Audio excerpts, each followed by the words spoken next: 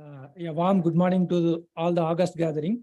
And I also welcome the online participants. There is a plenty of room at the bottom. This is the famous quote of Nobel laureate Richard Feynman.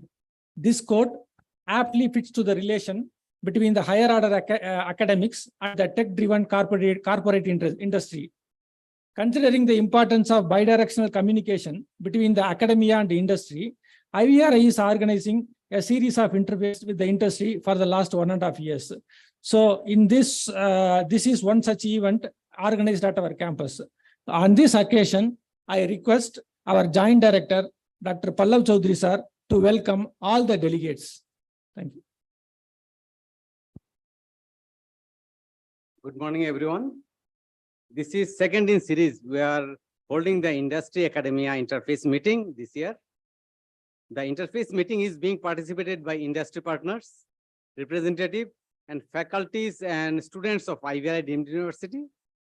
At the outset, I extend a warm welcome to our Honorable Director and the Chief Guest of the today's program, Dr. Triveni sir. I request Dr. Dechama, please honor our Chief Guest with a floral bouquet.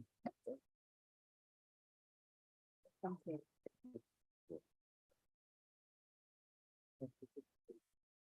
I welcome Dr. Rupshi Tiwari, Joint Director Extension Education, for coordinating the Industry Academia Meet and meticulously planning the today's program.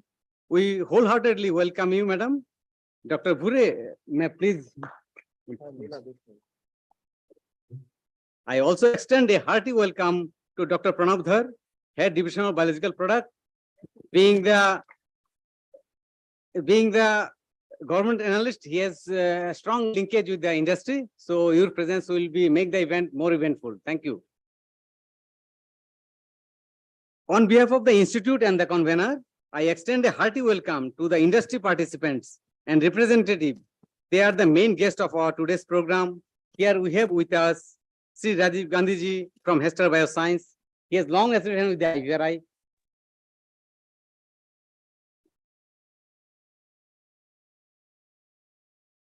We have with us also Dr. Priyabrat Patnaik from Indian Immunologicals.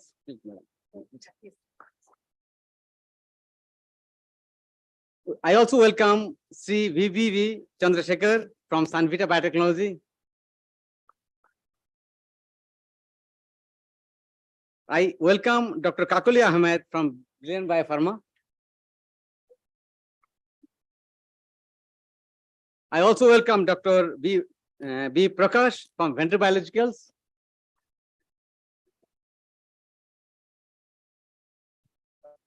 Yeah.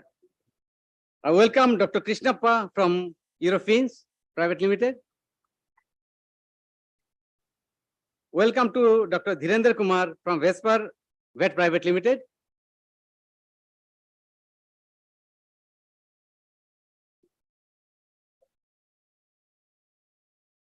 Welcome Dr. Vinay Surbe from the Virbeck Animal Healthcare. Yes. I welcome our close friend Dr. Khilari from BioVet. He's our alumni from IVRI. Welcome you, sir. So I also welcome all the participants from industry, institute, faculty, and students who joined online and offline to this important event. Yeah, I also welcome Dr. DK Day from Immunica.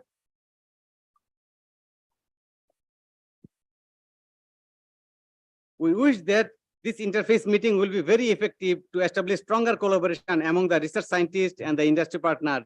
Thank you all. Have a good day.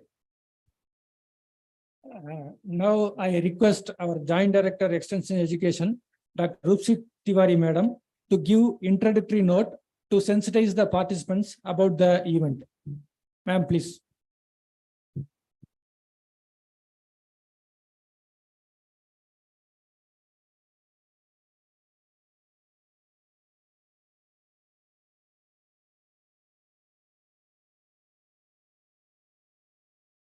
Yeah, now it's working. So very good morning to you all. Most respected Dr. Triveni sir, Honorable Director and Vice Chancellor of this prestigious institute, Dr. Pallav Chaudhary, Joint Director, Bengaluru campus, Dr. KP Singh, Joint Director Cadred, Dr. SK Singh, Joint Director Research, Dr. SK Mendrita, Joint Director Academic, Dr. Pranab Dhar, Head Biological Standardization Division, Dr. Anuj Chauhan, in charge ITMU, Dr. Bablu, in charge of ABI and RABI Raftar projects, our industry representatives, Dr. Priyabrata Patnaik, Deputy MD, Indian Immunologicals, Dr. Srinivas Kilari, Executive Director, BioVet Private Limited, Shri Rajiv Gandhi, Founder and CEO, Hester Biosciences, Shri VVV Chandrasekhar, General Manager, Sanvita Biotechnologies, Dr. Kakuli Ahmed, Brilliant Biopharma, Dr. Ratnagiri Pulavaru, Genomics Biotech Private Limited, Dr. Prakash, Deputy Manager, Ventry Biologicals, Dr. Krishnappa, Managing Director, Eurofins, Advinus Eurofins Private Limited, Dr. Dhirendra Kumar, Managing Director, Vesper Private Limited, Dr. Vinay Surve, Business Development Manager, Virbac Animal Health Private Limited, Dr. UK Day, Immunorekha, who are actually present here in a physical, actually they are present here physically. Apart from them, we have the online industry participants from Intervet Private Limited, UBio Technology, Secure Diagnostics, Ajay Biotech, VV Med Labs, Artec Diagnostic Systems, Navi Mumbai, APS Life Tech Pune, Globion India Private Limited, Intas Pharma Limited, and GCC Biotech Kolkata. Apart from that, we have all our head of divisions, all head of the campuses and regional stations of IVRI, head of various divisions, chairpersons, co-chairpersons, rapporteurs, speakers, and coordinators of this the technical session that will be held after this, and the faculty and students of IVRI joined virtually. Warm welcome to this Industry Academy Interface meeting, which is a series of interface being held this year, and this is the second in the series being held with some of the leading industries of our country involved in the vaccines and the diagnostic production. It's indeed a pleasure to host such an important Industry Academy Interface meet, and we are overwhelmed with the responses of the leading industries who are here today participating with us to chalk out future collaborative programs. This interface meeting is providing us with a platform to showcase the IVRI technologies, and also we are looking for opportunities for collaborative research and product development and validation of products developed by the industry at IVRI. We are also looking forward to any fellowships or financial support from the industry to selected UG and PG students, and internships and placement in the industry. Apart from that, we will also focus on areas for consultancy and contract research, appointment of professor of practice, internship for students, industry exposure and trainings, and industry chairs. Corporate social responsibility is one of the important components of you all in most of the industries, and we are looking forward to developing community outreach programs through the CSR funding of the industry in various parts of the country. We already have a very good liaison and MOUs signed with a large number of industries in the form of technology transfer, contract research, and consultancy projects. We wish to further these collaborations and establish newer alliances for the future. So before moving further, let's have a look at what is the expectation of the industry and the faculty, because we had circulated a Google form with some few questions. So we just see a brief analysis of what is the expectation provided by them. Please show the slide. Next, please. So in response to the companies who have taken IVRI technologies, we have with us who are here today, Hester Biosciences, Sanvita Biotechnologies, Ventry Biologicals, Indian Immunologicals, BioVet Private Limited, Ajay Biotech, and Brilliant Biopharma, who have responded that they have taken some of the technologies of IVRI in yesteryears. Virbac Animal Health Private Limited, Vesper Pharmaceutical, Intas Pharma Limited, and Eurofin Advinus have not taken any technology till now. This is only based on the response of the companies who have filled the online registration form. Next slide, please. Commercialization of new technologies. Well, all the companies, they have shown the interest in technology portfolio of IVRI, and some have shown some special interest toward certain technologies, like the Hester Biosciences have requested for the VLP-based IBD vaccine and poultry vaccine. Intas has requested for the IBD vaccine, Ventry Biologicals and Indovax for the vaccines for poultry diseases. Brilliant Biopharma for goatpox vaccine, Vesper Pharma for reproduction technologies, and Ajay Biotech for the animal health and nutrition management. Although there may be many industries who have not filled the Google form, maybe during the interaction we'll come to know what they expect. Next slide, please. So PPR, Triple P research and clinical validation of their products. In this, the interested companies are the Virbac Animal Health, Hester Biosciences, Sanvita Biotechnologies, Indian Immunologicals, Ajay Biotech, and BioVet. For clinical validation, all the companies have expressed their willingness for the clinical validation at IVRI for their products. Next slide, please. Response of the participating companies for collaborative research. So some have actually, all have told that they are willing to have collaborative research, but certain industries have specified certain areas, like the Hester Biosciences has requested for the collaborative research in recombinant R2B vaccine, Vesper Biopharma in prebiotic and probiotic in poultry. Indian Immunological suggested to work on the hemoprotozoa, especially Babesia and Anaplasma. Brilliant Biopharma has requested for the working with together for the subcomponent FMD vaccine. The others have also expressed willingness in diverse areas like goatpox, thermostable vaccines, viral and bacterial vaccines, and the disease diagnostics. Next slide, please.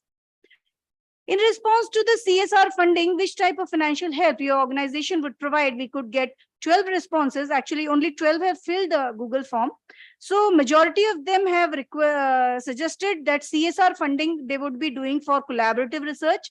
Apart from that, around 8% are also interested to strengthen the laboratory infrastructure at IVRI with their CSR funds, and few have also responded for developing of the teaching infrastructure at IVRI.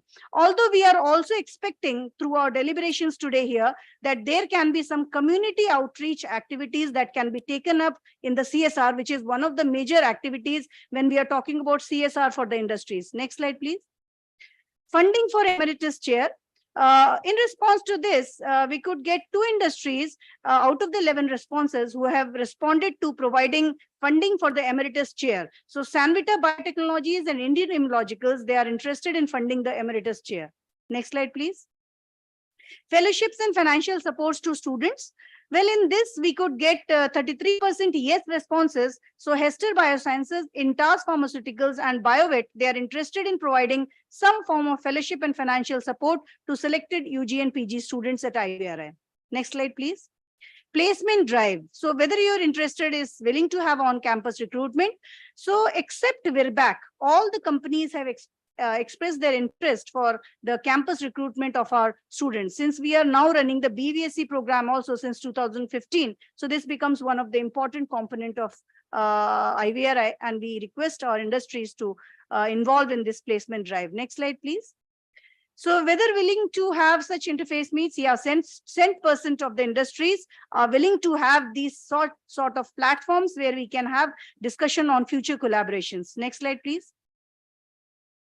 So these are the expectation of faculty and students in response to the Triple P research. Of course, we have asked questions from our students and faculty also, and these are a large number of areas where it include immunodiagnostics, adjuvant for vaccines, herbal therapeutics, host-pathogen interaction, viral zoonoses, infertility in livestock, nanoformulations, ethnopharmacology, alternative test for potency estimation of vaccine, OPU IVF technology, tuberculosis, stability of virus and duration of immunity, toxicopathology, AI, artificial intelligence, food safety, molecular biology. These are some of the areas where our scientists would like to have the research in the Triple P mode with the industry. Next slide, please. We've also asked our students whether they are willing to work in the private organization, and to our surprise, we could find that more than 50% are interested to work in private. So the charm of the government is slowly fading away towards the industries. That is a good future as far as our government is interested. Next slide, please. Whether industry exposure benefit your research potential. So we have asked this question to faculty and students, and all of them have given very good responses that this is leading to faster dissemination of research finding to lab. It will strengthen the research potential. They can learn expectation of industry for academic research. Resources and financial constraints that is there in the government sector can be lessened. Industry exposure may give new innovative ideas and experience to our faculty and students. And there will be increased funding for in-depth research. There will be clues about actual gaps in the existing gut health requirement is a specific requirement, then the demand from the industry will help to prioritize our focus research, and it will benefit both the parties in solving the problems and challenges of animal health and production. Next slide, please. So ways to strengthen the industry academia liaison. So we have asked this to our faculty and students, and they have talked about establishing technology transfer offices, placement fairs for the students, industry-sponsored labs and emeritus chairs, create clear IP policies, offer industry-ready training, engage industry in curriculum development and networking. Of course, this is now going to happen with the NEP, and we are engaging industry people into the professor of practice, which our director sir will now highlight upon. Regular meeting with front runners in the industry, meeting, demonstration and incubation centers. By having an interface between students and the industry, by including internship for students in the industry, we can strengthen the interface and liaising, and increase the number of paid internships at different industries, and more flexibility to be given to the scientists to develop programs as per national priority and farmers' need. So next slide, please. So that's all. That's all from what we did with the analysis of the 12 responses that we got, but we have large number of industries today participating in online and offline. Many have not filled the Google form, but that does not mean that this is the end of the analysis. We can get your responses through our deliberations and your interests, and how we can collaborate and the further through our deliberations we can know more. And when we have those deliberations, we can know which industry is expecting what from us, and what we can give to them, and what you can give to us, and we can then have some follow-up meetings. Already we have this interface one at IVRI regional station Palampur that has organized, and we have already on board 2 companies, ABS India Private Limited and the Indian Herbs, who have collaborated with us and are ready with some collaborative research, CSR funding, internships and placements. So with this, thank you very much. Thank you, madam, for providing a bird's eye view of what IVRI is doing on IA, and giving a brief descriptive analysis of the responses of the industry and students. Thank you, ma'am. Now I request our before having our opening remarks by our director, ice breaking is an important event. So in this regard, I kindly request the industry representatives to briefly introduce themselves. Thank you. Good morning, everybody. I am Rajiv Gandhi, founder, CEO, Managing Director, Hester Biosciences, and very eager and hoping to take this conference and gain out of the deliberations. Thank you. Thank you. Good morning. My name is Dr. Paritosh, and I'm calling from APS Life Tech Pune. In fact, this is my first interaction with the IVRI team directly, and then I'm looking forward to learn some new technology which can be transferred. We are eagerly looking for such collaborations in day-to-day activity. Recently, we have been doing this similar activity with ICMR, and for the first time we did it with IVRI Izayat Nagar with Dr. Himani's group for JE kit. And we wish to get this kit in the market very soon. Thank you so much.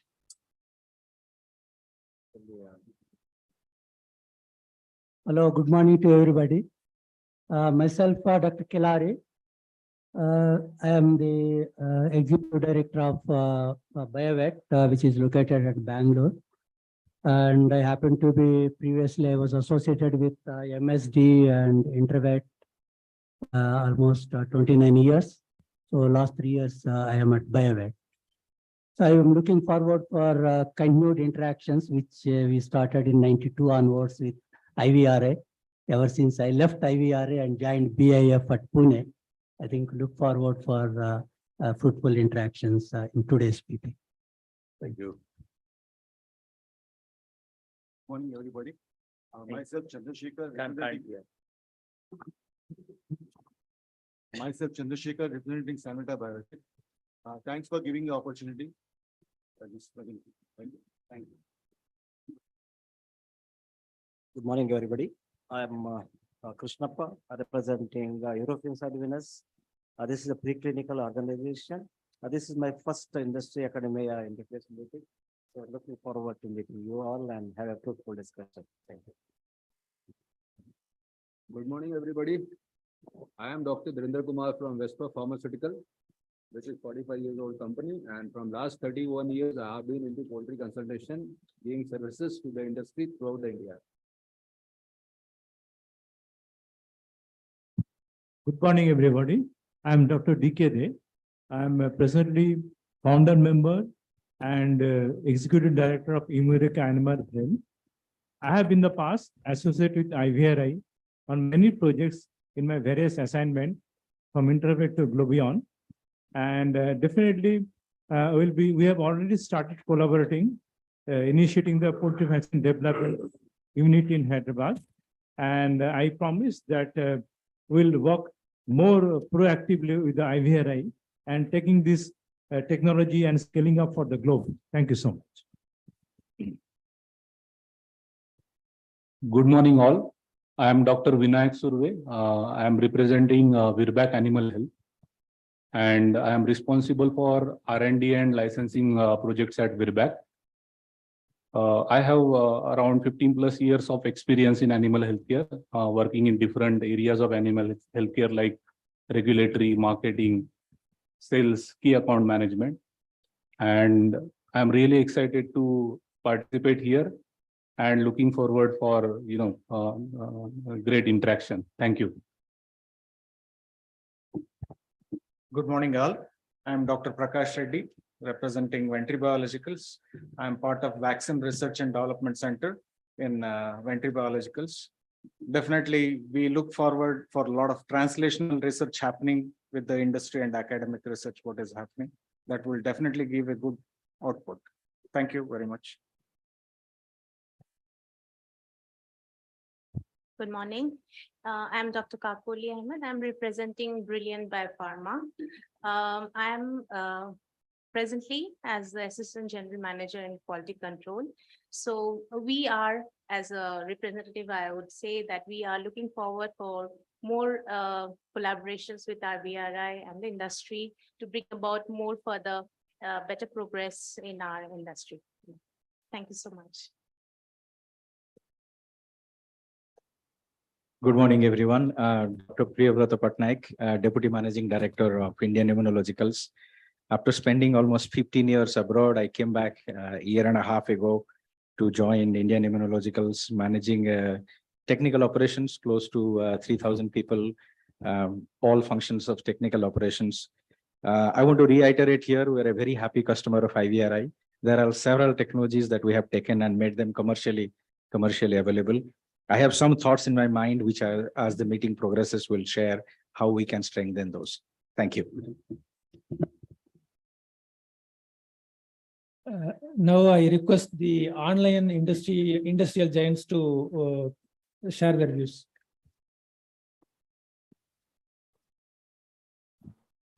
So hi everyone, myself Dr. Brajesh Singh. I am Director of Ruminant Business from MSD Animal Health, or it is also called India Private Limited. Past in my other organization, I had a good association with IVRI for technology transfer for other collaboration. In this organization, I have already initiated some of the discussion for the particularly for the fellowship and all. I think it is in advances of discussion. I was looking particularly forward to have a physical with Dr. Triveni sir, but I think maybe in coming month I will have that and then we'll be able to close that. Thank you, everyone.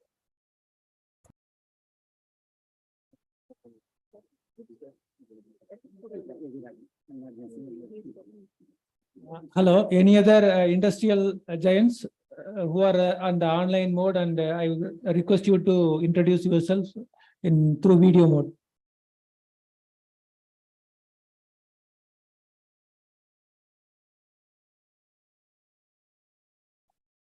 Thank you.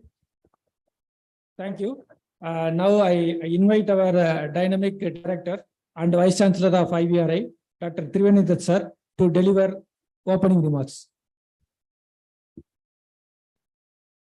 Thank you very much, Dr. Narayan. Very good morning to all of you. The eminent, the industry house leading industry house of the country. We have Dr. Patnaik from IIL,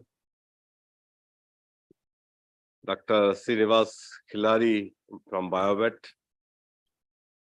We have the eminent presence of Sri Rajiv Gandhi from Hester Biosciences. From Sanvita, we have BBB Chandrasekhar. From Brilliant, we have Dr.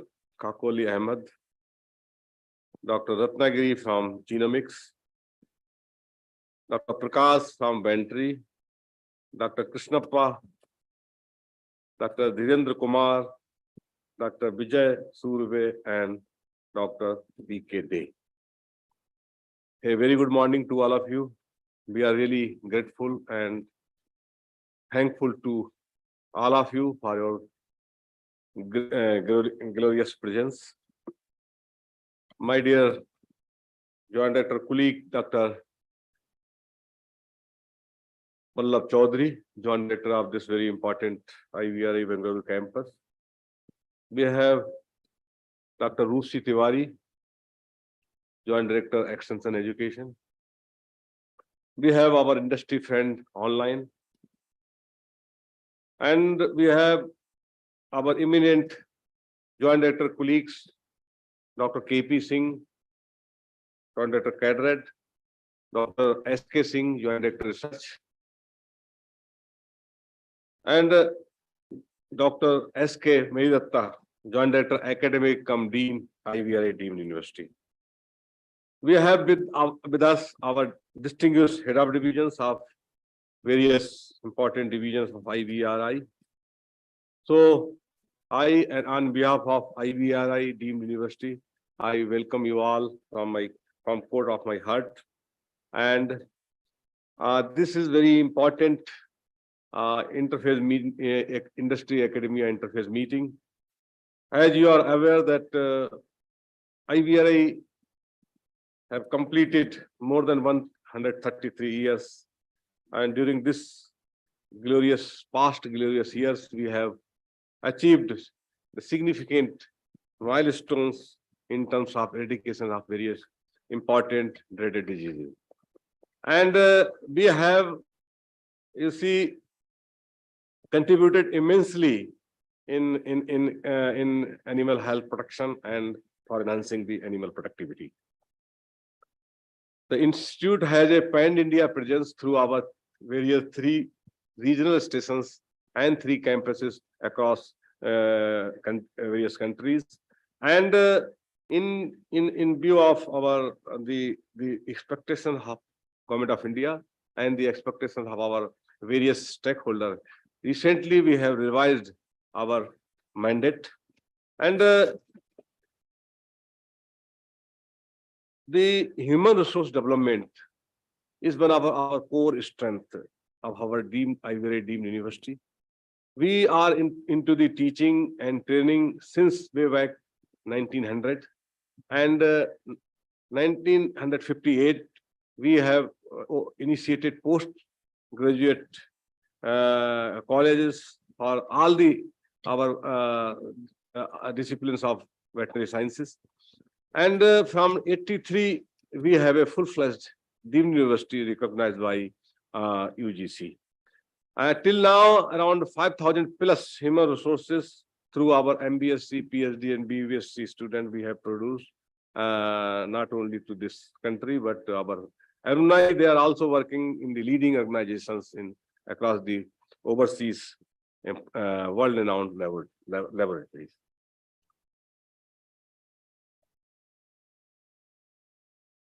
Recently, under national education policies, there are, you see, each and every deemed university or university, they have to move forward, making their education more flexible, holistic, and multidisciplinary. This is the core attributes of national education policy. And under national education policy, we have to make a greater linkages with our all the stakeholders. This is also the core main attributes of national education policy. Under national education policy, we have to move forward making our education multidisciplinary. So we have already taken the decision to initiate some of undergraduate courses like biochemistry, like biotechnology, and some of the important courses, PG courses like bioinformatics, and also some leading courses related to the basic sciences like MSc biotechnology and MSc biotechnology. And we are also into the process of integration our whole academic stream into the professional education and vocational education. In line of our integration, we have already initiated around 19 various certificate courses, diploma courses from this academic year 2023 and 24. The government of India have decided that we have roughly 40,000 university, 40,000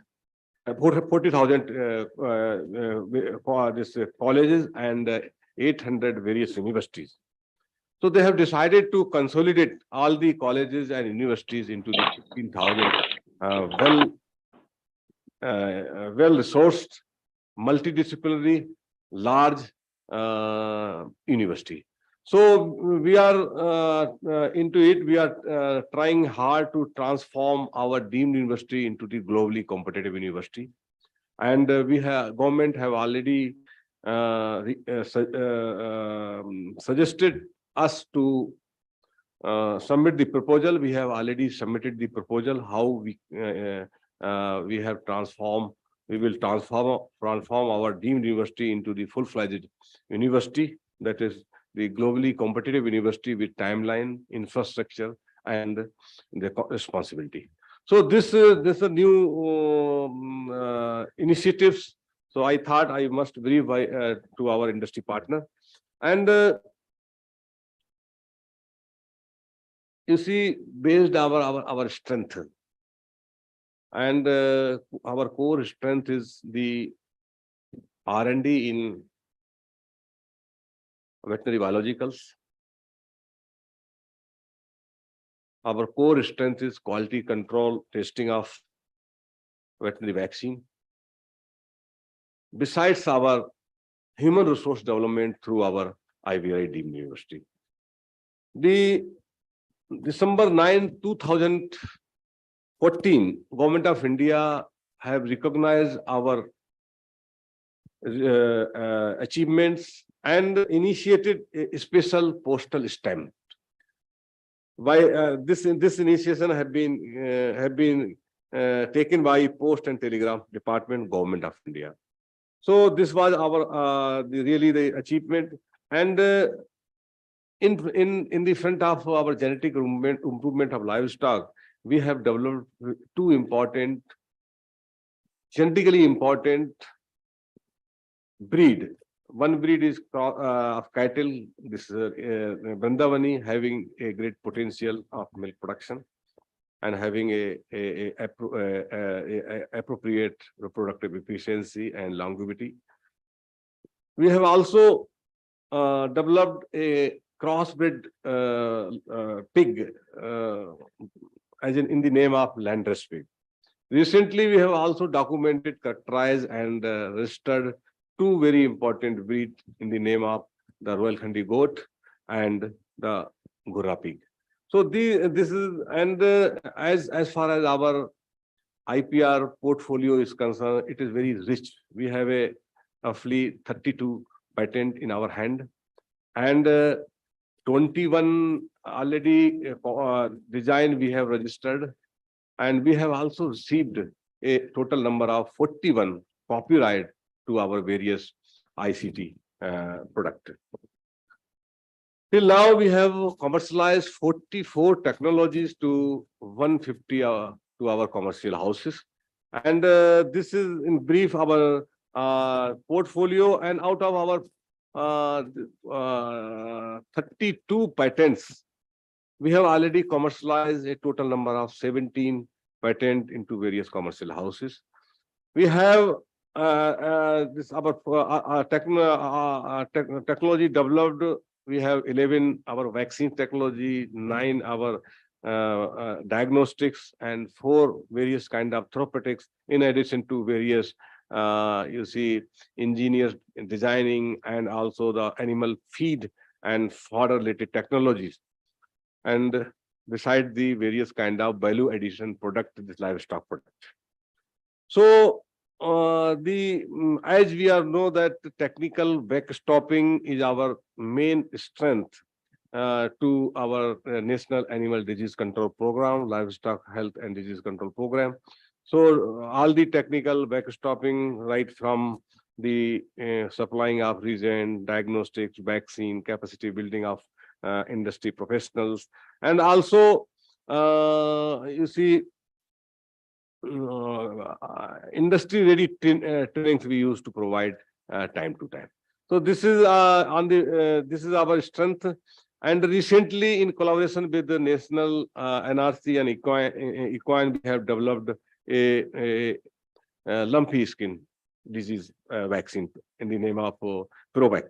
So this vaccines really working very satisfactory, and very I think day before yesterday we had a call from Additional Chief Secretary of Government of Uttar Pradesh to supply this vaccine immediately, since 41 districts of Uttar Pradesh, they have facing lot of difficulty with this lumpy skin problem. So dialogues from Uttar Pradesh government and the central government is working on, and I think very soon this vaccine will be rolled out into the field as per the requirement of the country.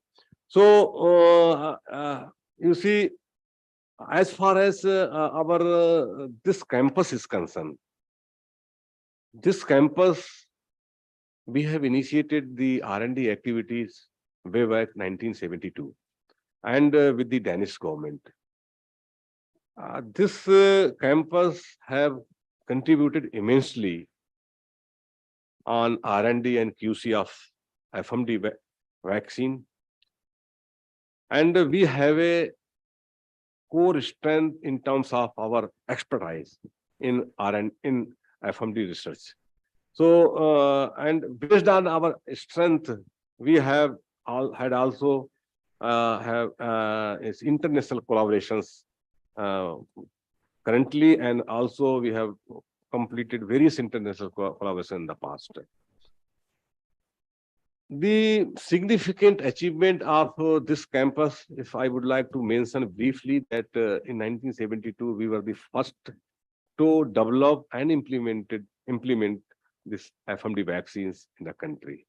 Till 2010, we are the only institute who developed produced FMD vaccines, roughly 175 million doses, and we have supplied to the as per the requirement of the country.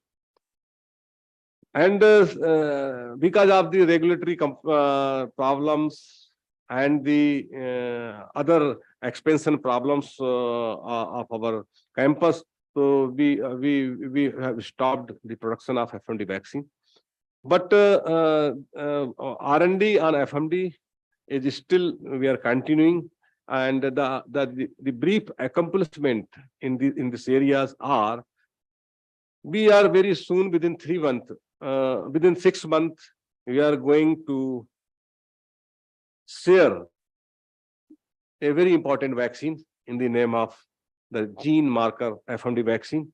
You see, along with the companion diagnostics to our Agri-Innovate. This vaccine we have already tested and validated, working very well. So very soon, and you see the glorious achievement I would like to mention here.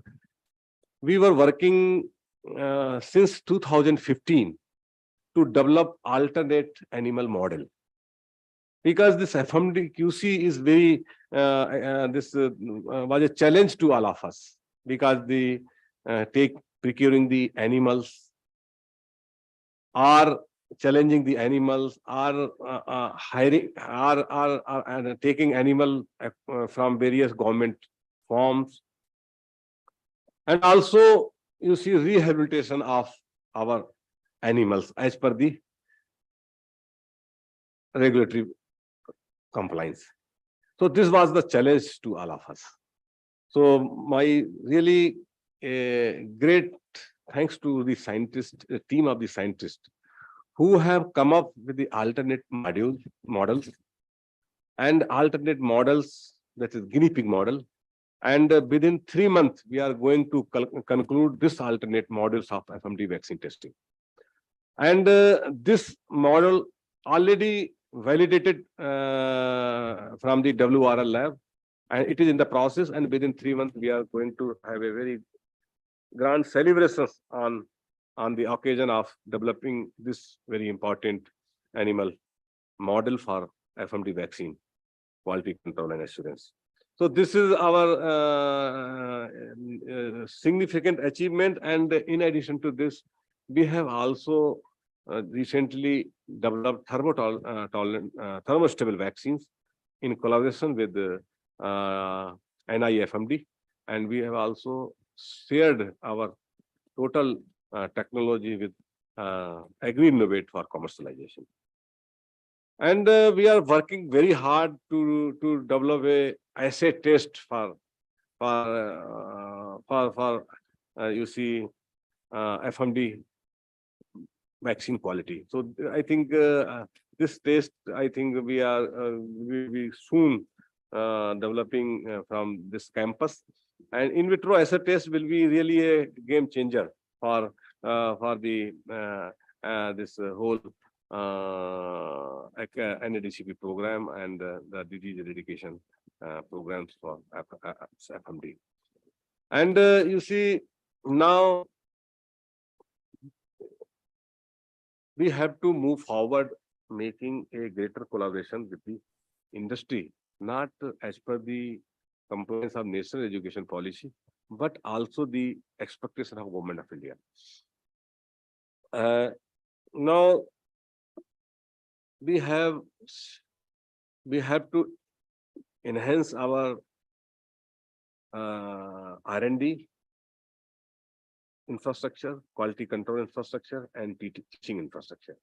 And this Government of India is sincerely working on it, and I sincerely believe that very soon, I think this mega programs will be sanctioned to transform this IVRI university into the globally competitive university. And this year already 80 crore rupees have been given to IVRI University for enhancing the teaching infrastructure. So, and you see, now time has come to collaborate with the industry. You see, industry has a core strength. They have a very good world-class infrastructure, and they have a good manpower, trained professionals working in their commercial house. So now let us work together. Whenever we have a strength, you can also utilize our strength. And whenever you have a core strength, you can also allow us to use your potential, harness your potential through our faculty and students. Dear colleagues, you see, the collaborative research program is one of the important target through our industry, and also the contract research activities to be initiated at the earliest. This is also our expectation. In addition to these two, the CSR fund is also a important component for you to invest in various various corporate social responsibility. So we would like to also harness this potential also in order to enhance our quality, our you see R&D, quality control, and teaching infrastructure.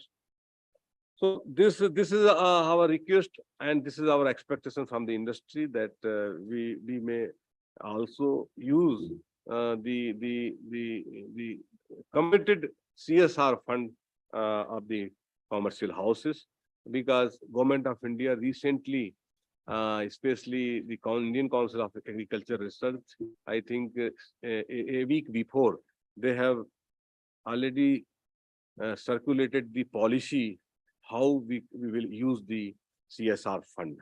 All the CSR fund will be mobilized through our you see government account and ICR account, and ICR will be based on our your proposal and our proposal. This money has to be mobilized from the account of Indian Council of Agriculture Research for enhancing the various teaching, research, and outreach activities of the institute. So this is our one you see important expectations from the industry house. And you see now, in tune of national education policy, it has been decided that 50% of our total student, they have to deploy in various industry in leave of thesis work for project activities. So the guide can be from industry, and the advisory committee will be from the institute. So the initiatives have to be started from this academic year. And our 50% is our total MBSc students. Suppose we have in the current academic year roughly 150 student plus, and 75 plus students, they will have a opportunity to move forward into the industry exposure or project work in leave of the thesis work. So thesis, there is no requirement of the thesis of these 50% students. They will be working for whole 1.5 year with the industry as per the expectations of the industry. So you see, let me tell you very frankly that our students are real strength of IVRI. They are the great asset for the IVRI, and topmost BSc graduate, they have been admitted in our MBSc student. IVRI is a top priority for MBSc education and PhD education. And for undergraduate education, we are taking student through NEET, and from NEET also toppers student we are getting into it. And currently this basically undergraduate education we have initiated during 2015 with 20 vacancies, 20 seat. Now we have a 50 seats from the current academic year, and we have also added you see payment seats and overseas seats also, 10 seats. So these are the new initiatives we have taken in tune of national education policy. And you see, now under national education policy, IVRI is going to be the multidisciplinary education and research university very soon. And IVRI-Bengaluru, we have identified as a academic hub. And in the academic hub, the student admitted in IVRI deemed university will directly be joining to the academic hub. And a total of 51 students will be coming to this academic hub for taking degree in various 5 disciplines. And this academic hub, we have also included our friend Nivedi as a important satellite institute of this hub. And also we have included NAINP as a satellite institute. So this institute will be working full-fledged as a campus for teaching, research, and outreach activities. Now, I am really grateful to all of you, and I am confident that this interface meeting will provide the appropriate platform to all of us to move forward for a greater collaborations in research, teaching, and outreach activities. And I also congratulate to the organizer, the team of IVRI under the leadership of Joint Director Excellence in Education, and team of IVRI-Bengaluru under the leadership of Dr. Pallab Chaudhary. They have really worked hard to design this total interface meeting. I should not forget, we have Dr. Pranav Dhar. He is the core strength for IVRI. And he is also not only working as an analyst, government analyst, he is actively participating in various outreach and interface activities to make a great success. So I am really grateful to Dr. Pranav Dhar also. And you see, we have also planned some of the you see talks from the industry partner, so that this will give you a fairly platform that what is the strength in our industry. Because we have our faculty, we have a joint director colleague online, we have also our student online. We have roughly 800 plus student on roll currently. So they will also be having a fair idea that the strength of the various industry. So I think we are really grateful to all of you. And in the last, my best wishes for the team for the successful conduct of this very important interface meeting. This is the requirement and need of the hours, to work neck to neck with the industry, to not only to handhold of the industry, to harness the potential of the industry and the capacity building of the student faculty of the IVRI through the industry.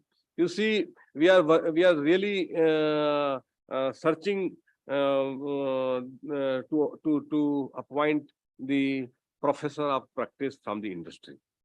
So the new concept of national education policy, that the persons who have a core strength in managing the commercial houses and having a good soft skills, communication skills, so we can use their potential for the capacity building of our students.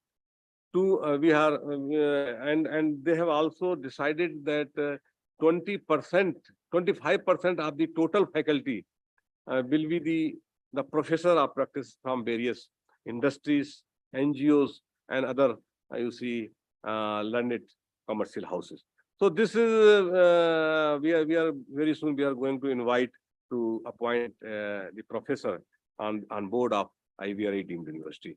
So this the government of India initiatives. So this is the responsibility of not only of the IVRI, but the responsibility of all the our learned industry partner to come on board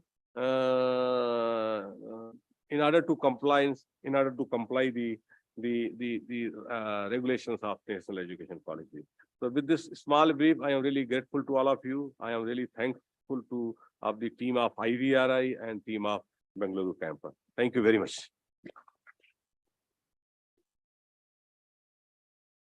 Thank you, sir, for your valuable remarks on national education policy and briefly introducing the technologies of IVRI to the veterinary biological industry list. Now I have a couple of announcements. First, this entire meet is live streamed through the YouTube channel, and as of now, around 120 participants are there. Before breaking for tea, I kindly request all the delegates and the industrial giants to gather for a group photograph just outside the auditorium. Then we'll go for a tea. Then we'll come back for a technical session. Thank you.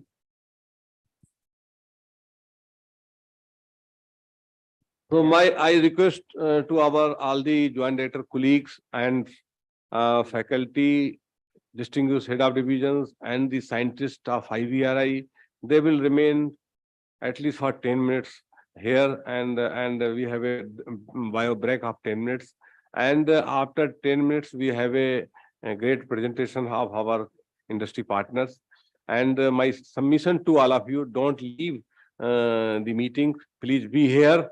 So this is a very important meeting, and we will have a learning experience. Thank you very much.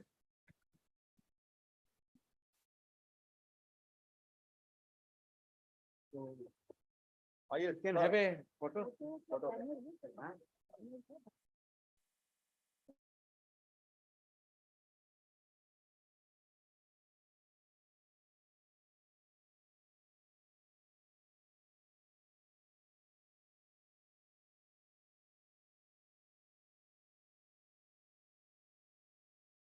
Yes, thank you.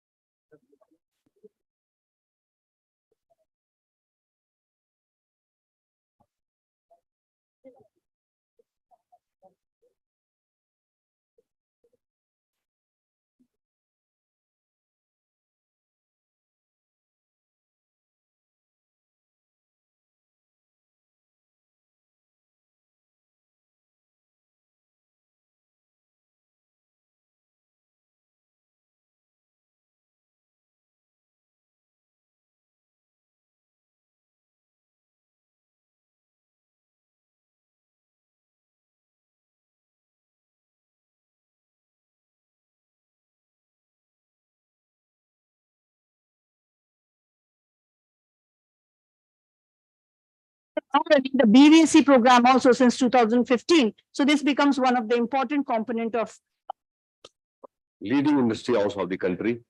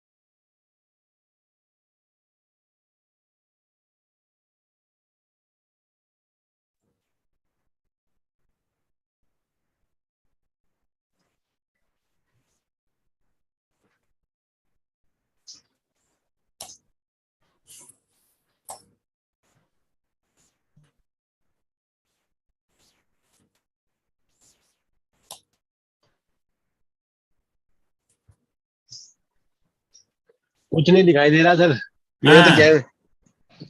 दिखाई नहीं दे रहा।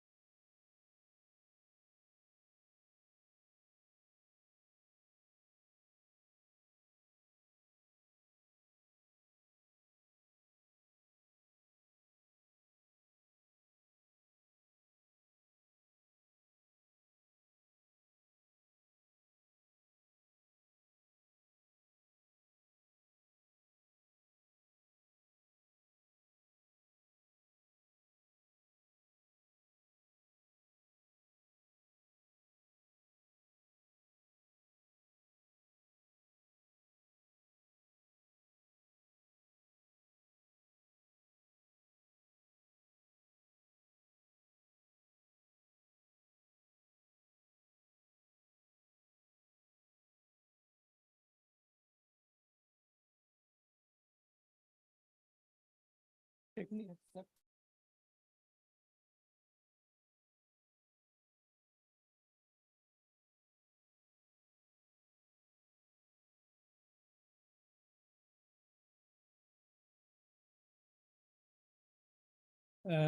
request all the delegates and dignitaries to join back for the technical session.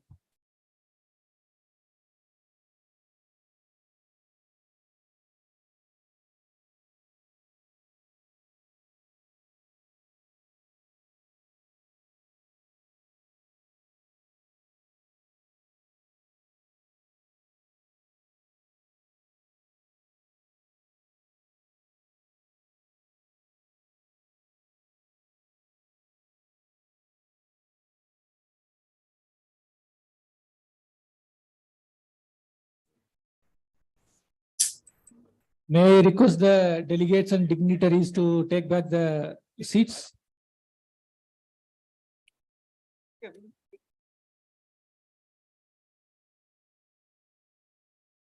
Oh, good.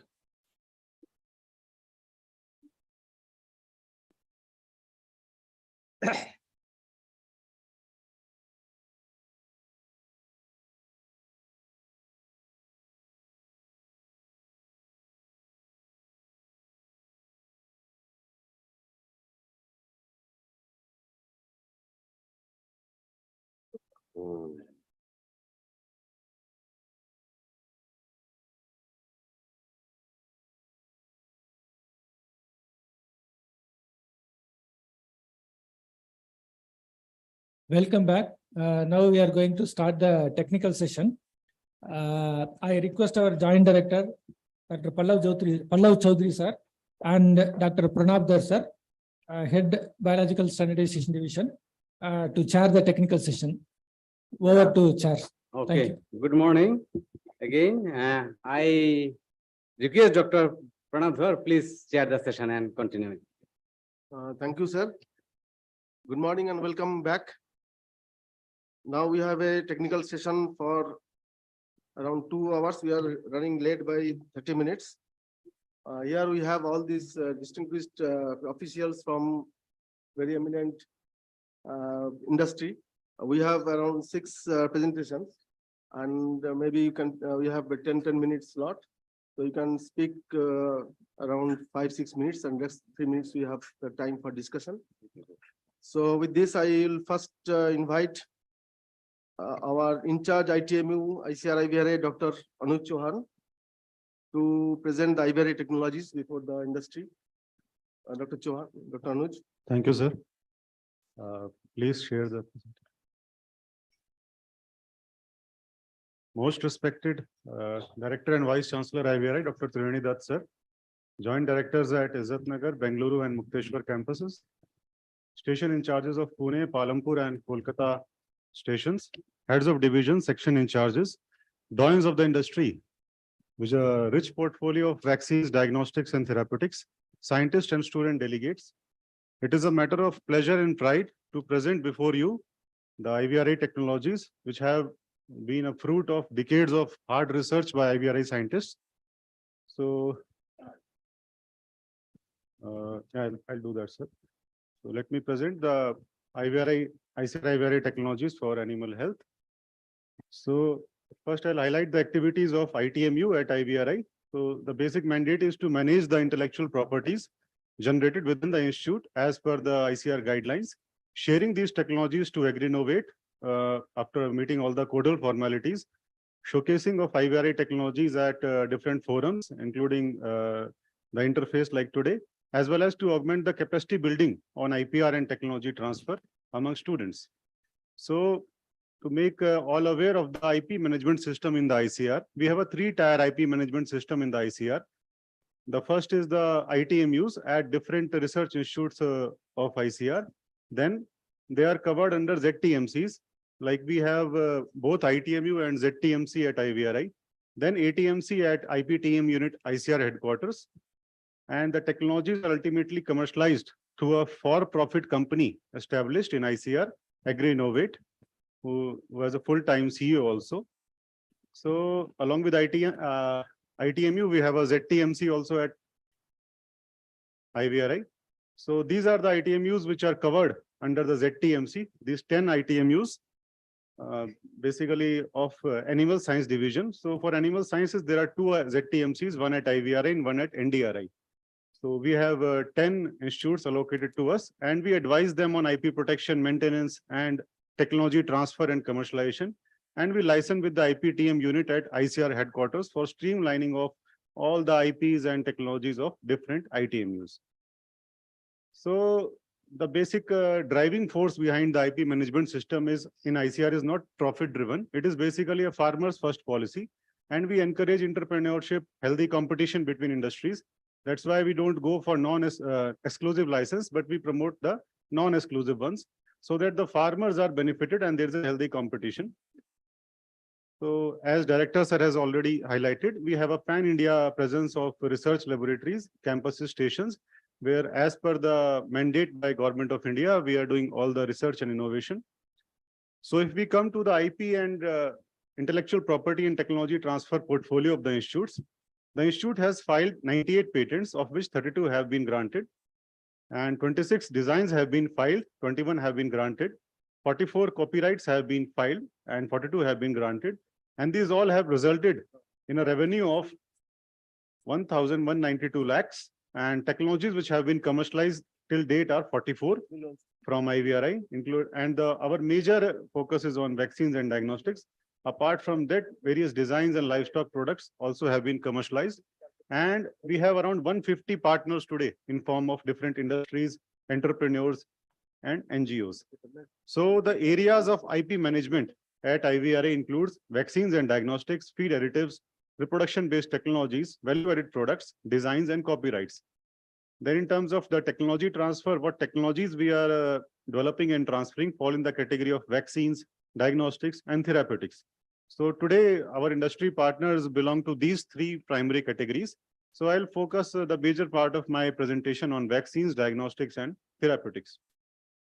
So coming to the vaccine technology portfolio of IVRI, so it is a matter of pride for us that the National Disease Control Program, which is run by Government of India throughout the country, all the vaccines which are being used in that program have been developed at IVRI, including for FMD, for brucellosis, CSF, PPR, and the soon to be entering in the market, Lumpy.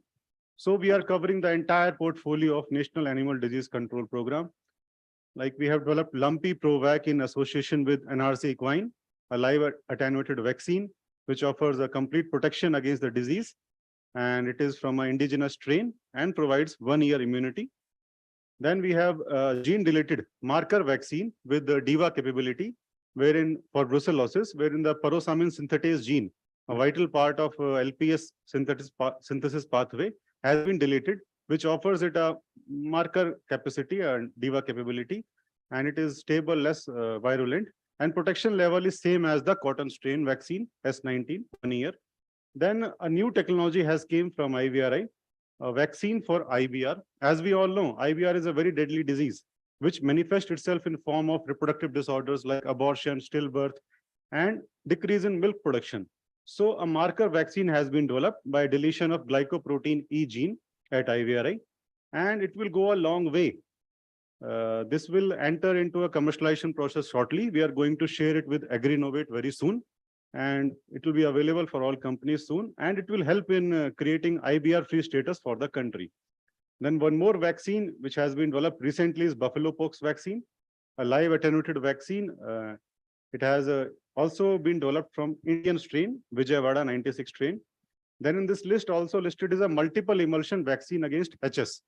So we know the presently used vaccine is the oil adjuvant vaccine for HS, but there has been complaints from veterinarians that it has a problem with syringeability because of its high viscosity, as well as issues with the lump formation because of untoward reaction.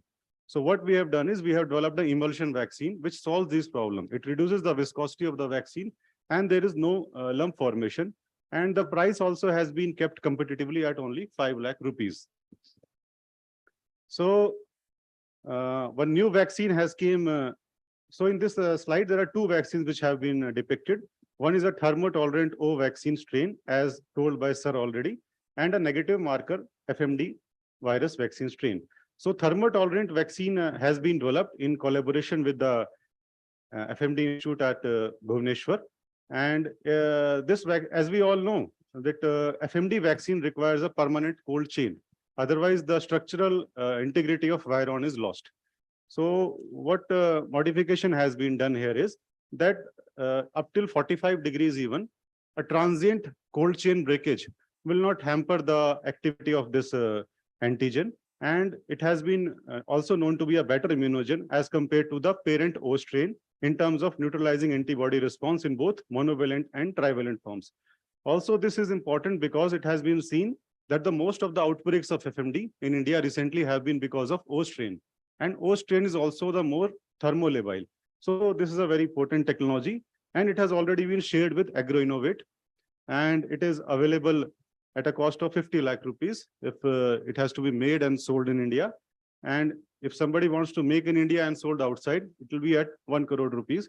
So it is already there in the portfolio of AgroInnovate. Then, as announced by Director Sir, a negative FMD marker vaccine so is also going to be released very soon, and a companion diagnostic, the blocking ELISA, has also been developed. So FMD, the entire portfolio belongs to IVRI, starting from the presently used trivalent vaccine comprising of OA Asia 1, then thermostable, this thermotolerant O vaccine, and the soon to be released marker vaccine. So this is the FMD. And our technologies are very popular with the industry, and all the doyens are sitting here who have taken our technologies. Like Lumpy Provac has been commercialized in 75 lakh rupees to Biovet, Indian Immunologicals, IAVHB Pune, and Hester Biosciences. Similarly, Brucella Waters has also been commercialized to Hester Biosciences Ahmedabad at 70 lakhs. Then coming to the small ruminants, the sheep and goat, again, here also IVRI is the leader. We have developed the vaccines for PPR using the Indian strain. We have developed for goat pox, sheep pox, and PPR combined goat pox. So if I come to the PPR vaccine, it's a live attenuated vaccine which offers a lifelong immunity, and it is already in use in the control program developed using an Indian isolate. And again, for goat pox, it is live attenuated, safe and potent. It offers a very long immunity. And same is the story for sheep pox. And they are very popular products from IVRI. Like for PPR vaccine, it has been licensed to 8 firms.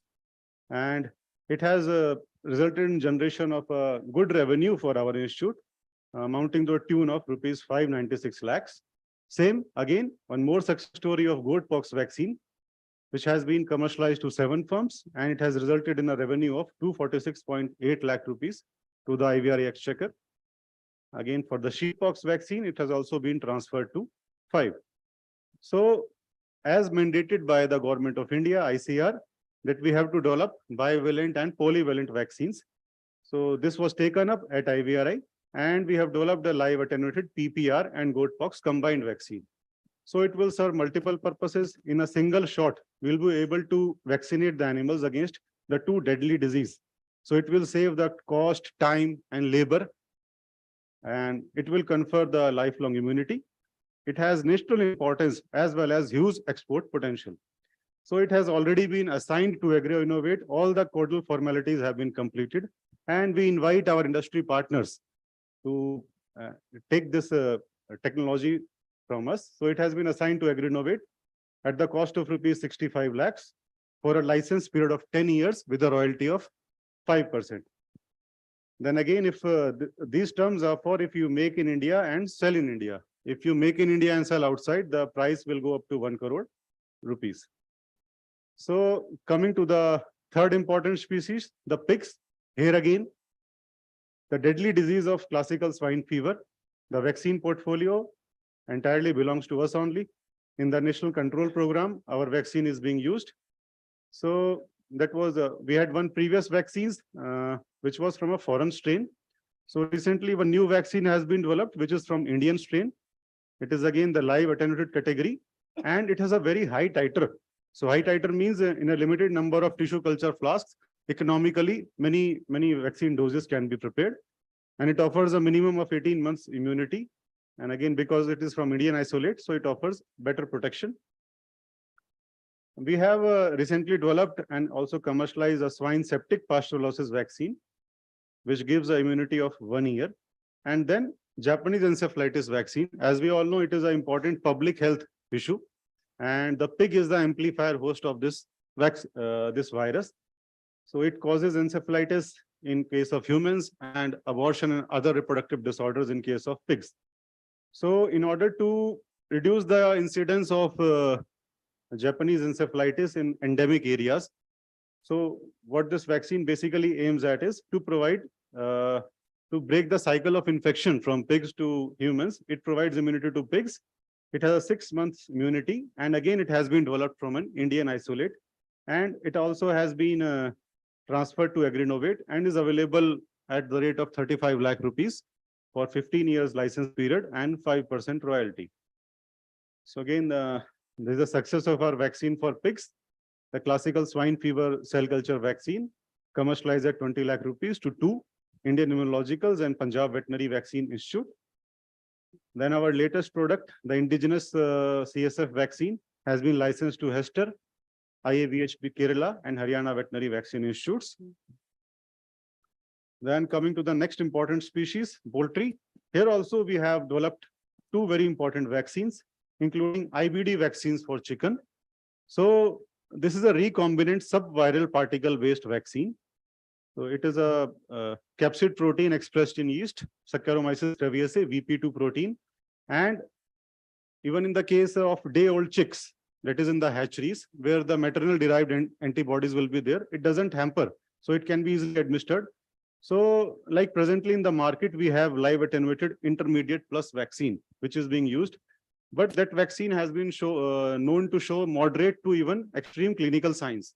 And also it causes immune suppression, as is reflected in the Bursa fabricius upon the pathology analysis. So this vaccine of ours, it has overcome both these limitations. So even the Messrs Globion, Hyderabad, has conducted the efficacy of this vaccine, and they have used a very virulent IBD strain. And in all the vaccinated animals where this virulence was given, none of them showed any clinical signs as compared to the present vaccine. Even there was no immunosuppression. The Bursa fabricius was intact. So this is a very good product from our institutes, and it offers a 6 months immunity, and it has been competitively priced at 35 lakhs with this terms. Then one more vaccine, duck plague vaccine. So although the duck plague vaccines are imported, but there was no indigenous vaccine in India for this duck plague. So it has been developed from an Indian strain. So as we know, if any vaccine is from our strain, it will better protect our ducks or any category of animals, and it has 6 months immunity.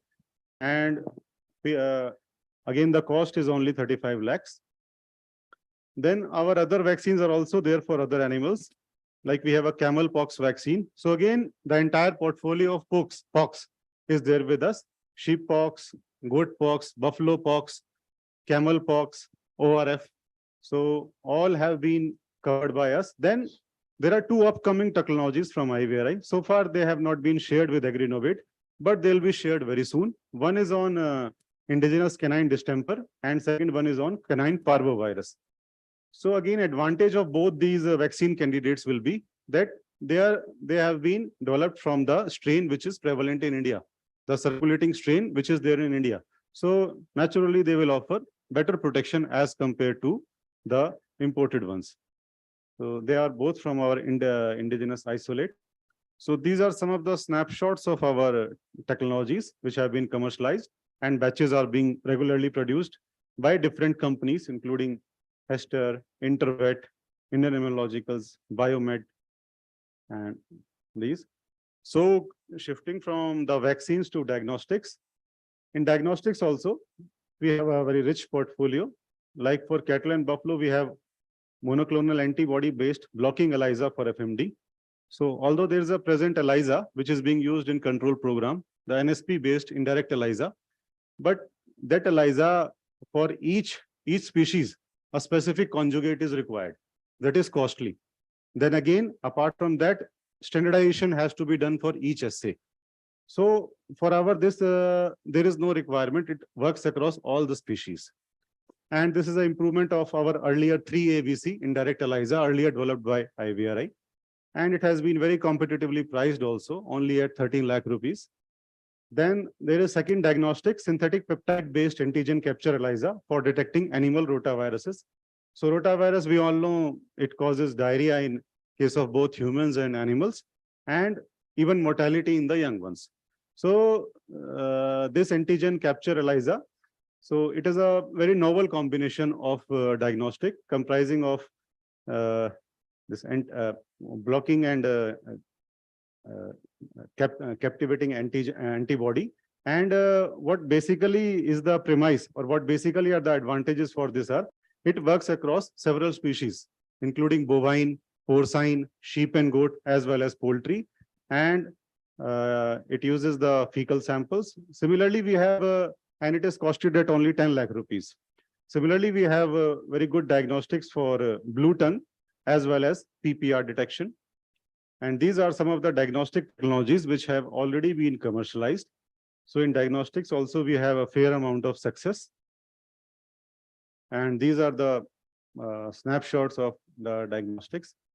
Then coming to the diagnostics in swine. So recently we have commercialized two diagnostics to APS LifeTech Pune, the Japanese encephalitis IgG ELISA as well as IgM ELISA. So IgG ELISA is basically for serosurveillance, and IgM ELISA is basically for detecting the active infection. So again, they have been very competitively priced at only 2.5 lakh rupees. Then in case of poultry also, we have a good portfolio of diagnostics for the three very important diseases of poultry, IB, IBD and Newcastle.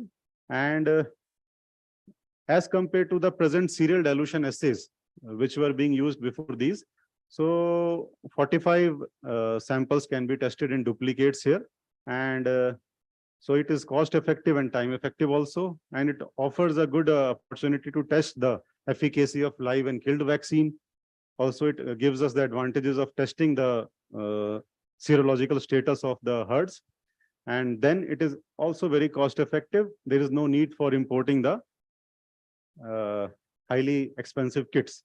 So these also have been recently commercialized to Carl Genomics at Andhra Pradesh.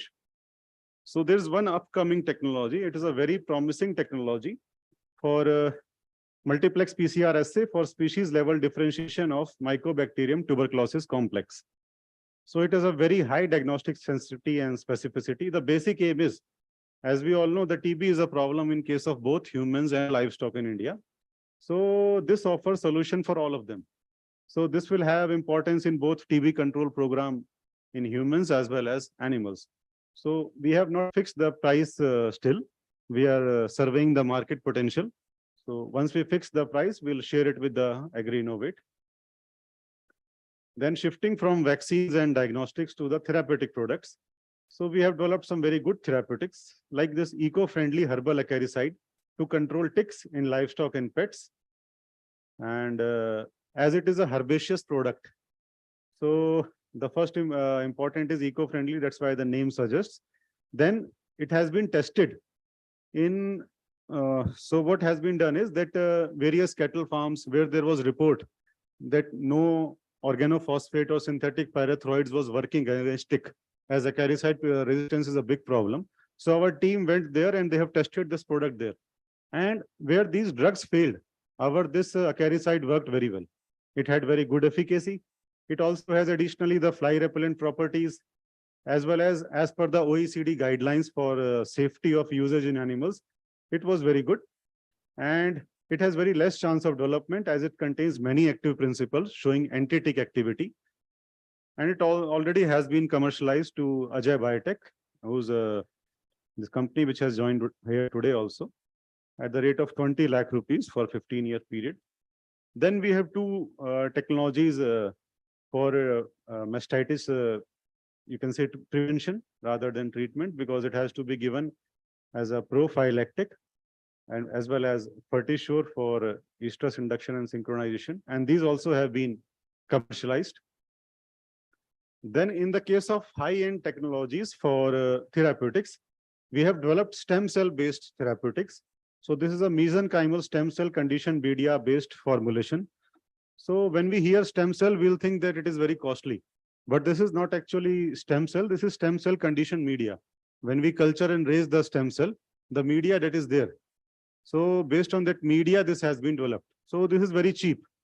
So it contains a battery of growth factors and cytokines, has a good regenerative capacity. So basic premise is that it causes minimal scar formation, quick healing, and it can be done without any risk of immune rejection, which is there in stem cells.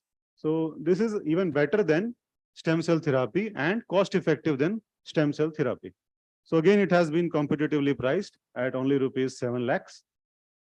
Then we have further technologies. So basically, they are all herbal based. There are no pharmaceutical compounds which are chemical in nature. They are all herbal based products, like one more anti-tick phyto formulation. So this is in a process of patenting. So I'm not sharing the complete details. And anti-diarrheal herbal formulation as well as herbo-mineral acaricide formulation. They're also very competitively priced at only 6 to 8 lakh rupees, and they'll be shared very soon with AgroInnovate. And these anti-diarrheal formulation, this is very effective in stopping diarrhea and retrieving the animal within 2 to 3 days. So they're all very good technologies. So based on all these vaccines, diagnostics, and other technologies, Institute has scripted many success stories, as you can see in the form of the commercialization, the revenue which has been earned through license fees, as well as the real parameter of royalty, that how much it is acceptable in market. So our products are widely acceptable in market. We can see in terms of the royalty received and the total revenue which has been generated.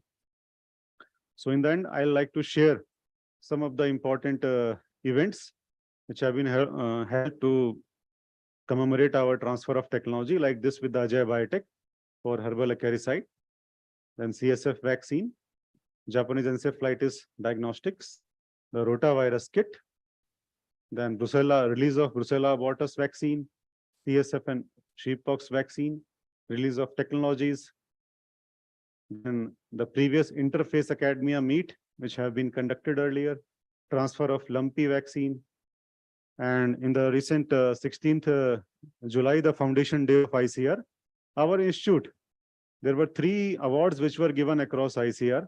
And out of those 5 awards, 3 have been received by IVRI for lumpy, and for FMD thermotolerant were the prominent ones among those. So with this, I finish with my IP and TT portfolio of IVRI. And I thank organizers for giving me this opportunity. Thank you. Thank you, Dr. Anuj. Now we may have some quick questions, if any, from the industry and those who are from online.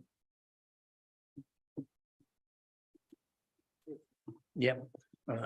Thank you, Doctor, for your presentation. It was an extremely eye-opening and very encouraging presentation. Point number 1, is there a chance that we can get a copy of the presentation so that it helps us to go through all the details? Sure, sure. Yeah. Okay. Thank you. Sir, in some of... Yeah. Okay, sir. Sir, you mentioned prices of various technologies, etc. For the canine vaccines, there was no price that was mentioned. Yeah. So if there is, or it is yet to be decided. Sir, we are surveying the market and it is yet to be decided. So very soon, within a few months, we'll decide the price and we'll shift to AgriInnovate. Okay, sir. And one last question, sir. Like, for example, the LS, the lumpy skin disease, and you have a certain brands, etc. So when you sell the technology, that brand will be sold by you from IVRI and the technology takers will continue in their brand. So just wanted to know on that, sir. So IVRI name has to be reflected. That's basic thing. No, the name, yes. Yeah. The name, जैसे आपका LSD का brand name है, Sure. दूसरे भी 1-2 vaccine का brand name है. जब अगर हम बेचेंगे, so would we have to sell in that brand because we have taken the technology, or we will sell it as a Hester and put technology partner IVRI, whatever? You can put your name, sir, but the name will remain same, like Lumpy Pro Vacant, and the name of IVRI and RC Coin will be there. So, sir, then in that case, if 3 or 4 people have taken the vaccine, 4 people will sell with the same brand. It means that. No, you can slightly modify the name. Okay, That thank is you. not the issue, but Thank you. lumpy, Anuj, suppose we have given the name of Lumpy Pro back, this is the name. So this is not, I think, compulsory that they will have. they the can name add of the their vaccine names. same. Okay, They can add their names. They can add. they can, okay, thank you, sir.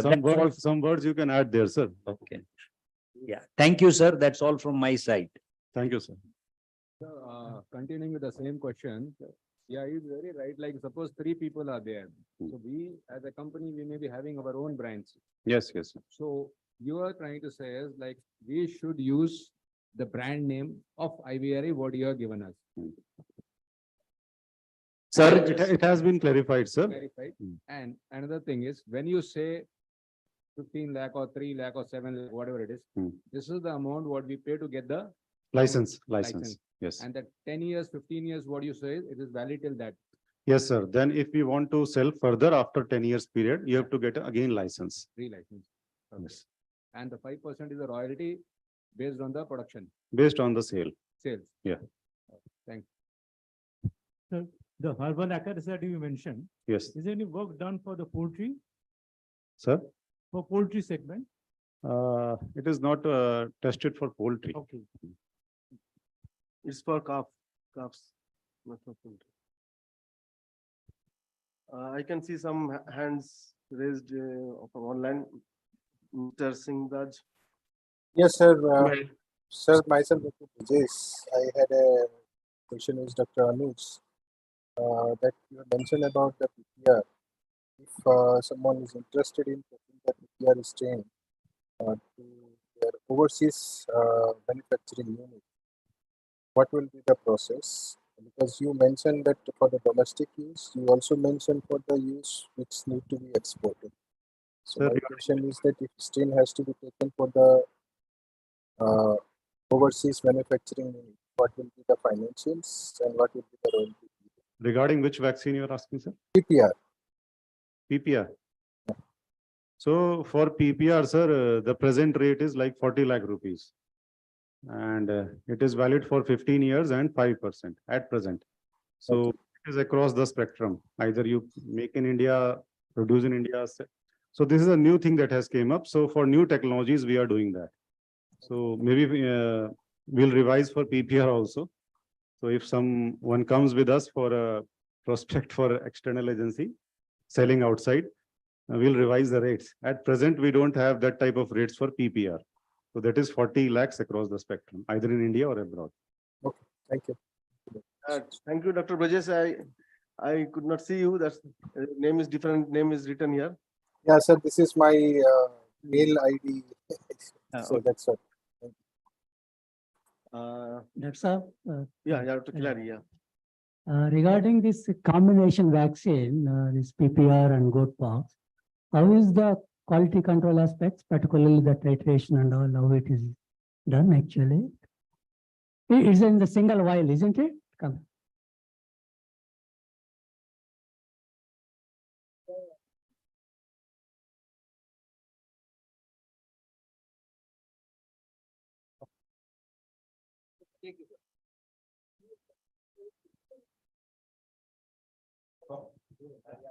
Okay, so this is Dr. Mukherjee, who is part of this PR Goldbox combination vaccine technology team. Sir, we have developed a cell ELISA for PPR quality control and cell ELISA for Goldbox quality control. In the finished product, you will be able to clearly differentiate, quantify the individual viruses. Live virus. So that's a specialty. Now, otherwise, a lot of team, this one industry, they were attempting to make a combination vaccine. Then they realized as a finished product, they won't be able to quantify. So we came up with that technology. So that's why it was a success.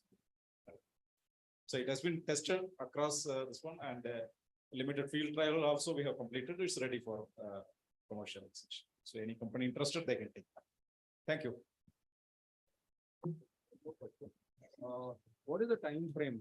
Like if we approach you, how much time is required For getting the whole thing done? it won't take much time, sir. Like if you're interested in any technology, you can tell us, drop us a mail and with a copy to Agrinovate. We'll pursue the matter, and if you're, then there will be a MOU. So terms of trades will finalize, like your company legal representatives, and we'll finalize the terms of trade. So it basically depends on the industry, how quick they want. At our side, there won't be a delay. So like terms of trade MOU can be signed. So it is hardly a matter of 15 days to 1 month. So if you pursue the case, so there is no delay at either Agrinovate or at IVRI. So the faster you pursue through your legal representatives for terms of trade and MOU, it will be done at our end. So I have just Okay. just one question. Is there any way that you can explain how do you arrive at the certain values for the licensing fees, terms and conditions? Yes, Is sir. there Yes, sir. that can be explained so that we have some understanding? Yes, sir. So it basically takes into account two things, sir. One is the research and development effort that has gone into the years of effort, and then there is a marketing factor. So that is our internal calculation. A market potential is calculated for each technology.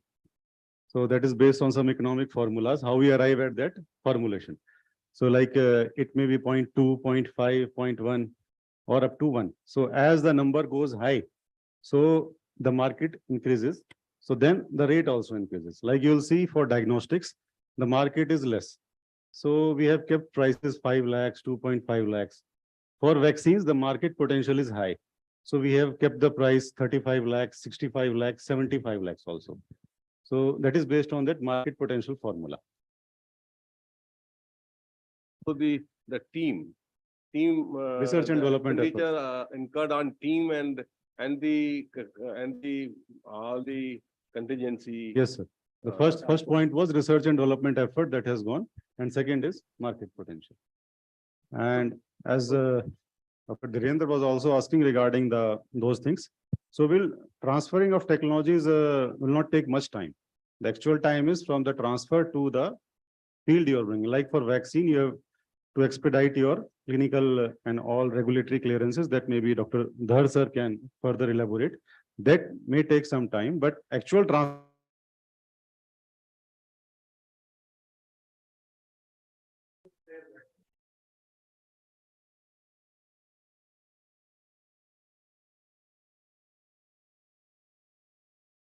Our next presentation by Dr. Priyabhrata Patnaik, Deputy Managing Director, Indian Immunologicals. So Dr. Patnaik, the floor is yours. Yeah. Can you put up this slide, please?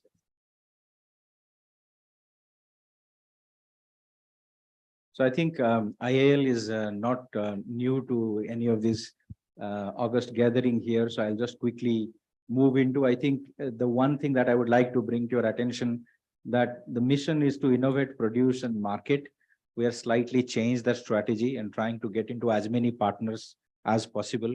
So we believe that post-COVID situations are very different and it requires multiple partners to make this product happen. So that has changed. Very proud to say that if there is an animal that ever existed in Indian soil, likely you would have experienced a vaccine from IAL. It's still NDDB company, 100% owned by NDDB. We have equal portfolio of both animal and human vaccines in terms of revenue, in terms of government supply to trade, international and contract. So 50-50 portfolio, both animal and human, 50-50 for government supply as well as rest of the other business. So in a very balanced organization in terms of growth. We run a largest organization in terms of rabies vaccine production, the world's largest in terms of FND vaccine manufacturing capacity. We are the only at this point of time to make companion animals in India. And of course, as I said, almost 10,000 liters of cell culture harvest gets harvested every day. 4 manufacturing sites, more than 2,000 permanent employees, equal number of contract staff, more than 100 products.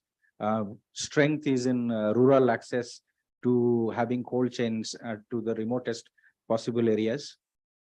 We currently export to more than 62 countries. Those who are marked in blue are the countries where the vaccines are exported to. We have a strong R&D establishments, the one that I have mentioned in the red circle, porcine cyst and sarcosis, as well as FMD. These two are developed in partnerships with international agencies. But here is the collaboration that happened with many of these Indian institutions: FMD, Goatpox, CSF, PPR, HS, BQ, and ET. All the technology actually came from IVRI, and all of them are currently commercial. LSD that we have taken from equine institutes currently in the process of getting into field evaluations. IVR, mastitis, brucella, and theileria was actually in partnership with our parent organization, which is NDDB. Recently, we have gone into fish vaccines, and most of the ICR, all three of the institutes that we have roped in are actually ICR institutes. So this is how our R&D product portfolio looks like. As I said, we are equal portfolio of animal and human. It appears like human vaccine such much bigger portfolio because most of the low-hanging animal vaccines we have already tackled. IBR is currently in the very late phase of our development. LSD is in the late phase of development. We are developing a tetravalent mastitis vaccines, which is at the preclinical level, 10-in-1 combination for canine applications, and a megavac KEC combination for, again, canines and veterinary TT. And again, 4 different vaccines for fish applications. If you see the milestone since our first launch of vaccines in 1983 in FMD, and if we combine the portfolio of animal and human, every year we introduced 1 vaccines. This year, from a human side, we have introduced TD, tetanus and diphtheria vaccine. We are going to launch MR next quarter. And I think there are fundamentally what I'm trying to tell, the one that are in blue are world's first vaccine that was developed and commercialized in India. Every year we have either a human vaccines or animal vaccines launched into Indian market. As I said, a very strong infrastructure in terms of cold chain and distribution and access to remote areas. We were fortunate to be partnered with DAHD to deliver FMD vaccine in Arunachal Pradesh through drones. And that is one area where we are doing a pilot to remote. Specifically, we get a lot of challenges for supply during rainy seasons into hills, makes it very remotely accessible. So we are trying that. We also post, this is again for the human vaccine side, we have medical representatives which are digital. They're already making money. 12 of them with their own name. These are virtual medical representatives. Initially, we thought that will not work, but the first order actually came from Bhubaneswar, from Orissa, through digital. So it's no more face-to-face interactions of medical representative with the clients. It's the virtual medical representatives, and the company completely runs on SAP HANA integrated platform. As I said, we are very much interested in multiple CSR activities, and we are exploring possibility how we can work with IVRI on those matters. We do a lot of vaccination camps, deworming camps, farmer awareness programs, and video on wheel programs. That was also a relation to the question that I asked, how do you arrive at the number?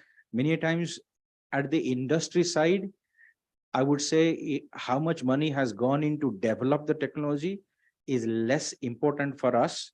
What is more important for us as an industry player to know, can I market at a certain price, and is there an uptake of vaccine at the rural level?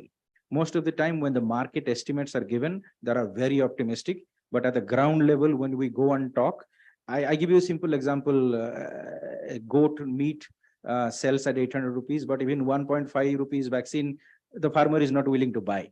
So many times when we do cost calculation, ROI, NPV calculations for a vaccine, trying to see will that be profitable, and many times that is something which is missed out, which we would like Agri-Innovate to consider when you are doing pricing. The ingredients, the cost of manufacturing, the cost of scale up, the cost of field evaluation, that is a burden on the manufacturers. That if it is not calculated, if it is too high on us, doesn't make any economic sense for us to take the vaccine and market it. So that's the reason I asked that question, because there was deep-seated questions behind that. So that is one urge to all of you to consider when you are pricing the marketability, not the market potential, because market potential is very optimistic. Marketability and the pricing and the cost of ingredients that gets into manufacturing the product should be considered as a part of pricing strategy. We do a lot of goshalas, adopted schools. We have now taken up rabies-free Thiruvananthapuram, both human and animal vaccine. Very much looking forward to see if we can do any kind of activity. There is one thing which is missing here. We have a lot of activity related to environment, which is not cited here. I've taken out that slide, but we do a lot of activity related to WWF and energy generations and energy conservations. This is again a slide which I want to highlight and stay with it. We are interested to work with IVRI for Babesia, Anaplasma, and foot rot. We are very much interested in recruiting PG and postgraduate students in the field of veterinary, because we are doubling the capacity of R&D and our veterinary services. We need a lot of veterinarians. The kind of pipeline that we have, the kind of vision for next 5 years we have, we need good manpower. Evaluation of canine combination vaccines for potency by challenge. That is one area where we would like to work with IVRI. R&D collaborations related to thermostable FMD vaccine. I can get into a long conversations about thermostability that we have very deeply assessed what has been done. I myself is a biophysicist, chemist, and molecular biologist. I've gone through, dissected everything that IVRI has done to the micro level, blasted the sequence, did everything in the background to understand what has been done. On that basis, we have taken the technology, even gone ahead with international consultant to seek their opinions on the commercial relevance of the technology, not just the research paper or patent. Access to Leptospira challenge strain that we struggle with. That is one thing we would like to work with. Theileria orientalis, epidemiology data and clinical validation of cross protection. And studies for the current vaccine, that is one area that we would like to see if there is. Thermostabilization of Theileria vaccine, which is currently stored in liquid nitrogen. If there is some way that can be thermostabilized, we will be interested. There are 2-3 things which is missing from the list. We are very much interested in canine diagnostics. If there is anything which will be field deployable, that is one. We are very actively looking for collaborative research on adjuvants, novel adjuvants to potentiate primarily TLR agonists who can actually improve immune response and duration of immunity.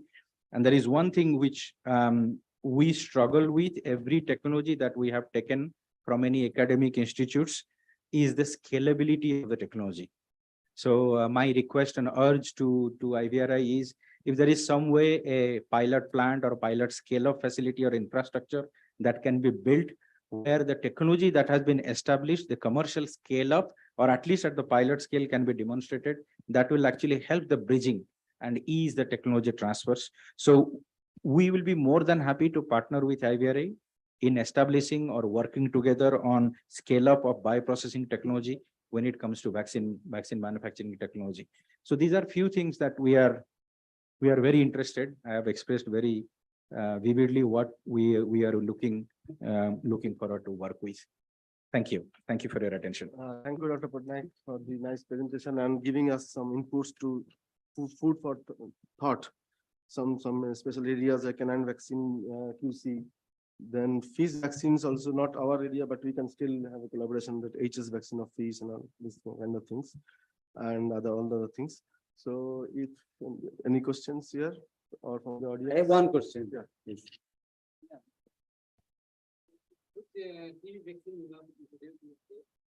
TB vaccine? No. Tuberculosis vaccine, you said something? No, we don't have a tuberculosis vaccine in pipeline. Okay, if no questions, then I will move for the next presentation by Mr. Rajiv Gandhi, founder and CEO and MD of Hester Biosciences Limited, Ahmedabad. So we look forward to hear from you how we can collaborate in the research, also this CSR activities and all kind of things. Yes. We are very eager to listen from you. Yes. So floor is yours. thank you for giving me this opportunity today in this conference and with the August gathering. Just extremely brief. I do not have any presentation, just a brief on our company. We have 3 manufacturing plants, the parent company, the main plant being in Ahmedabad, Gujarat, another one in Nepal near Kathmandu, and the third in Tanzania near Dar es Salaam, the commercial capital of the country. we started off with poultry vaccines and then went on to produce other large animal vaccines, cattle and ruminant vaccines. I'm not getting into more details. Our website has all the details of all the vaccines, our company philosophy and everything. I would just like to put in a mention that today we are the world's largest supplier of PPR vaccine. We produce the Sungri strain here. We produce the Nigerian strain in Africa. So with that, we are covering the world as far as PPR vaccine is concerned. Another thing I would like to put on record that IVRI are our biggest technology partners. Most of the technologies that we have taken are from IVRI, and all the technologies are absolutely put in place and functional, and it gives us immense pride that our biggest technology partner is an Indian institute, and that too more than 100-year-old institute. We have even taken technology from other international institutes, etc. And sometimes we do get into discussions, regarding time and the transfer and all. But trust me, not that I'm trying to praise IVRI, but the methodology of IVRI is actually even better, because here there is a possibility of a one-to-one connectivity, a communication with the scientists, with the commercial department, and that really helps a company like us to get into further development. So thank you, IVRI, for that. Coming on to today's main subject, which was enlightened by the director, IVRI, as well as other speakers. The industry and academia link is one of the most important issues, which helps both. It helps the academia as well as it helps the industry. Ultimately, the industry is here to commercialize those, and the academia is here to hold it up to a level, give technology, and then let it swim in the deep waters. So this combination is very important. Hester, from its part, is willing to participate in all such initiatives with IVRI in terms of giving for fellowships for students, giving internship to students. There was also a mention on the community outreach, etc. We are willing to be part to all those things. There was a mention that now students are slowly looking at private sector initiatives, jobs, etc., and the percentage has gone a little beyond 50%. I would like to say sometimes students feel that there is less security in the private sector as compared to what it is in the government. I think students should look at an open mind, talk to companies, not only to us, all companies sitting over here. There are so many companies also online, and there are thousands of companies in the country who may be in this field who are not today participating. And with an open mind, attempt these things, because moving from academia into the private sector, that will actually help a lot to the private companies to actually understand that how the academia has got you up to this level, and we as private companies will nurture you, draw out of you, and we will also give you a lot of inputs on how to rise again in the private sector. You always have a later on option to get into the public sector. There are ways that one can get into. So please do keep in mind that one aspect. And I think that more or less covers everything that I would want to say. We will continue to work closely. We have requested the presentation copy. In the next 2 weeks, we will go through everything and visit IVRI and have a detailed discussions on the technologies that we might want. Thank you. Thank you, Mr. Gandhi, for your brief speech. And actually, this motivates us and all the students also. And I have been fortunate to visit some of the company facilities of some of the companies. They are very excellent facilities. If our students are exposed to those facilities, they will definitely be benefited. Even I can share my experience when I went to some companies and I saw those excellent facilities. I was thinking, this in my young age, I would have got these facilities. I would have done far better. So there is a good opportunity for the students and for us also. So if there are any quick questions I can take from the students online or anybody from here. Am I audible online? Yes, audible. Yes, sir. So if no questions from anywhere, then we will move to the next presentation because we're running behind the time. Now I request our friend, alumni from IVRI, Dr.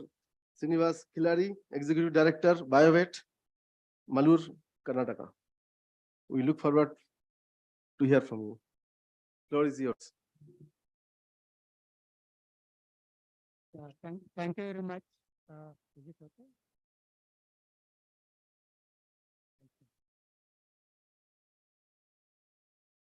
Good morning to everybody. And first of all, I would like to sincere thanks to the Director IVRA and the Joint Director Pallav Chaudhary and everybody from IVRA for this interface meeting. It's an opportunity for us also to interact quite frequently so that I'm glad to see a lot of technologies are under development. Probably it is a good platform for the further discussions. I just thought of introducing the BioVet and how we are moving forward. There is also some connection between IVRA and the current BioVet, what it was 3-4 years back. Maybe I will take it through. On behalf of our chairman, you all know that one. So BioVet is the group companies of Bharat Biotech and founded by Dr. Krishna Ella. So he welcomes and so thank you very much for this opportunity. And we have the two campuses, both are BSL-3 facilities. Probably we are the only one we are having two facilities with BSL-3 facilities. And of course, largest is at Malur here, just around 50 kilometers from this place. And second is the Pune. I'll come back to the second one. In total, we have more than 500 employees. It's core only research and manufacturing.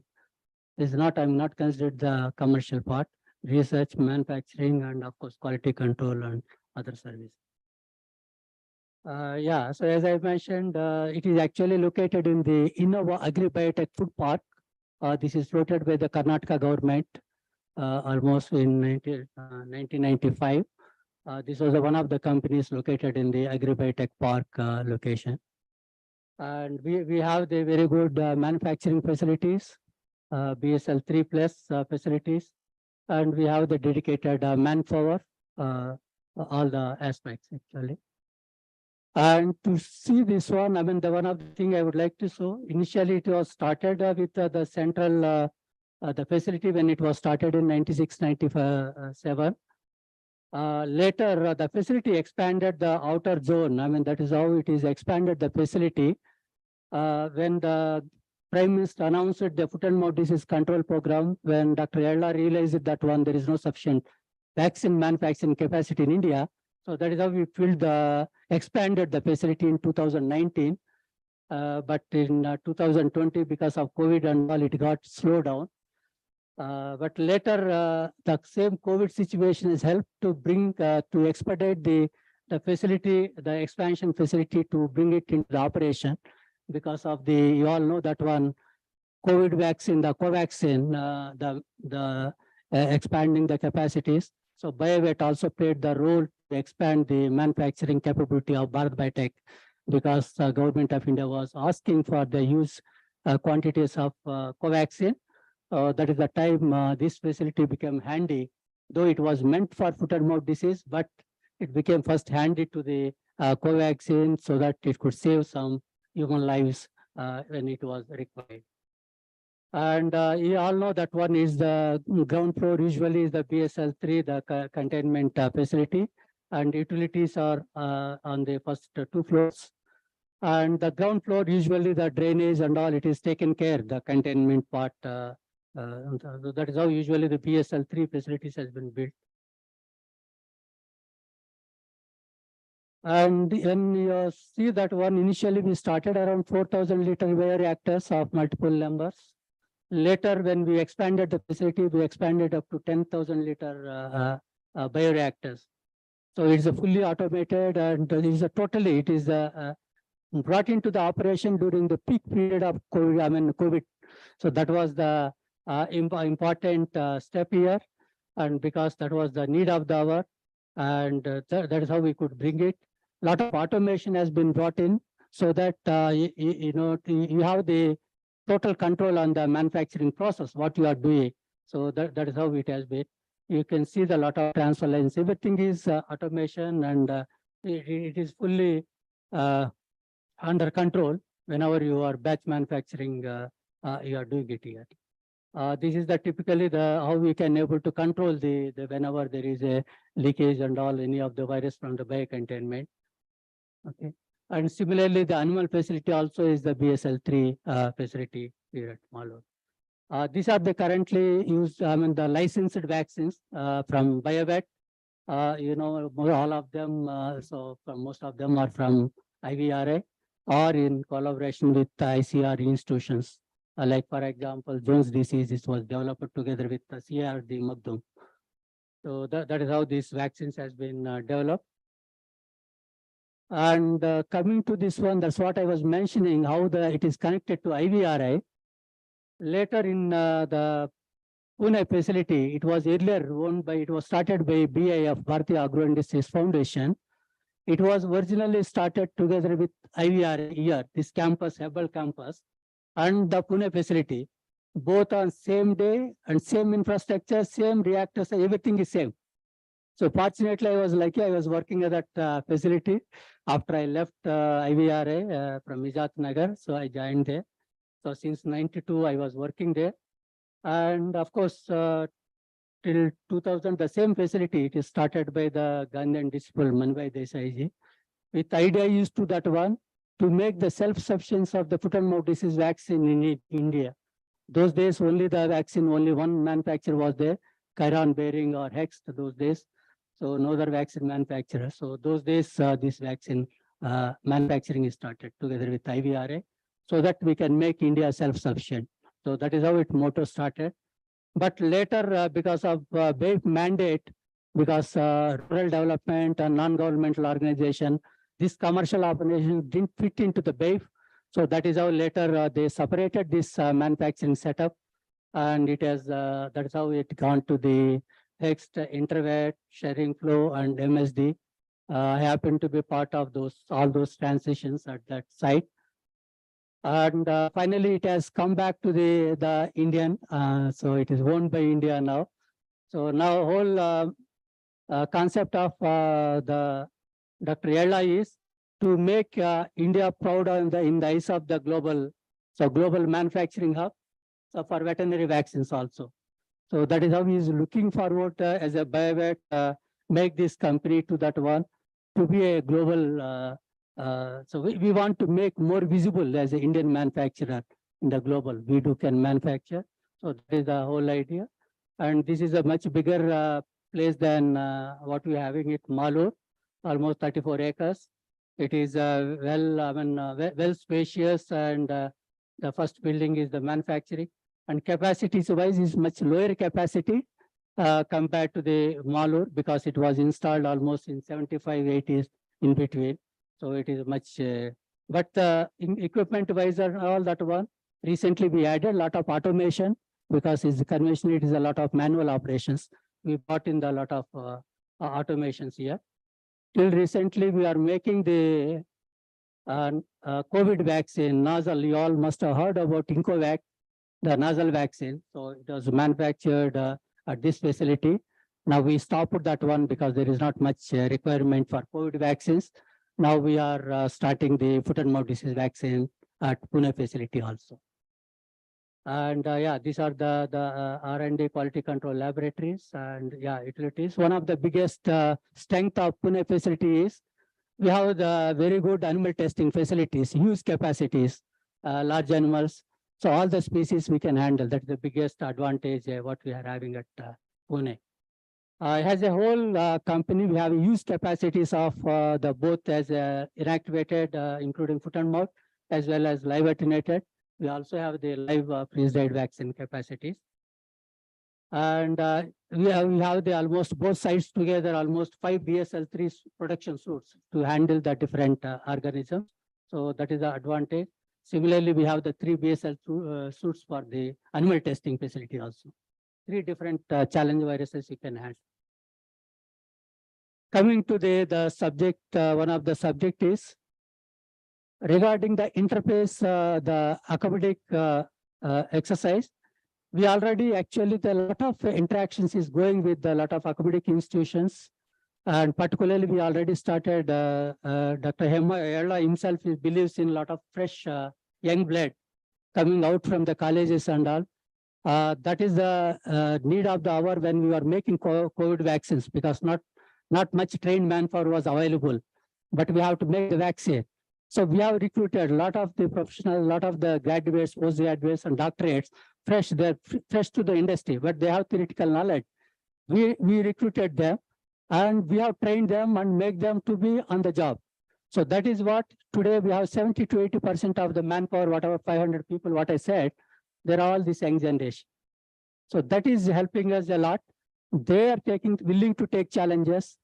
And particularly one of the criteria we are considering is particularly people from the rural background, because they may not speak good English, but they're good in their own languages, either Hindi, Marathi, or Kannada, or Telugu, Tamil.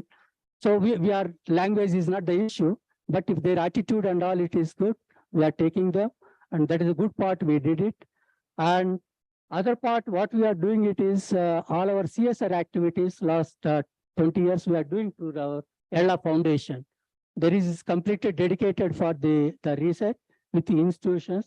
Even a lot of students are allowed to do the registration for PhDs, and we are funding those programs, the PhD programs. And some of them, they after their PhDs, after working while in the biotech or biovet and all, even they move to the other industry, including recently some of them also has gone to Indian Immunological and other companies they are working, BE. So several companies they are working. So, but they're all graduated. They got doctorates from here, funding from Ella Foundation. So we are already doing those things, and we are continue to do this support, whatever the UG, PG program, whatever the industrial collaboration.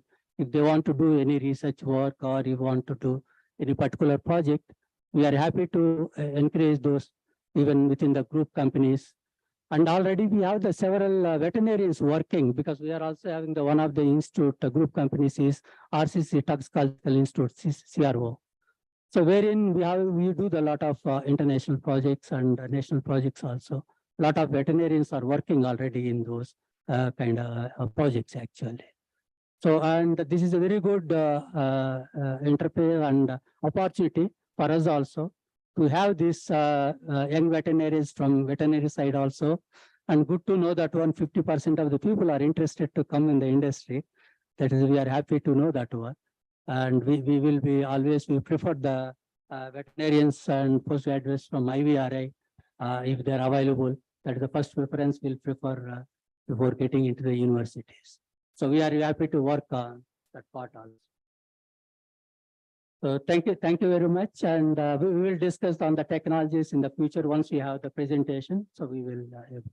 Yeah, thank you, Dr. Kilari, for your presentation, nice presentation and good inputs and your willingness, your commitment for this year's activities. So any questions on this? If not, then we'll move to our next presentation by Mr. Chandrasekhar, General Manager, Sanvita Biotechnology, Telangana.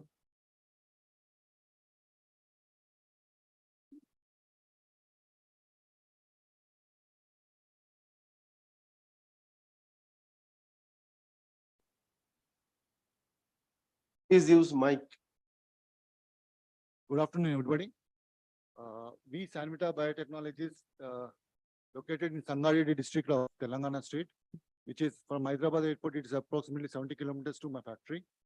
And we started supplying Brucella vaccine under NADCB through NSC. We are supplied almost more than 350 batches quality Brucella vaccine and supplied to Pan India. And whenever we get the order from the NSC, within 24 to 48 hours, we supply the vaccine to concerned destination and deliver within 6 to 8 days as per the location. Just thanks for giving the opportunity by the IVRA, and we are also in like extend our cooperation, and we also look for the same cooperation for all these prospects, whatever it is. We have started our business. I think we'll be going very fast in coming few years. Thank you very much, sir. Okay, thank you, Dr. Chandrasekhar. Now I invite Dr. Kakali Ahmed from Brilliant Biopharma Limited, Hyderabad, to speak on these issues. Thank you, sir. Good afternoon, everyone. Even I don't have a presentation, but it's just a small introduction of our company, Brilliant Biopharma. This company had been established in 1998 and is located in a place called Pashamailaram, around 25 kilometers from the main city of Hyderabad. And of course, we have started with the vaccines for the large animals, both live and inactivated. And as Madam had put through, Dr. Rupashi, that all the collaborations that you're looking for, the research, the CRO activities, the assay test, all these we are also looking at, because this also helps us to go ahead with the providing better products, and also improvisation of our technology and the proficiency. Of late, just recently, we had participated in, I was very excited to participate in one of the proficiency testing, harmonization on the FMD testing essays at NIFMD just recently. And such kind of tests, we are also looking forward so that it would increase efficiency, and we would know like which direction we are going to, and how we would improvise upon us the technologies. And coming to the products, we have a lot of products in pipeline that we have FMD, HSPQ, the blue tongue, then goat pox, and many are in the pipeline, and also a combination vaccine for canines, companion animals. And for this, of course, we would definitely go for the collaborations with IVRI and other parrot associated institutes, so that would bring us in more closer association and collaboration. And from Brilliant Biopharma, that is all these that Madam had put forth in your presentation, like what you are looking for more research collaborations with the institutes, we are definitely looking forward to it. Thank you very much. Thank you, Dr. Kakali. Now I invite some other representatives from other representatives from the industry, if they would like to speak on something. We have Dr. DKD. Maybe I can say a few words. Good afternoon to all of you. My company is still in an infant stage.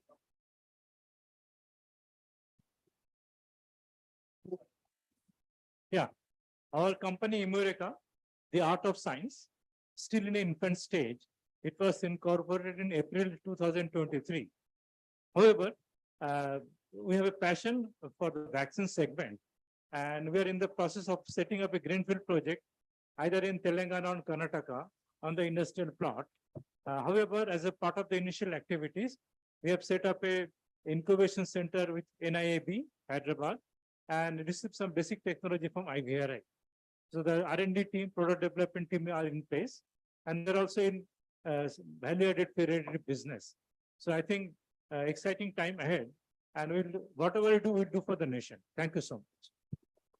So you will be using the facility of NIAB for to start with. Yes, to start with. We have already signed MOU with them. Okay. Dr. Brajesh. Yes, sir. Allow me. I'm just sharing. I need a permission to share if I can, or other I can continue with without sharing also. Sir, just FMD. Sorry. MSD, we have already been partnered with the World Veterinary Association, different association in US and America for fellowship. And then I was the first week of August, I was in IVRI, where I was trying to meet with the, for the fellowship which I was looking for the postgraduate student as well as UG graduate. What I come to know that already few of the students, they have availed the scholarship which MSG provide for the undergraduate post first year completion till fourth year of your degree. So I think it is nothing that it is not known. It is very well known, which is globally released for the certain countries like Latin America, Africa's, North Africa, and Middle East and Asian countries. In a similar point, there are other fellowships which has been granted for the scholars, but particularly the masters and PhD as well. Recently in 2023, I just like to share that one of the students from Nepal also received some $15,000 for pursuing his research. So that these are the global part which we are doing, apart from so many other activities we are doing under the CSR. But currently what I'm looking for, which I will also like to revisit and also meet Dr. Triveni sir, that we want to initiate some fellowship program for the undergraduate and if possible for the postgraduate as well. I had some preliminary discussion with Dr. Rajatkar, which we are discussing internally with our financial department. And with this proposal is ready, we will like to come back to you to take it forward. Maybe in the terms of fellowship or scholarship, whatever is possible in the terms. Thank you, sir. Yes, good inputs from you, from MSD, Animal Health. And now I request Dr. Krishnappa, please. Good afternoon, everybody. As I mentioned, I represent European Services Limited. It's located in Pune, Bangalore. It's a premier contract research organization. We provide the services for pharmaceuticals, agrochemicals, industrial chemicals, vaccines, sera, and other things. We don't do any manufacturing, but we support the safety assessment of vaccines, industrial chemicals, pharmaceuticals, for the regulatory agencies like ICH, FDA, OECD, EMA guidelines, WHO guidelines, and other things. And our lab is a highly accredited laboratory. We have been in this market for last 30 years, 30 plus years.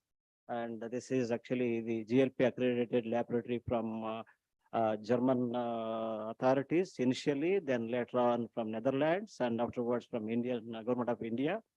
And also ALAC accredited laboratory, that is for animal welfare standards. So as I mentioned, we provide the services, particularly the fee-for services kind of activities, the safety assessment or toxicological services for all the chemicals, all the drugs and other things. Thank you very much. Thank you, Dr. Krishnappa. Now we have come to the end of this almost.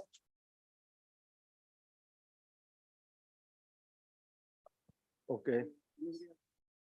Yeah. Now, before I invite the last speaker, Dr. Srinivas, on industry and academic gap initiatives from IVRI, I must say we have seen a lot of things, lot of achievements on PPR vaccine. I must say now here that the man behind this PPR vaccine technology is none other than my colleague, my friend, Dr. BP Srinivasa. We worked together for several years at Mukteshwar. And after coming to IVRI, I am telling for myself that whatever I could do on other vaccines, swine fever, that is what I learned from him, learned from the team. Development of the swine fever vaccine is also a shoot of this PPR, achievement of this PPR group from where I learned, and I also do something to the institute. So thank you, Dr. Srinivas, again, and congratulations. Now I invite you for your talk. Yeah. Thank you, Dr. Dhar, for your words of appreciation. I really appreciate it.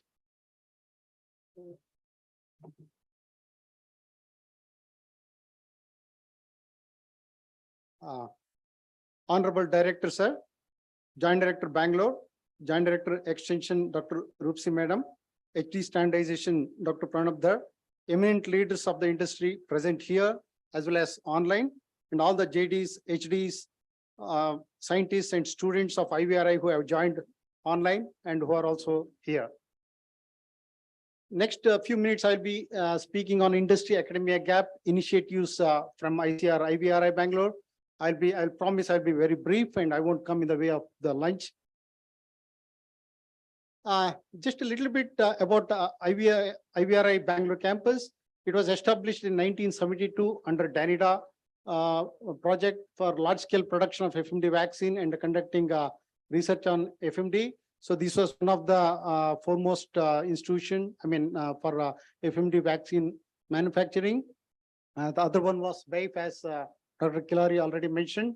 So we are located in two locations. One is Hebbal, that is here, where we conduct R&D on FMD vaccine. And in Yelahanka, we carry out animal testing. And the mandate has always been foot and mouth disease, that is R&D on FMD vaccine and the quality control of FMD vaccines.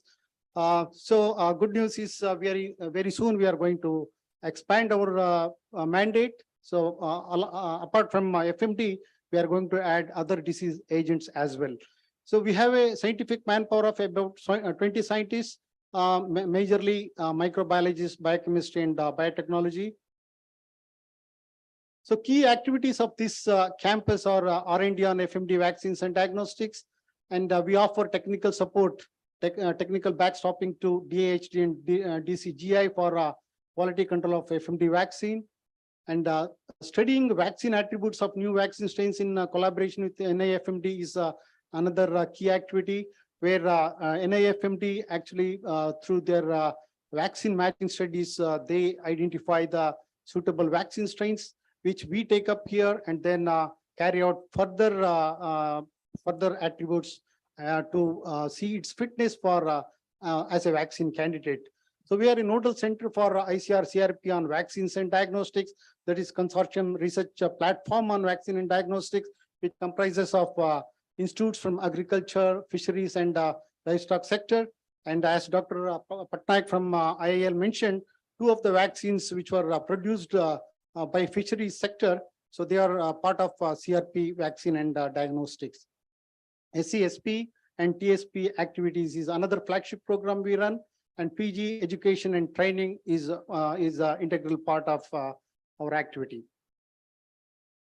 So some major achievements of this campus are majorly that is one of the first FMD vaccine manufacturer, as I just mentioned, which was started in 1972. So during its, since its inception and up to 2010, when we actually stopped vaccine production, during this time we produced about 175 million doses of monovalent vaccine. So this was the facility which we use for vaccine production. That is the top one are the Danish fermenters, which we sold off, giving way for the modern fermenters. That is which was installed in 2004, and then we closed operations in 2010. The major research achievements which are in the recent past that they are we have established baculovirus insect cell platform, which is used for producing recombinant antigens for vaccine and diagnostic purposes. We offer this expertise. We have a very good expertise on this platform, and we offer that one for any other researchers as well. So notable among them are Blue Tongue and then PPR diagnostic kits, two of them which were released, where they used our platform. And then established hybridoma technology. Here also we have the expertise, and these two platforms are there for providing to offer for other researchers as well. And we developed 3 diagnostic kits, that is a device-enabled diagnostic kit for FMD, that's a 3ABC indirect ELISA and lateral flow assays. And the latest one is multi-species blocking ELISA, which Dr. Anuj explained, which is also a device-enabled ELISA, which is, the unique thing is that it can be used for all the species which are affected with FMD. So this has been validated using a Purbright panel of sera in Netherlands. Our brilliant scientist, Dr. Madhusudhan Hosbani, carried out this one, and it is being commercialized very soon. And evaluation of thermotolerant FMD serotype O vaccine candidate has been completed. That is that the strain was developed by NIFMD, and we did we did the assessment, that is all the evaluation for its fitness as a vaccine. And this also being assigned to Agri Innovate, and Dr. Anuj has already explained about its commercial aspects. Trivalent negative marker vaccine with companion diagnostic for FMDV. This is in the pipeline, which will soon be ready for release.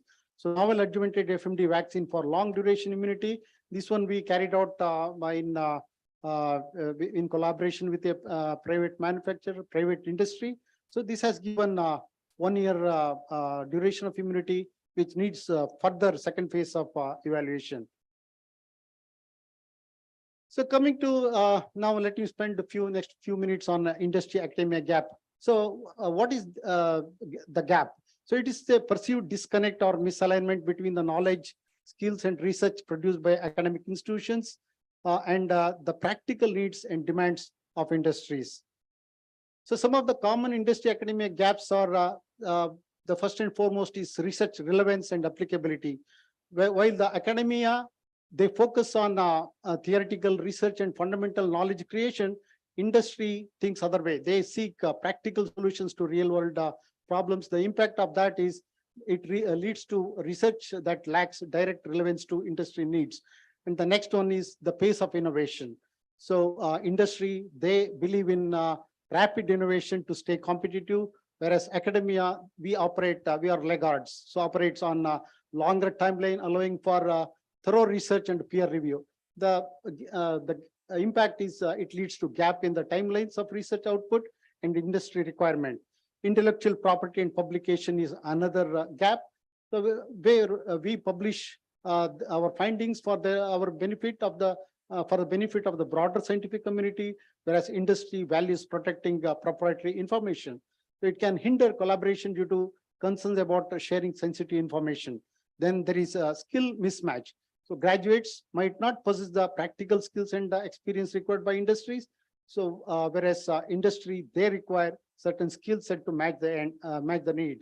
So it can lead to gap between the skills taught in the academic settings and the skills needed in the workplace. So lack of interaction is the final gap which I'm going to describe.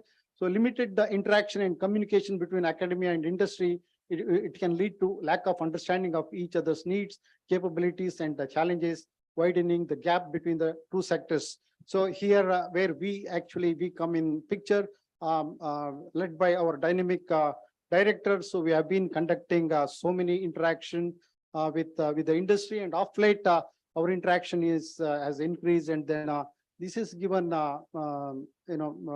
given way to bridge the gap. And what are the consequences of this gap? So the research faculty in general have no industrial experience or exposure. So there is not much provision for continuing education in the universities and the institutions to update their industrial technology competence. And there is no suitable mechanism available for collaboration. The disconnect has affected academia, resource, and revenue generation. Then these are some of the pointers to promote industry linkages with the university, having adjunct positions for necessary personnel. I'm sure we have been working on that, and some of the industry partners have been very forthcoming in this aspect, and encouraging use of academic laboratory facilities and their expertise by industrial units by contract research projects. Then developing the consortium approach involving academic institutions, national laboratories for goal-oriented programs and new product development, facilitating easy mobility of personnel among universities, laboratories, and industry. So this Dr. Roopsi Madam has already covered in the survey which she described. I'm going to skip this slide. And some of the initiatives by IVRI to bridge the gap. So we have been organizing an industry academia interface meet. And then at IVRI-Bengaluru, we are facilitating VNT harmonization exercise with respect to FMD, with industry participants focusing on quality testing for FMD vaccines, and initiating collaborative or contract research projects related to adjuvants for FMD vaccine, which we have, one we have already completed and other is in the offing. And developing FMD vaccine incorporating thermostable virus and marker vaccines, the main problem of the FMD vaccine manufacturers are the stability of the FMD antigen. And that is the main, this one, to address that deficiency, we have been working. And then, so these are the results like thermostable virus, and then the DUAC capable vaccines, which we are developing. And then other problem which industry faces is that yield during the manufacturing process. So we have initiated some work on CRISPR-Cas edited cell line to augment FMD virus yield during the manufacturing process. And other initiatives to bridge the gap are, we have taken up, we are with an international collaboration with WRL on FMD at Fulbright, so which is being funded by DHD. Under this program, new assays for antigen quantification in FMD vaccine batches is being taken up. So which includes map-based and or nanobody VHH-based type-specific antigen quantification by IVRI and WRL.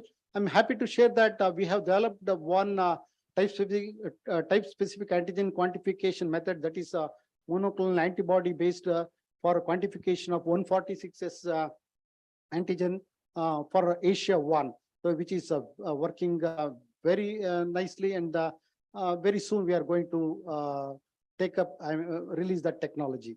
And VP4 ELISA, which measures total intact antigen mass in the vaccine. And on these aspects, we are going to organize a workshop for to adopt these assays, to evaluate this assay by the manufacturer, and maybe look for further adaptation in process QC testing. So reagents are being very soon we are going to, as I said, organize a workshop and hand over the reagents for their evaluation. And refining existing batch release assays with post-vaccination serology in guinea pig model, which is one of the main program under this collaboration, which seems to be yielding dividends. And then technical support for in-process QC to improve the quality of the vaccine. And these are intended to reduce time and logistics involved in FMD vaccine QC testing to ensure use of quality vaccine in the National Control Program. And expanding QC capability at IVRI-Bengaluru campus is another proposal which is being studied. We hope that when we add this infrastructure in our campus at Elanka, so we can further help to bridge the gap between industry and academia. And before while preparing this presentation, I asked some of the students in this campus what are their perspective about this gap, that is industry academia gap. I asked them to brainstorm among themselves and then tell what they feel. So they shared many points, and out of which I am going to share a few points. Students need to stay updated on the most current techniques and technologies employed in the industry, and the interactive sessions between academic and industry professionals are necessary to provide preliminary exposure before entering the workforce. They also think that collaborations and partnership have the potential to extend recruitment opportunities, and they desire wet lab workshops can offer a preview of industry-oriented roles to enhance the proficiency of researchers. And they believe in short-term training programs and industry internship allow for a first-hand experience of applying learned information and techniques in practical commercial scenarios. And the curriculum should encompass emerging and critical subjects aligned with industry trends. And they seem to be believing in what Benjamin Franklin said: "Tell me and I forget, teach me and I remember, involve me and I will learn." So this is the containment facility for animal experimentation.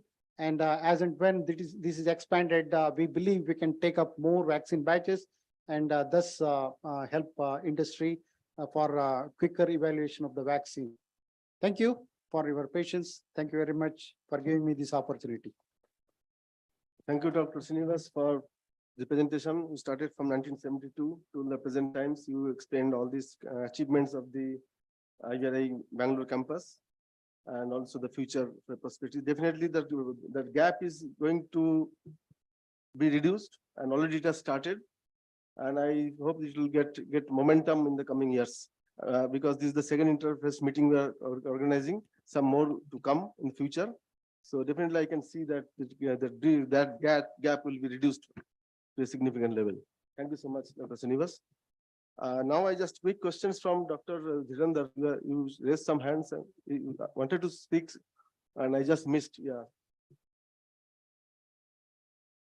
No, it wasn't a question, but yeah, after 32 years, can I speak?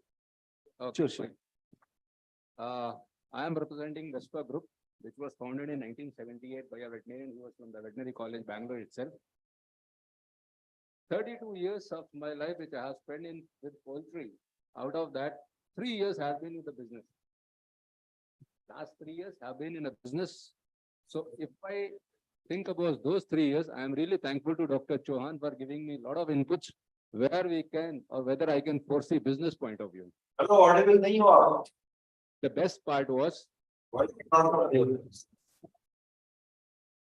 he used the word which I have been waiting from. Please use mic, you are not audible. What is it?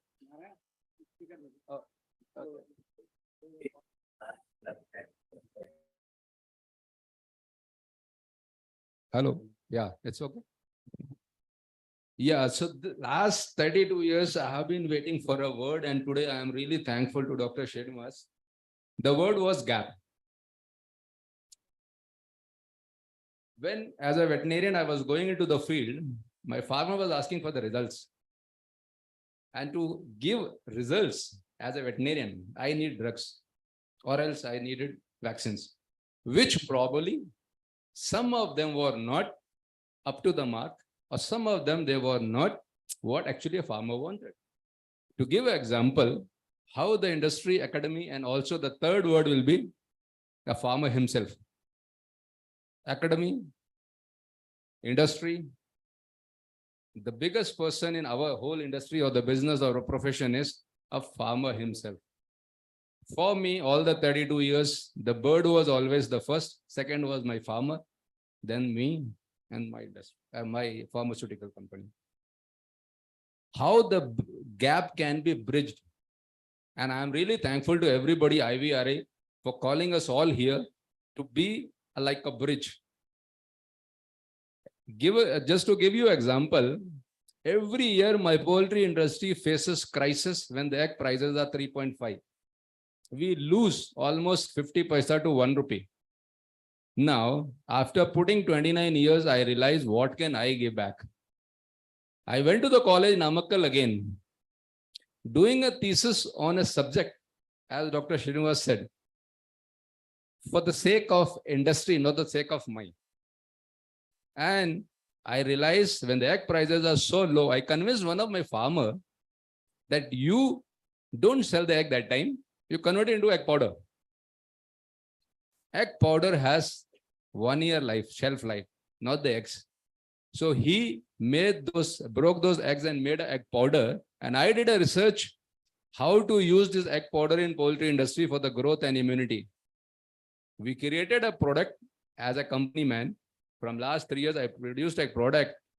What I am trying to say, the industry, academy, and the farmer. Now the farmer is benefited because he can sell that powder even after 1 year. The shelf life I have increased. Also have increased the price of the egg. What did academy give me? Chance to do a research, chance to create a thesis based on what is the requirement of the industry. As an industry man, I created a product from a Vesper, which we sold. So this word like gap, which we have just spoken and we heard about after a very long time, I heard, and then people sitting here, intelligent people sitting here and discussing about it. Really, I'm really thankful to you, everybody of you, that whatever the feedback I take from here, it will be a beneficial to the end customer, which is my farmer. Thank you so much. Yeah, thank you, Dr. Dhirendra. You told so many serious things. We will take up this. We'll take this very seriously. That farmers are also required like kind of things. So we are at the end of this technical session. Before I give the mic to Dr. Narayanan, I must thank our colleagues, Dr. K.N. Viswas, Dr. Suresh and Ramakrishna as a reporter, and my coordinators, Dr. Akhilesh Kumar, who is operating from IVRI Ajinagar Bedeli, and Dr. Sajanar, who has been working day and night for the last several days, and Dr. Salahuddin Kudesi he has joined online from IVRI Ajinagar. He has been instrumental in getting all these addresses and all these names and all these things. He has also helped a lot. So with this, I give my mic to Dr. Narayanan, please. Thank you. Thank you, sir. I thank the chairperson, Dr. Pranabdar, sir. I speak something. Hello. Yeah, somebody. Hello, I want to have one point, Dr. Narayanan, if you allow me. Please. Dr. Pavaya, Head of Division, Pathology Division from IVRI main campus. Am I audible? Yeah, you are audible, sir. Yeah, so sir, actually we all enjoyed here this particular meeting, and I saw presentation from some good industrialists here like II, Indian Immunologicals, Hester and BioVet.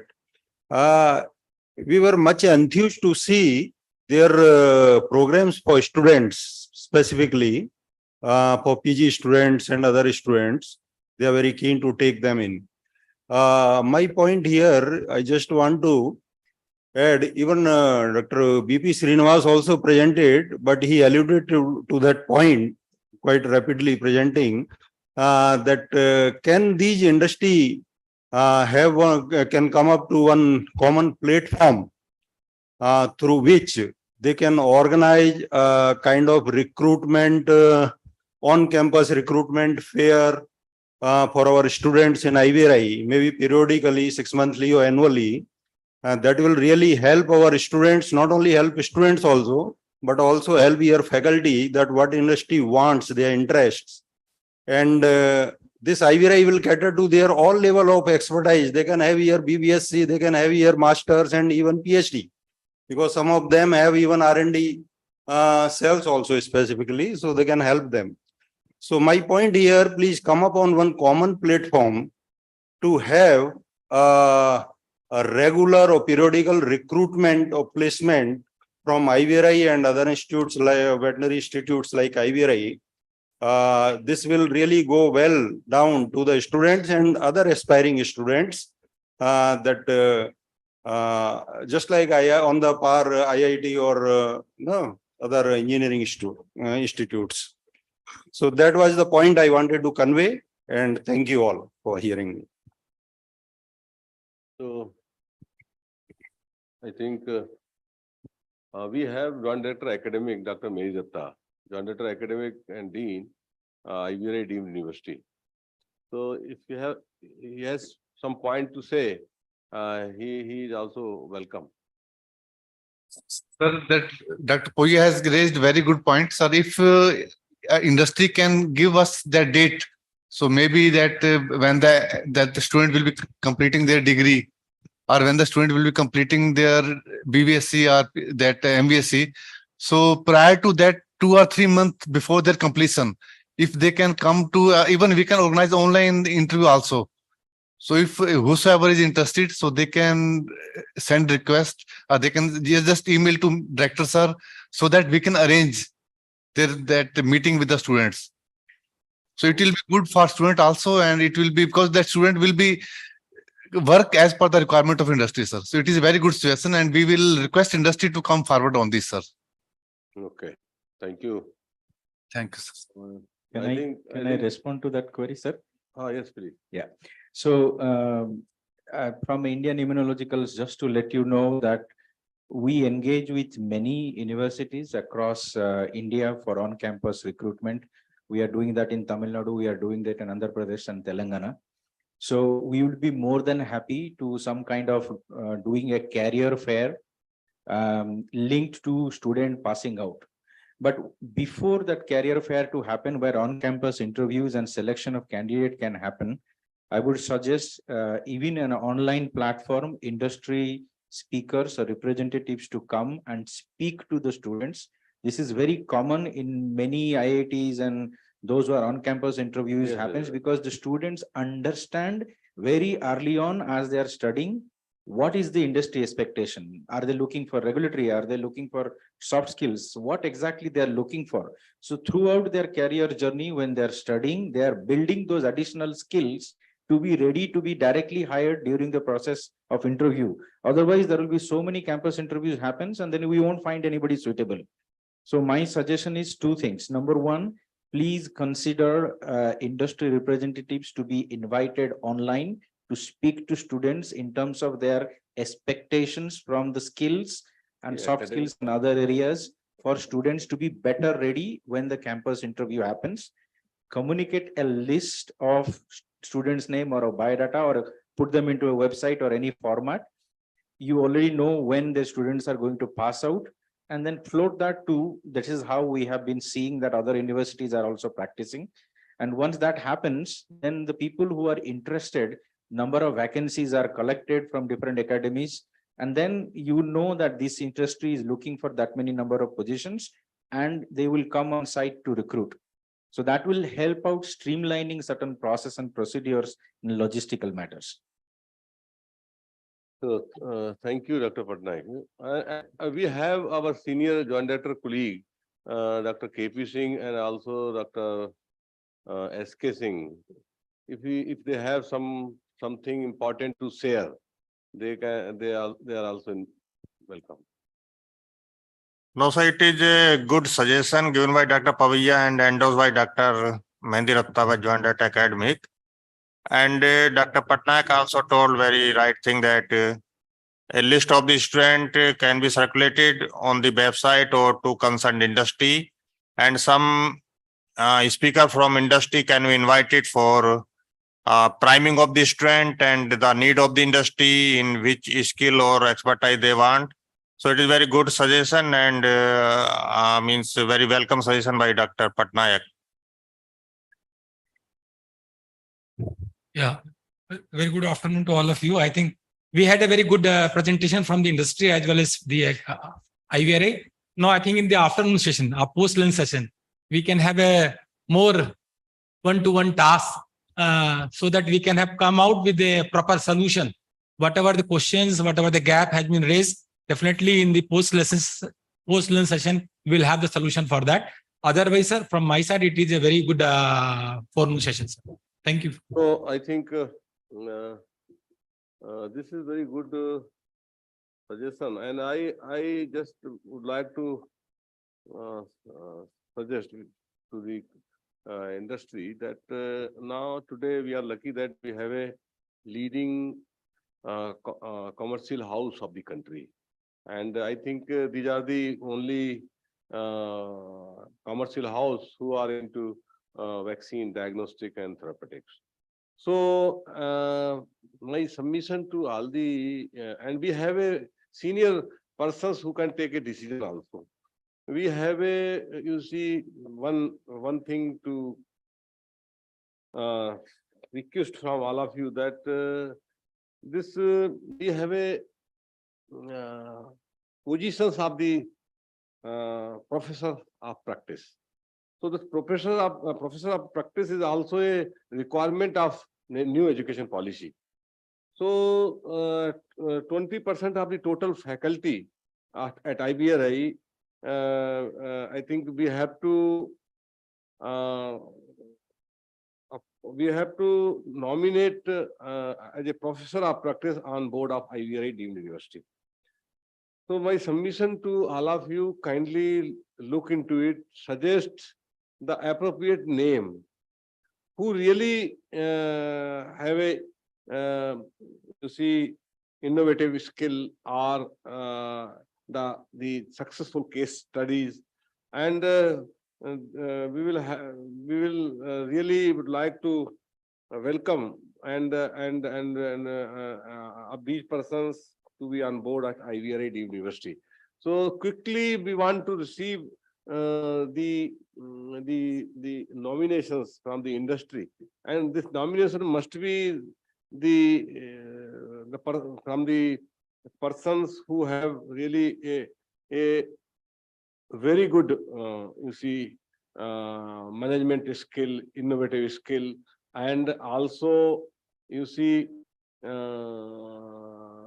he can be a person to motivate and mentor our student also. Because the purpose of keeping the professor of practice is that these professors are beyond our the teachers from the IVRI University. So these professors will have a really good impact on the capacity building of our student. So kindly look into it and share the appropriate name along with the biodata and the core strength, so that we can also take them on board, and these nominations will be approved by the Academic Council of IVRI University. So my request to all of you, kindly look into it, and if at the earliest we'll receive the appropriate name, this will be good for all of us.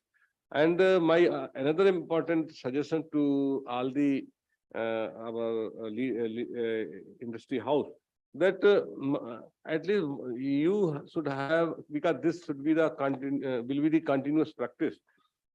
My submission that you can also nominate a good nodal officers from the industry who will get who will be associated with the the officials at IVRI for various activities. So we are already given this responsibility to responsibility to Joint Director Extension for outreach activities. So any activities regarding this R&D, activities regarding teaching, and activities but collaboration regarding you see other activities like outreach activity. If you can share with the Joint Director Extension Education of IVRI, so she will be coordinating the activities, various activities. If the activity is related to the teaching, then she will certainly share some information to our Joint Director Academic. If related activity is related to research, then he will link with the Joint Director Research. So I think the nomination of nodal officers will also enhance the greater collaboration with the industry and the academia. So this nomination can also be shared along with all the details, phone numbers, and mail ID to Joint Director Extension, so that they will be able to coordinate each and every activity perfectly. So this is a request from my side, and I think we can move forward, or we can break for lunch. This is we will break for lunch, or we can interaction meeting.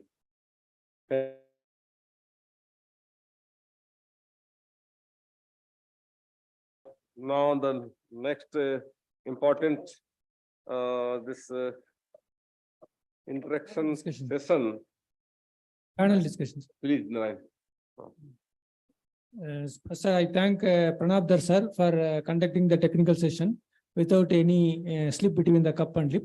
Now we will continue with the panel discussion session, and I request our Joint Director Extension, Dr. Ruchi Madam, to take the chair. Over to chair.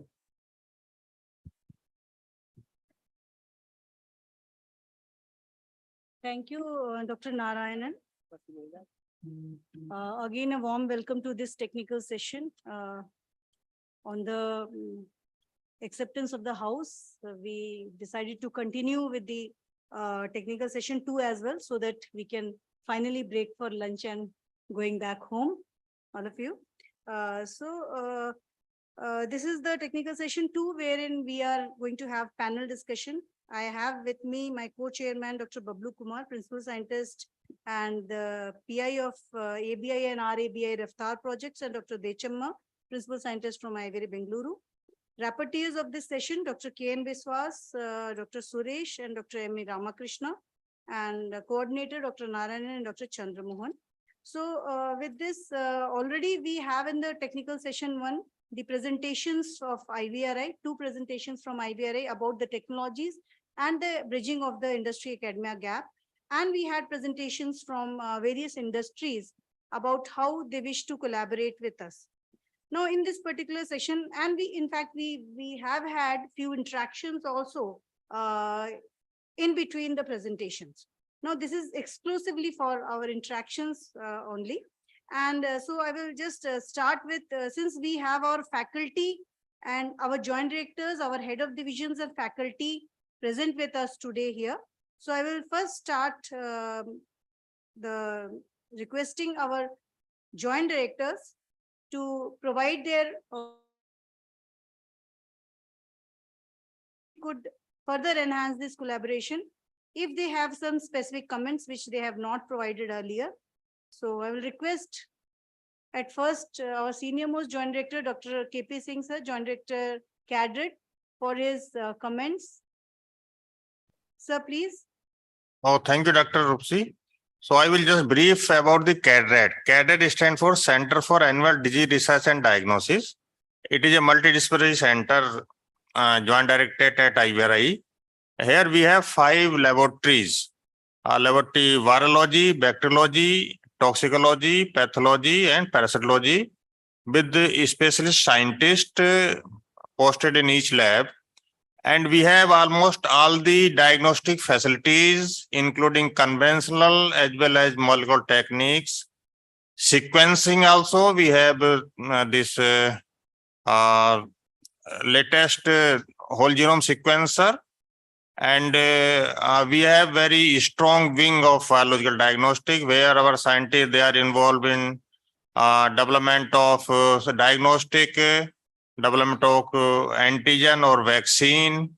Our scientists, they develop this blue tongue diagnostic, blue tongue vaccine. Also, we are in the process of development of some ELISA for bovine herpes virus, for lumpy skin disease, and we are also working on African swine fever.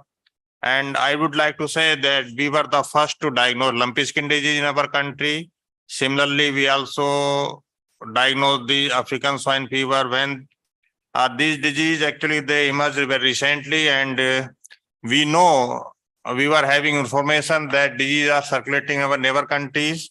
So we have all preparedness for the disease, and that's why we were able to diagnose it timely and to suggest proper control and measures.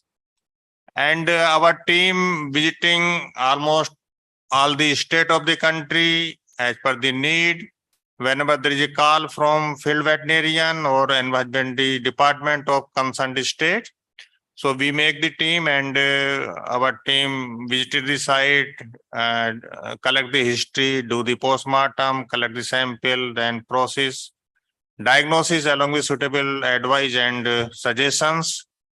We are also having this responsibility of testing this breeding bulls, especially for Uttarakhand and UP.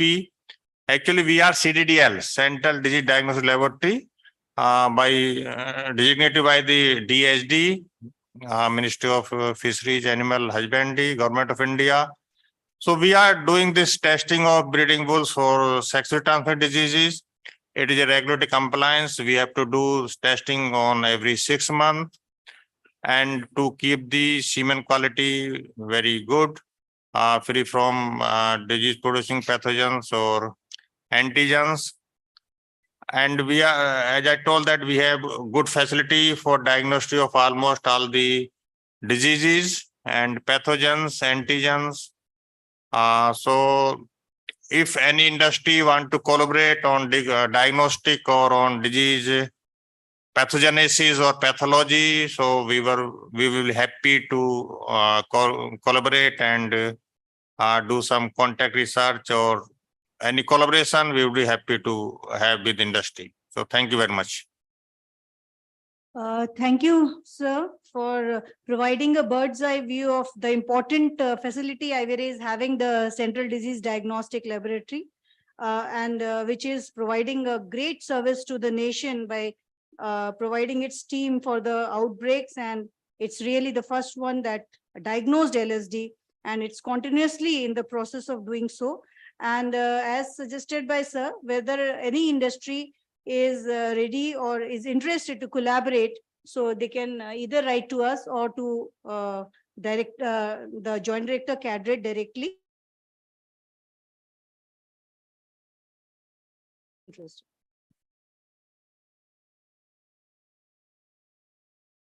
Yeah, I'd like to just mention few points here. Yeah. I noted down certain things. I don't know whether it's the right time, but I would like to Yeah, express those. so of course.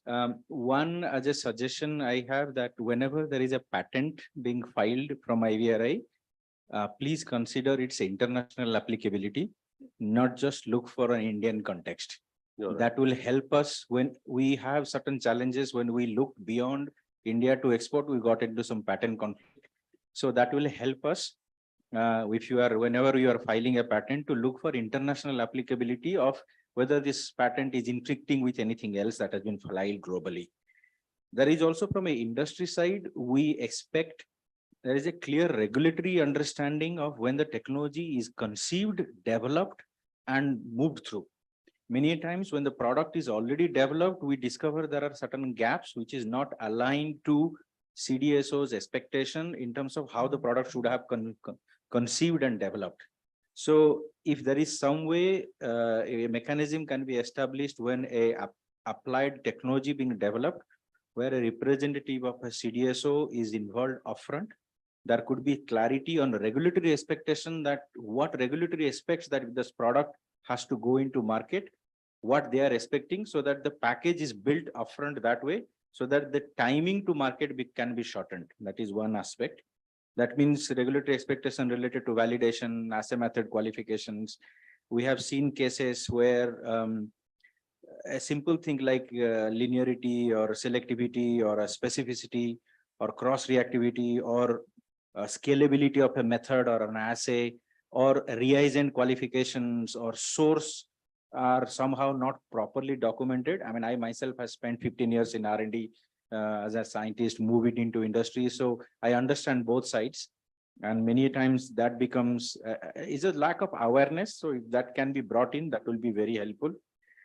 The other two things as an R&D, we expect from most of the students, those who are coming and joining, to have project management skills primarily, which is more time bound to deliver a defined outcome, and certain elements of soft skills, certain hard skills like biostatistics applications, statistical interpretation of the data, quality by design concept applications to design of experiments when a experiment is conceived. Those kind of things, if that can be considered as a part of academic program or a applied technology is developed, that will actually shorten the technology transfer to industry. The other suggestion I have is, if there is some way a pilot plant can be established where the R&D concept, once it is established, its linearity and scalability can be established, that will also help shortening the scale up and industry transfer. And those activity can be done also from industry funding. That means an industry player can be roped in to either fund or establish or institutionalize a pilot plant setup that will allow the researchers, the students, to get exposed to what actually industry is doing when they take the technology and then meet the expectation. Some of the early part of the curriculum, some elements of regulatory expectations, at least the Indian regulatory expectation with respect to Indian pharmacopoeia related to veterinary could be included as a part of educational program. That will help, not for everyone, but those who are involved in translational research or students who are involved in those aspects will help.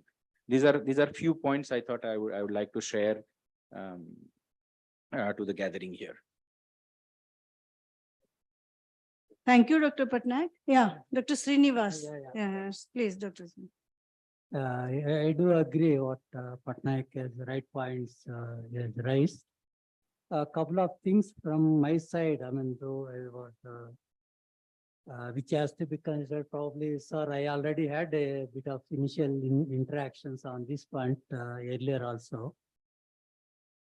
One of the thing is like whenever the project or something new innovation, something is coming up in the initial stage, if it is discussed and collaborated with industry at that stage, as he said, the gap, the regulatory, if at that time you collaborate with industry and then you can take it further, a lot of these things can be narrowed down, and because otherwise what will happen, the time we are losing it, time to the market. Ultimately, as he rightly said, the farmer is the focus point. I mean, we all say that one, okay, in the lab, we are very heroes and all, but ultimately farmer has to get benefit out of whatever we are all doing, that one.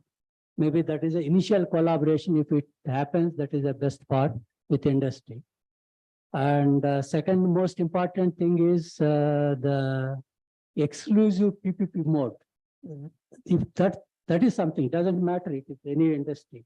Reason is, one product, one technology, anything to take it to the next level, there is a lot of investment is required, commitment is required from the company.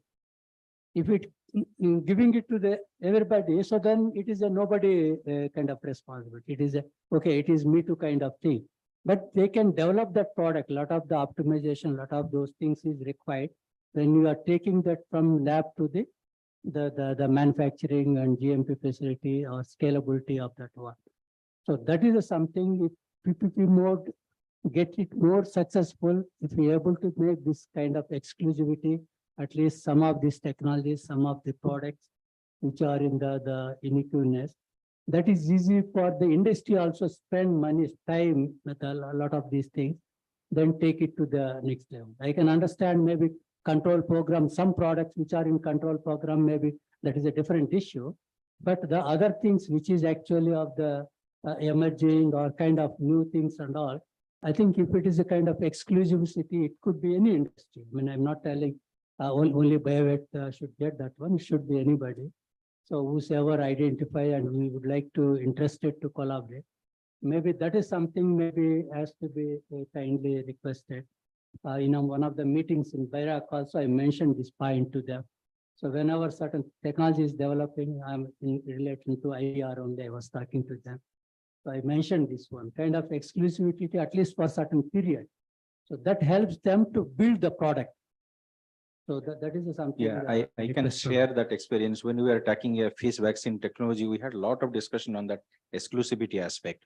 I think if there is multiple takers for a technology, then the onus on technology for an industrially deployable technology ready is on the technology partner who has developed it. That means there is not much of investment from the industry side. They can directly take it and launch or implement at the manufacturing scale because there is lesser involvement if that is non-exclusive. Typically, if it is exclusive, then the industrial partner is willing to put certain amount of investment to scale the process. That time just proof of concept is good enough to then do an exclusive agreement and take it forward. The concern here is what if the technology partner has taken it and not able to market it or produce it and the country suffers. In those conditions, there could be a time gap which can be mentioned. Within certain period of time, if the product is not marketed and produced at that scale, this will become open to everyone. That kind of clause could be included. But then it cannot be either this or that. It is case by case based on technology, how far it has developed. Is it industry deployable and less investment by the industry partners? Then it could be multiple partners that becomes there is less investment, more willing to take up, and there is less variation because if industry partner takes it, they will implement their part and then suddenly the product varies at the final level. Then reconciling them to ensure that they are all of the same level becomes very difficult. It could be simple as a change of adjuvant or change of dosing or change of lyophilization cycle can change the whole product. So two aspects, there is no yes and no, but I'm just giving a scenario where these both could be considered. May I add few points? Thank you. Please. Hello, I have heard two industry captains, Mr. Gandhi and Dr. Patnaik, mention about the assessment of the cost when IVRI transfer the technology. and then there's a royalty fees. And we saw the response from IVRI that they also have an internal mechanism to assert the market potential. Here, I'd like to bring in our association, INFA, Indian Federation of Animal Companies, where we can work as a neutral entity to understand the market potential. I'm just explaining. Now, FMD is a disease for a cloven-footed animals. If the number of cloven-footed animals is X and we require 2 doses per annum, so there's a potential. And then there's an accessible market. Then the particular company depends on how much is he can reach. So this is, if we adopt this kind of module for assessment of the market potential for each technology they like to invest, I think then the understanding of the costing, what is offered by IVRI is better by the industry. So we can bridge the gap with better, robust statistics. Where INFA, we are actually initiating a process called VMR, Veterinary Market Research, which is consumption-based. So we can help in as a bridge between industry and IVRI, where the market assessment can be more robust, more authentic, and investment decision can be taken. Thank you.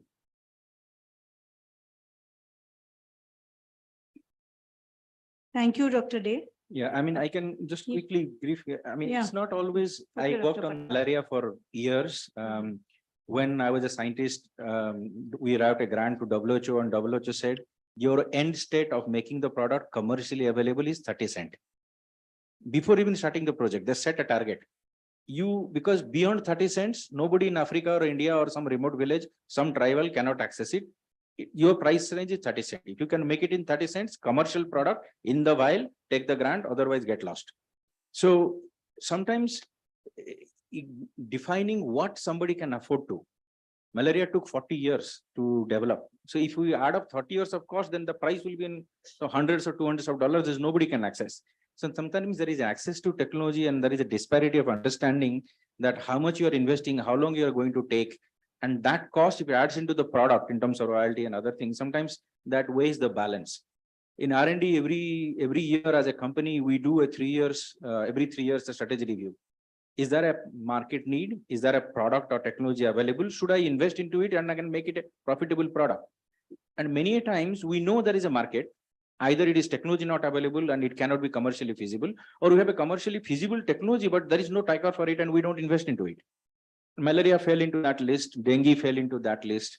Filaria today struggles for the same, leishmaniasis, and there are many diseases that are into that range. And I worked on emerging infectious disease for years. So I think what I was trying to tell, what Dr. Dey was mentioning, that understanding of marketability and how much is accessible market, addressable market, even though there is a need for it, are we able to reach to it? If that calculation is brought into the pricing strategy upfront, that will be helpful. And this is the price strategy that I was told 30 years ago when I was working on malaria research, that your final product is 30 cents. And GSK today sells it in Africa in $1.2 through WHO. So after 30 years, the 30 cents has become $1.2. But that's what the price range was set if you need the product to be accessible and has to be mass utilized. Sometimes that economics of calculation and market understanding need to be built upfront when early on when the product is being developed. Just 1 minute. Okay, Rajiv, please.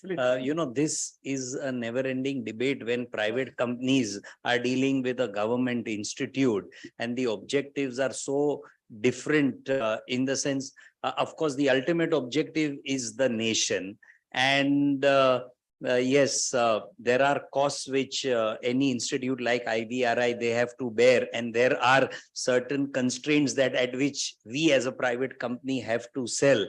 So, I mean, somewhere this has to get balanced off in a way that both remain little unhappy rather than one of them being very happy. That's all that I wanted to say on the lighter side.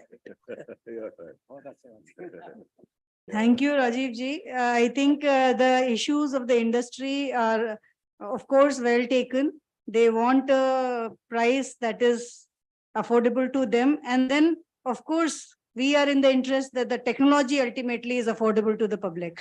So we have to make some bargains at some places.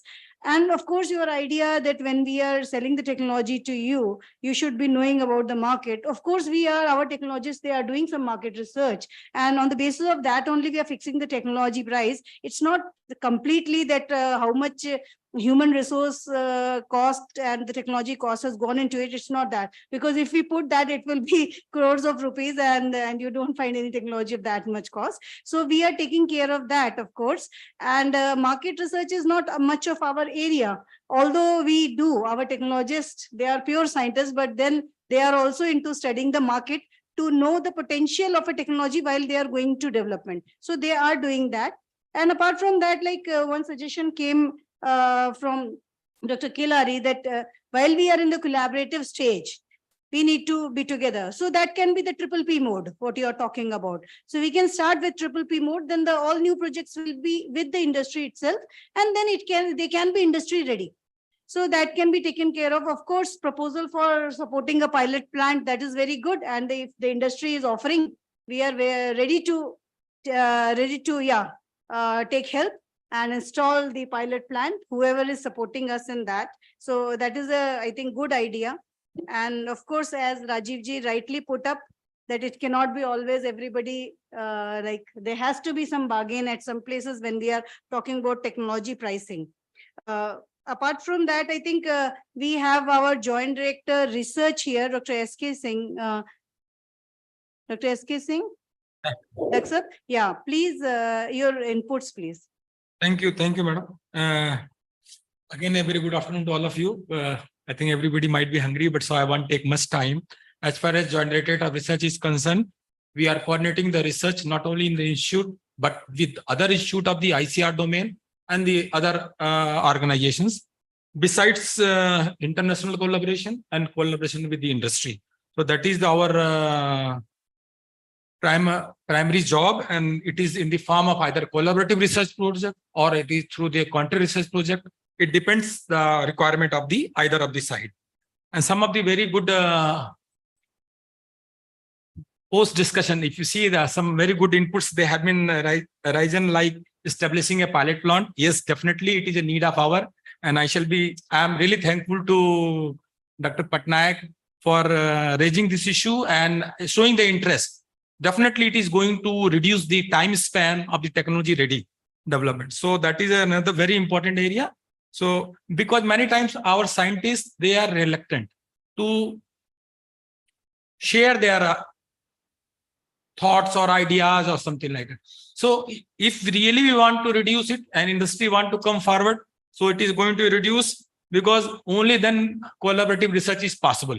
So I think both sides should be very active, as Rajiv Gandhi ji also pointed out. It is the both way. Both parties should have a sincere efforts. And really, if we want to help our scientists, industry should come forward. And that is the need of our today. And some good areas have been shown by IL and Hester, BioVet. Definitely, we shall condition our scientists further through the series of the discussion to have a collaborative project in those areas. And major issue is that we should have a trust. Both parties should have trust as far as R&D is concerned. So many times I have seen as a scientist, even as a scientist or as a RMP position, I have seen this gap should be, this is a real gap, sharing of the knowledge on the clear notes, clear terms and conditions. That is very important for industry as well as for academia. If this gap is going to be reduced, definitely R&D development will go in a very big way. So from my side, I think it is okay. And as far as the exclusivity PPP mode, this is again a good idea, but we have to jot down what are the real requirement of the country where we can go in that way with the interest of the industry. Thank you from my side. Thank you, madam. Thank you, Dr. Singh. Well, Dr. Singh is having the onus of taking care of research at IVRI, and very well said by him that we need trust actually. The academy and the industry need to build trust on each other when we are doing research. Apart from that, one point I think I failed to address, raised by Dr. Patnaik, that students to learn project management skills, soft skills, statistics, design of experiment, very rightly said.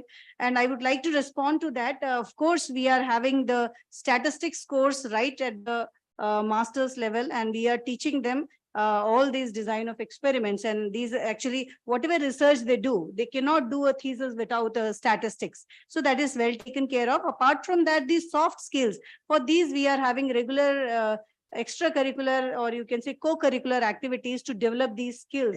But of course, the project management skills, they can only learn, I think, at thesis level, it's not there, but then that can be only learned through industry internship that we are proposing now through the new education policy that our director sir has put up. So industry internships will be there now for 50% of the students. So only 50% will be doing research, and the rest 50%, whoever they opt, or as the university guideline, they will be going to the industry. So that they will be learning. And of course, while learning that, they may get a placement in your industry as well.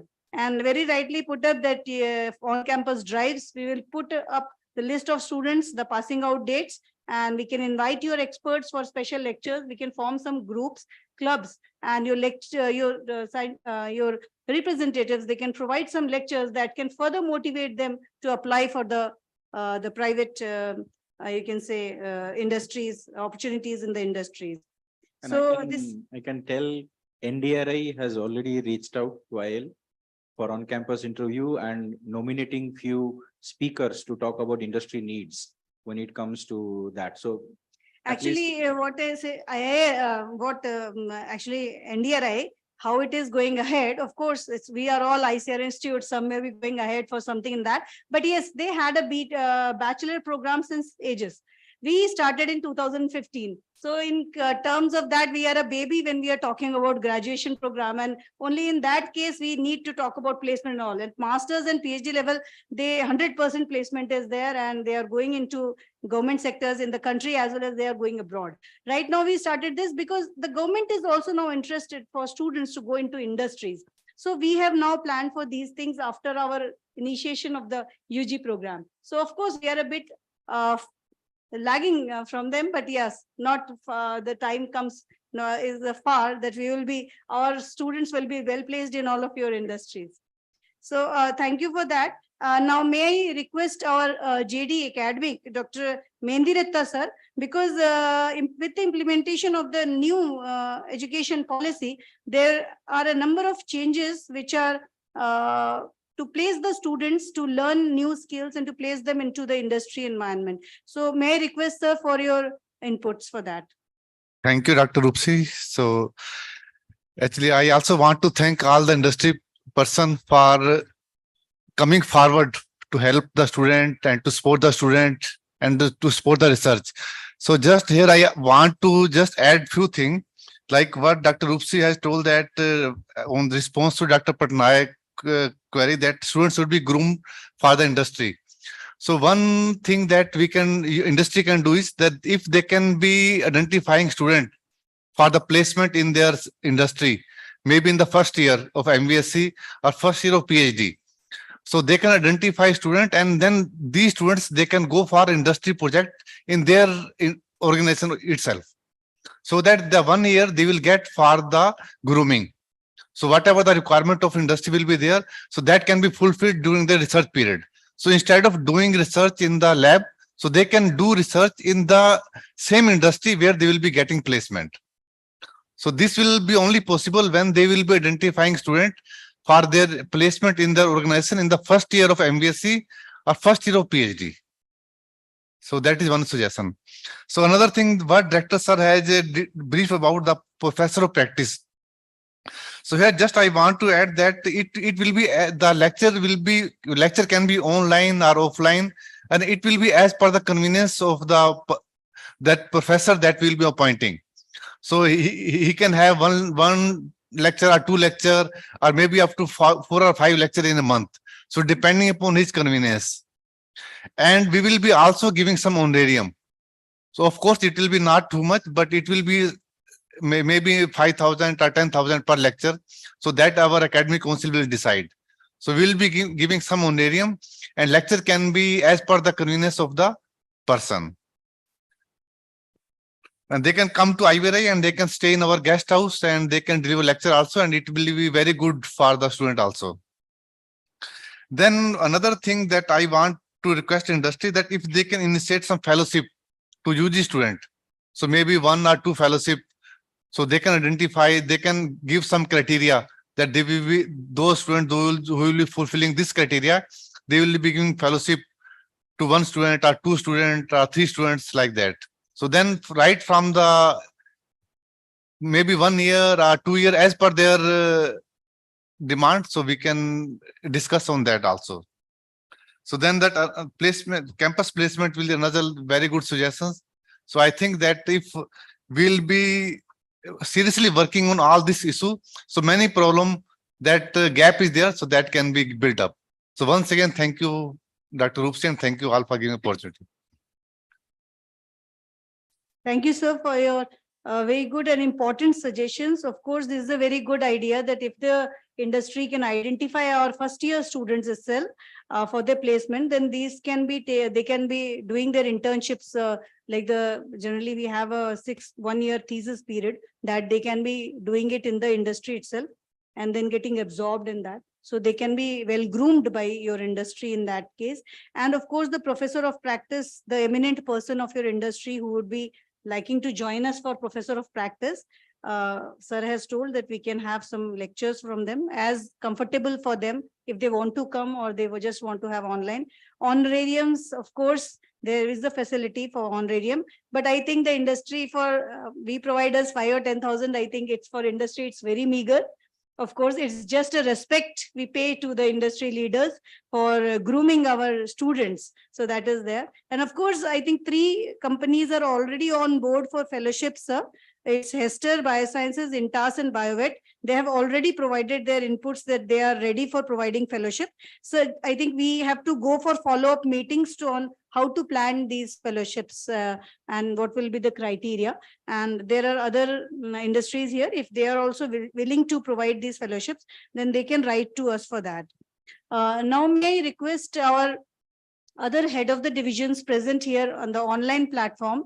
I can see from here, Dr. Pramanshu Dandapat. Dr. do you have any special feedback? Dr. is a renowned microbiologist and a renowned person working on the tuberculosis. Thank you very much, madam, for giving the opportunity to speak on that. Nothing specific, just 2 things I just want to respond here. As the IIL has mentioned in the slides that foot rot vaccine, and they are looking forward for the Leptospira challenge strain. I do just want to respond here that on foot rot, this division of bacteriology and mycology is also interested, and we are also planning, because still we don't have any isolate in our bank. So we are trying to isolate, and maybe in future we'll try for development on foot rot vaccine, and for that basically we also want to discuss with IL in future. Regarding the Leptospira challenge strain, we do have the 12 serovars of different Leptospira, but all of them are the reference strains. We don't have any challenge strain presently, but if we'll be able to isolate anything in future, we'll let you know.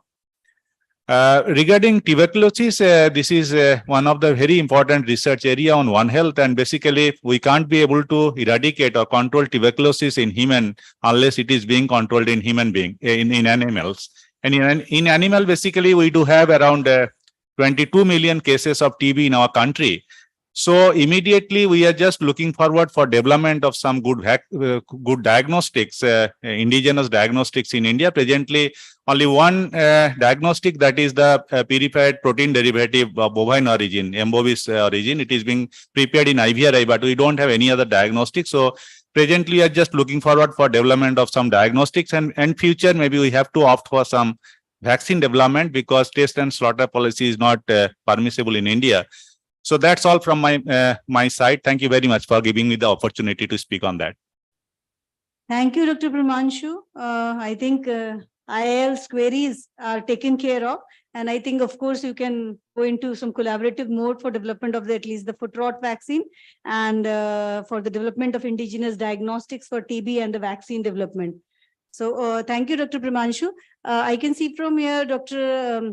Miraj Khan. Yeah, Dr. Subhashish Bandyopadhyay, sir has raised, sir is head of the parasitology division of IVRI and a well-renowned parasitologist of the country. So your comments, please. Yes, I am just, Dr. Patnaik has mentioned one particular point regarding Theileria orientalis epidemiology and the cross protection of these particular vaccines. Now regarding this one, this is I have in my mind, and the next student definitely will be giving one of the research program regarding the epidemiology of Theileria orientalis. But regarding the cross protection, then we'll have to discuss with Indian immunologicals regarding how we can proceed those things. But regarding epidemiology of Theileria orientalis, definitely will be going in future studies. Okay, thank you very much regarding this one. Thank you, sir. I think the most of the queries of IIL are taken care of by our heads. Now, may I request Dr. Miraj Khan, Head, Animal Reproduction Division of IVRI, for his comments, please. Thank you, ma'am. Respected directors, all the joint directors and representative from the industries. I heard the presentation of some of the industry persons, and also some of the industries were told about their activities. Most of the industries are either involved in the manufacturing or sale of the vaccines only. I don't say the vaccine are not important. Vaccines are important, definitely, but there are certain areas where the industries must look into. For example, there are some aspect, the production aspect also, some national priority issues are there.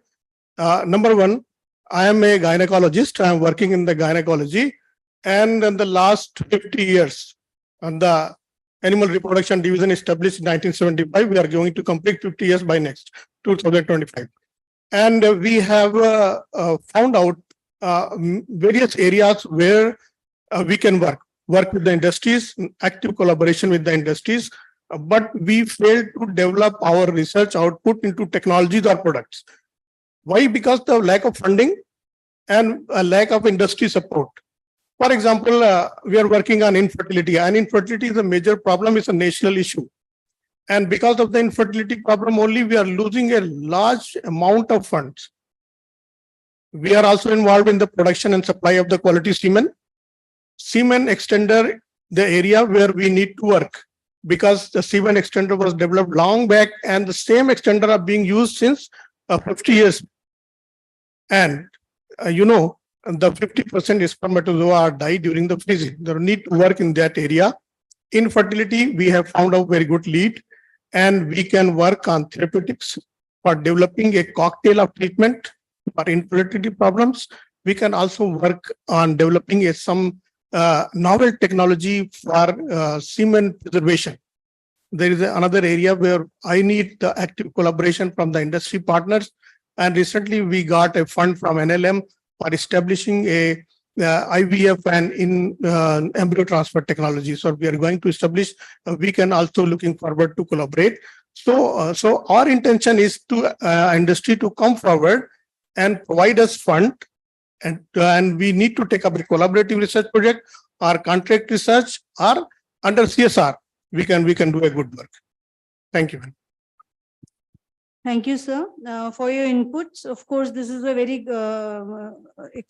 important division of IVRI and doing a great work in the ETT and IVF. And recently, actually, they have developed a large number of technologies.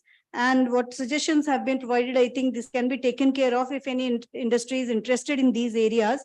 And I would like to mention here an important thing that recently we were able to tap the CSR funds of ABS India, and project is in pipeline, and soon we will be submitting it to, we had a number of meetings with the ABS India, and from the CSR funds, we are going to launch the project soon. So they will be providing a ambulance as well as some other facilities, and in this next phase, they will be strengthening our and developing a center of excellence and AI lab for our institute. So I think these areas, looking into what our peers or our groups are doing, you can think about something on how to utilize the CSR, because they were telling, if you don't take it, we will just put it in the PM relief fund. So please take it, and they are alumnus of IVRI. So they were very much interested that how we can collaborate, and the material that that can be useful for the farmers, and they can also see to it that how it is being used. So that is one important thing that recently has happened. Apart from that, I think Indian Hubs, we did the last meet, and Indian Hubs is also now on board for many activities related to collaborative research, corporate social responsibility, and the internship and the fellowship to the students. Now, may I request other head, Dr. Sohini Dey. She is representing from the head biotechnology division.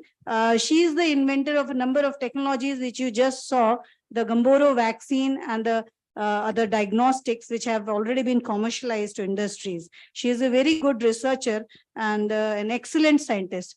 Dr. Please, your feedback. Yeah. Good afternoon, everyone, Director Sir and Joint Directors. Thank you, Dr. Rupsi. So I just want to, it was a very nice opportunity for me to attend this meeting and to interact with the industries to hear about their requirements. So I was very pleased to hear from IIL and Hester and Dr. DK Dey, and we all are for the nation and for the farmers, we are there. So from the list, what I saw in the, you have listed the diagnostics or the vaccines. They are mostly, especially for the vaccines, they were mostly the conventional ones, the live attenuated or killed.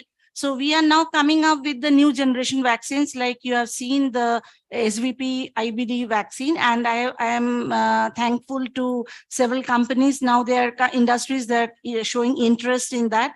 So I just want to add with Dr. Patnaik that one thing, just it's not that we make the baby, like the vaccine or the diagnostic, we make it, and just we don't leave it like that. We promise you that all the new generation diagnostics or vaccines, which we use platforms like expression systems or for any other modern biotechnological tools, what we use, we will be helping you, we'll be with it. It's not that we will just transfer and we'll sit back. We will be with you, and until it is going to the farmers, it is going to the market, we will be there with you. So that's a promise from us. And I have seen that Hester is showing interest for the SVP vaccine. So we are there for you, sir, no problem. And contract research for R2B vaccine, the reverse genetics platform, what we have started, that also we are interested to go with you. So we are there with you all. So thank you this much. Thank you, Dr. Sohini. I think Shri Rajiv ji is thank you. Just to thank you, Doctor. So thank you, Dr. Sohini.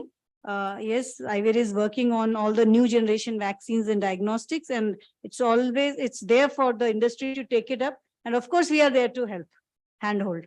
I don't see from here other heads. I think, Mohini madam, head biochemistry division.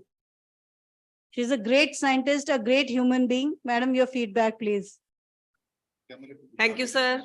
Thank you, Dr. Rupsi, giving me the platform. I represent the basic science division of biochemistry, which is supporting the institute research for past 50 years. And most of our students are placed in academics, but they are equally competent to support the industry research. And our students, they are doing well all across the globe. And I would like to emphasize that two of our scientists are working on, as Dr. Sohini indicated, they are working on gene-deleted salmonella vaccines. And if they can be supported through industry academia partnership, that will be a great help in supporting the poultry vaccine development. And one of my suggestion is that like all India tours are arranged for veterinary colleges to visit the veterinary institutes.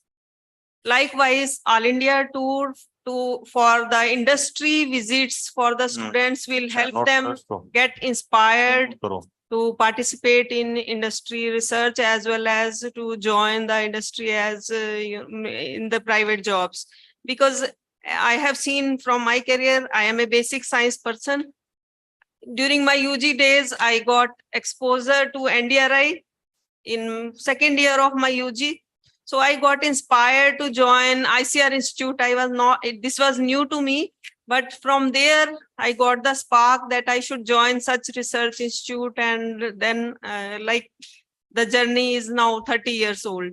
So a kind of all India tour to industry, if industry can support that visit of students to their setup, that will also inspire maybe UG students or PG students.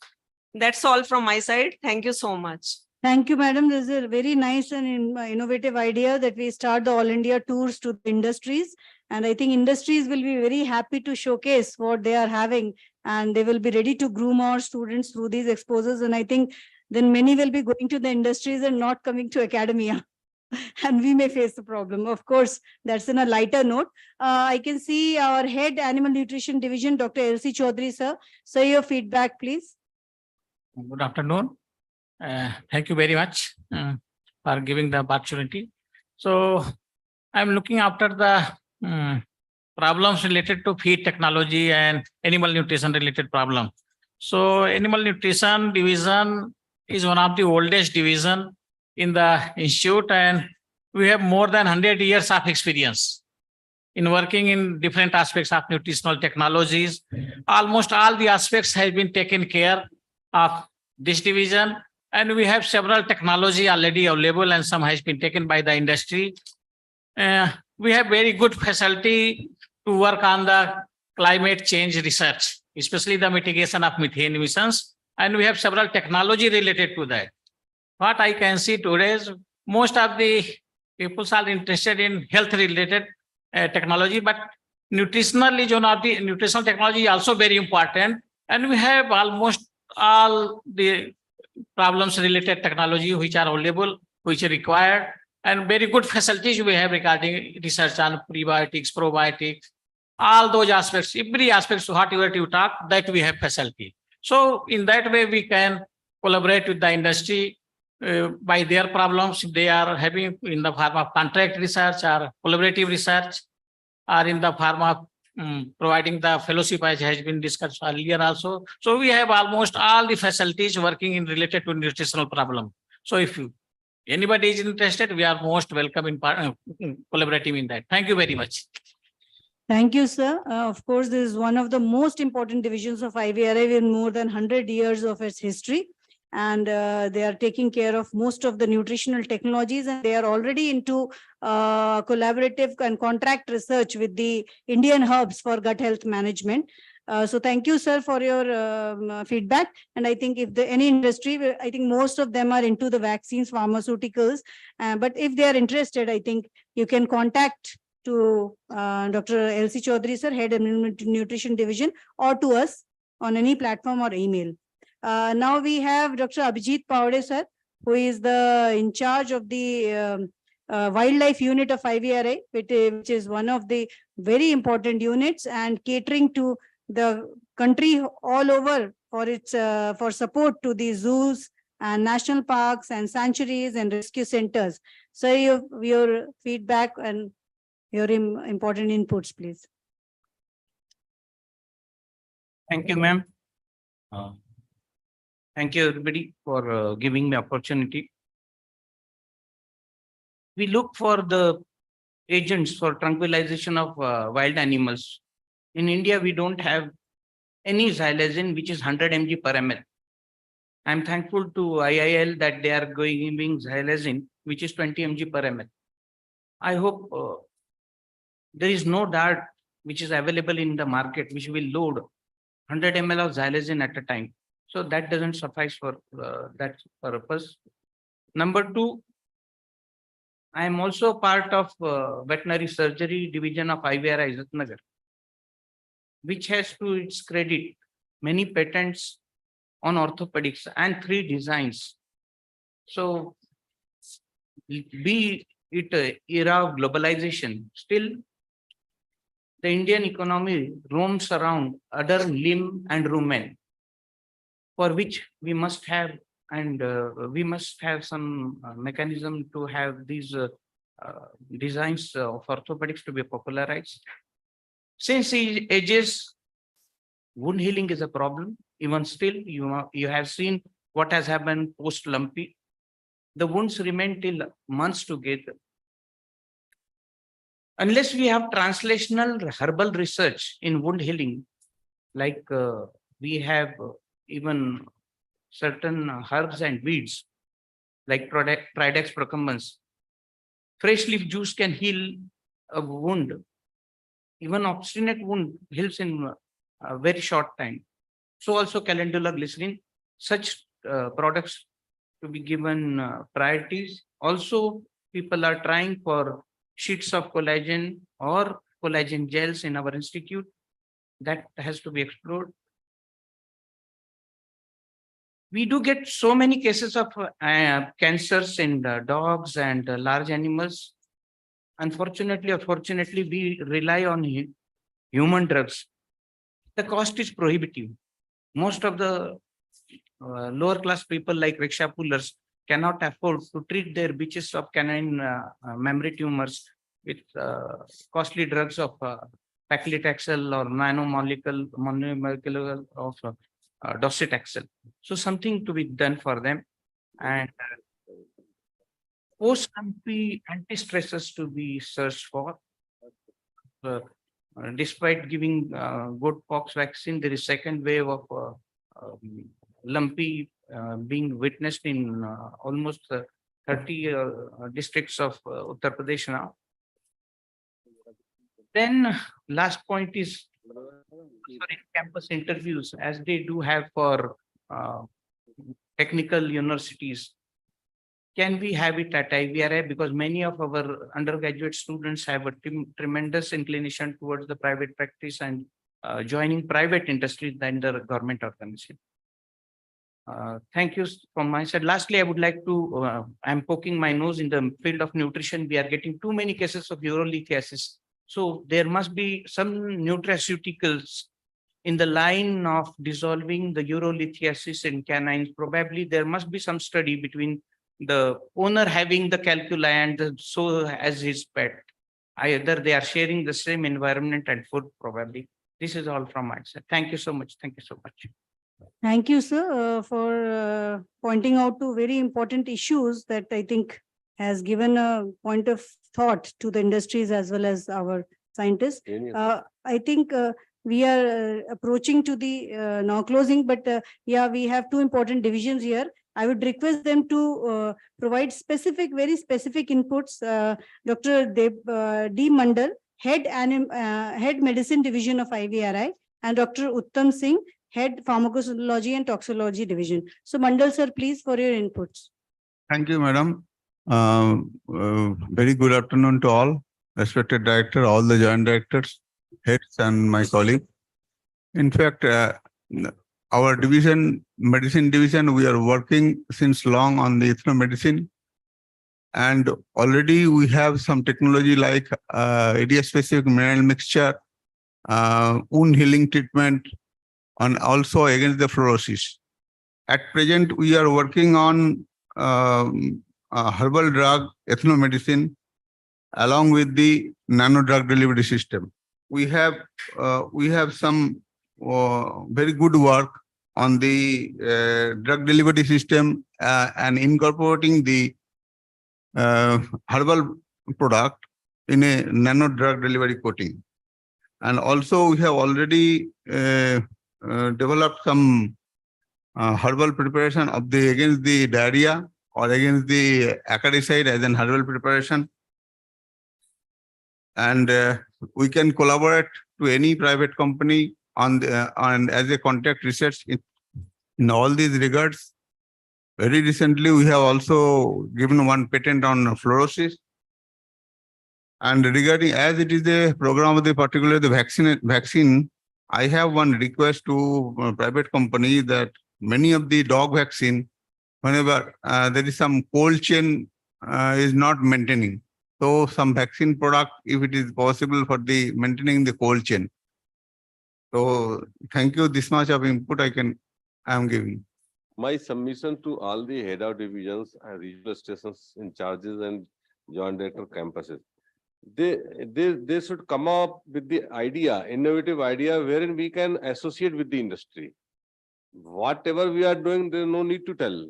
What we have achieved, we have no need to tell. But based on our competency, based on our expertise, if you have some innovative idea to tell, wherein we can associate industry, our industry can associate with us. These points need to be elaborated. Others, I think, there's no need to tell. So my submission to all the remaining head of divisions and the regional station campus, if they have some suggestions, they can come forward. Madam, 1 minute. Can we have idea of oral bet vaccines for wildlife? Because we don't have any mechanism to come back because we are importing all vaccines for like PureVax. Can we have our in-house or Atmanirbhar vaccines like for CDV, which is quite prevalent in wild felids? Thank you so much. Any other? So any feedback from the industry on this important? Yeah, so there is a actually ministry reached out to IL for this as a request. There was as a part of One Health mission, rabies elimination from canine source by 2030 is a program which Government of India has launched, and there was one of the gap that they have identified. Wild canines don't have access to rabies vaccine. So they came back and asked us if we can develop a bait-based technology or something that can be accessible to wild animals, zoo and other things to be given, which is indigenously developed. We are currently assessing 2 different technology platforms, one with an international agency to see if we can develop a technology. There are some practical aspects of implementation in terms of field deployment that we are also trying to address. It's very early stage at this point of time, but if there is some kind of technology concepts available, we'll be more than happy to engage and discuss. There is also a couple of other points that was brought up earlier. One was IVF. We have a program with NDDB related to IVF because the more restrictive, cost prohibitive aspect is the media that is used for growing of fertilized embryos. There are 12 different of them, and the shelf life is less than 4 to 6 months. Compositions are very straightforward, and everything is imported, and that actually making it going a single IVF cost more than 1 lakh. So NDB has requested IL that if there, because we make media on a daily basis, large scale sterile media, they said that if we can make something which is affordable, that brings down the IVF cost much lower and still be efficacious. So we have a program in our R&D with NDDB to develop IVF based media, 14 of them. We have done the first round and they are currently under evaluation. There was also some other point came up on ethnobotany. So we are already engaging with 2 agencies to develop an ethnobotany based product primarily for infectious disease applications. So these are certain areas that we are already very early stage. I won't say it has gone into any product, but these are approved concepts by our board to move into practical R&D based product development and applications.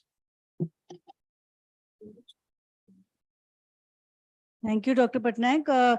Do we have any other feedback or inputs? Else we will start the final and the. So, if allowed, can I speak, ma'am? Yeah. Arnab, Yeah. sir. He is the in charge head of the regional station, Kolkata, IVRI Kolkata. Please, sir. Respected director, sir, and all my colleagues and representatives from the industry. I've got two quick points to make. The first being, we have to have a mechanism to assess the impact of adoption of vaccination at the field level. Because most often what happens is that this is done by the state governments and it's very sketchy in nature. So if we have the vaccine stewardship organized with recognized vaccine service providers, and this could create an entrepreneurial niche wherein people could, promote vaccination at every level, and there could be a record for that. And apart from it, there could be also the concept of vaccine vial monitors, which would indicate the thermal abuse status of any vaccine. Because most often, due to cold chain logistics, there could be a breakdown in quality of vaccine. but ultimately people would, raise the fingers on the quality, on the manufacturing quality, which is not true. So that is something essential which we have to work. And the second point is that we have to focus on isothermal genomic detection using minimal equipment, because diagnostic tests have much less takers. So I think that is one sector, the veterinary diagnostic sector, which has to be really worked in close collaboration with the industry. Thank you. Thank you, sir, for your very innovative, important inputs.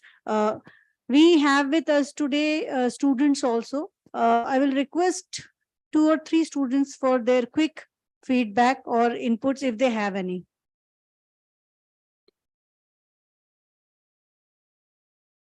Yes, there is a hand raised by Dr. Thakur Uttam Singh. Yes, Dr. He is the head of the Pharmacology and Toxicology Division of IVRI. Thank you, ma'am. Actually, pharmacology and toxicology definitely important division for doing the research on drug discovery and development aspect. So I have one observation regarding this BioVet presentation. They have this opportunity regarding the toxicology.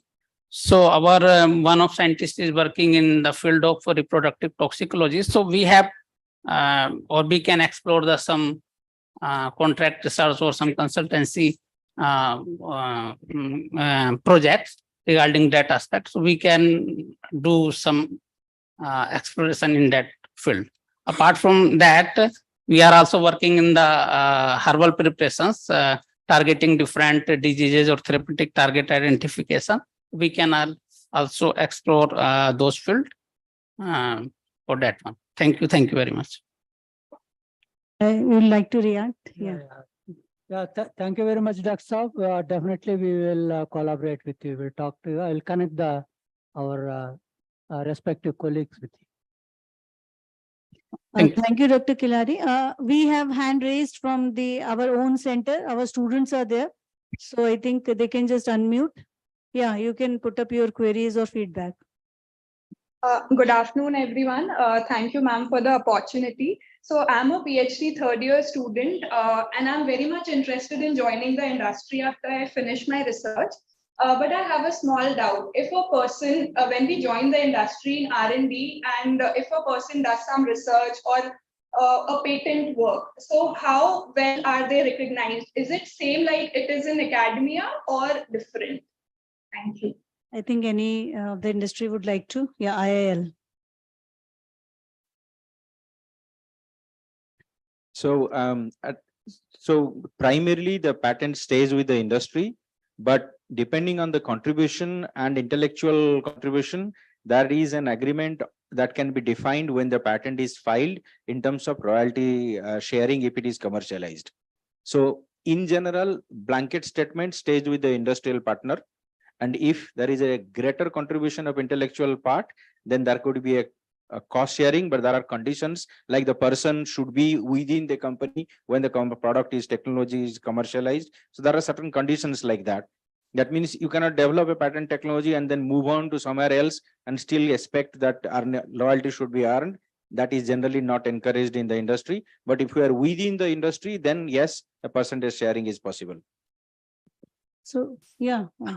Thank you so much, sir. I'm sorry if we have the response from Hester Biosciences. It's all case to case basis, and there is no fixed model and there is nothing sacrosanct in this. It all depends upon various variable factors at that moment. As we rightly said, IIL, that it all depends upon at that moment.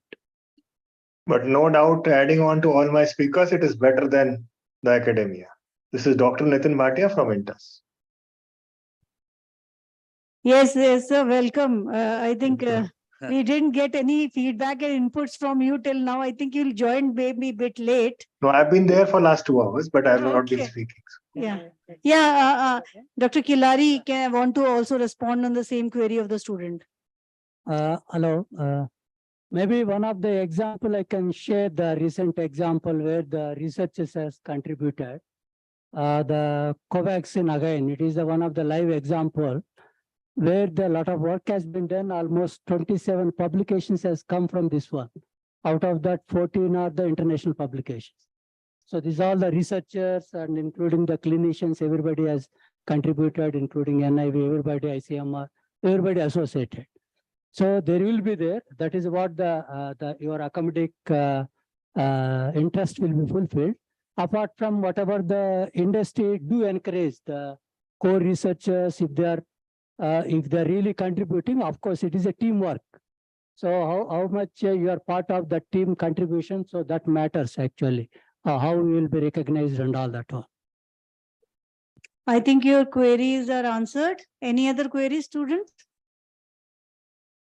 Of course, I think there are no more queries then. Yeah. So we are reaching to the concluding of this interaction session, and just 1 minute more, I would request, we have actually with me my co-chairperson, Dr. Bablu Kumar, who is the PI of the Agribusiness Incubator and the Agribusiness Incubator of IVRI, wherein there are some opportunities for collaborating with industry. Just he will take 1 minute. Doctor, please.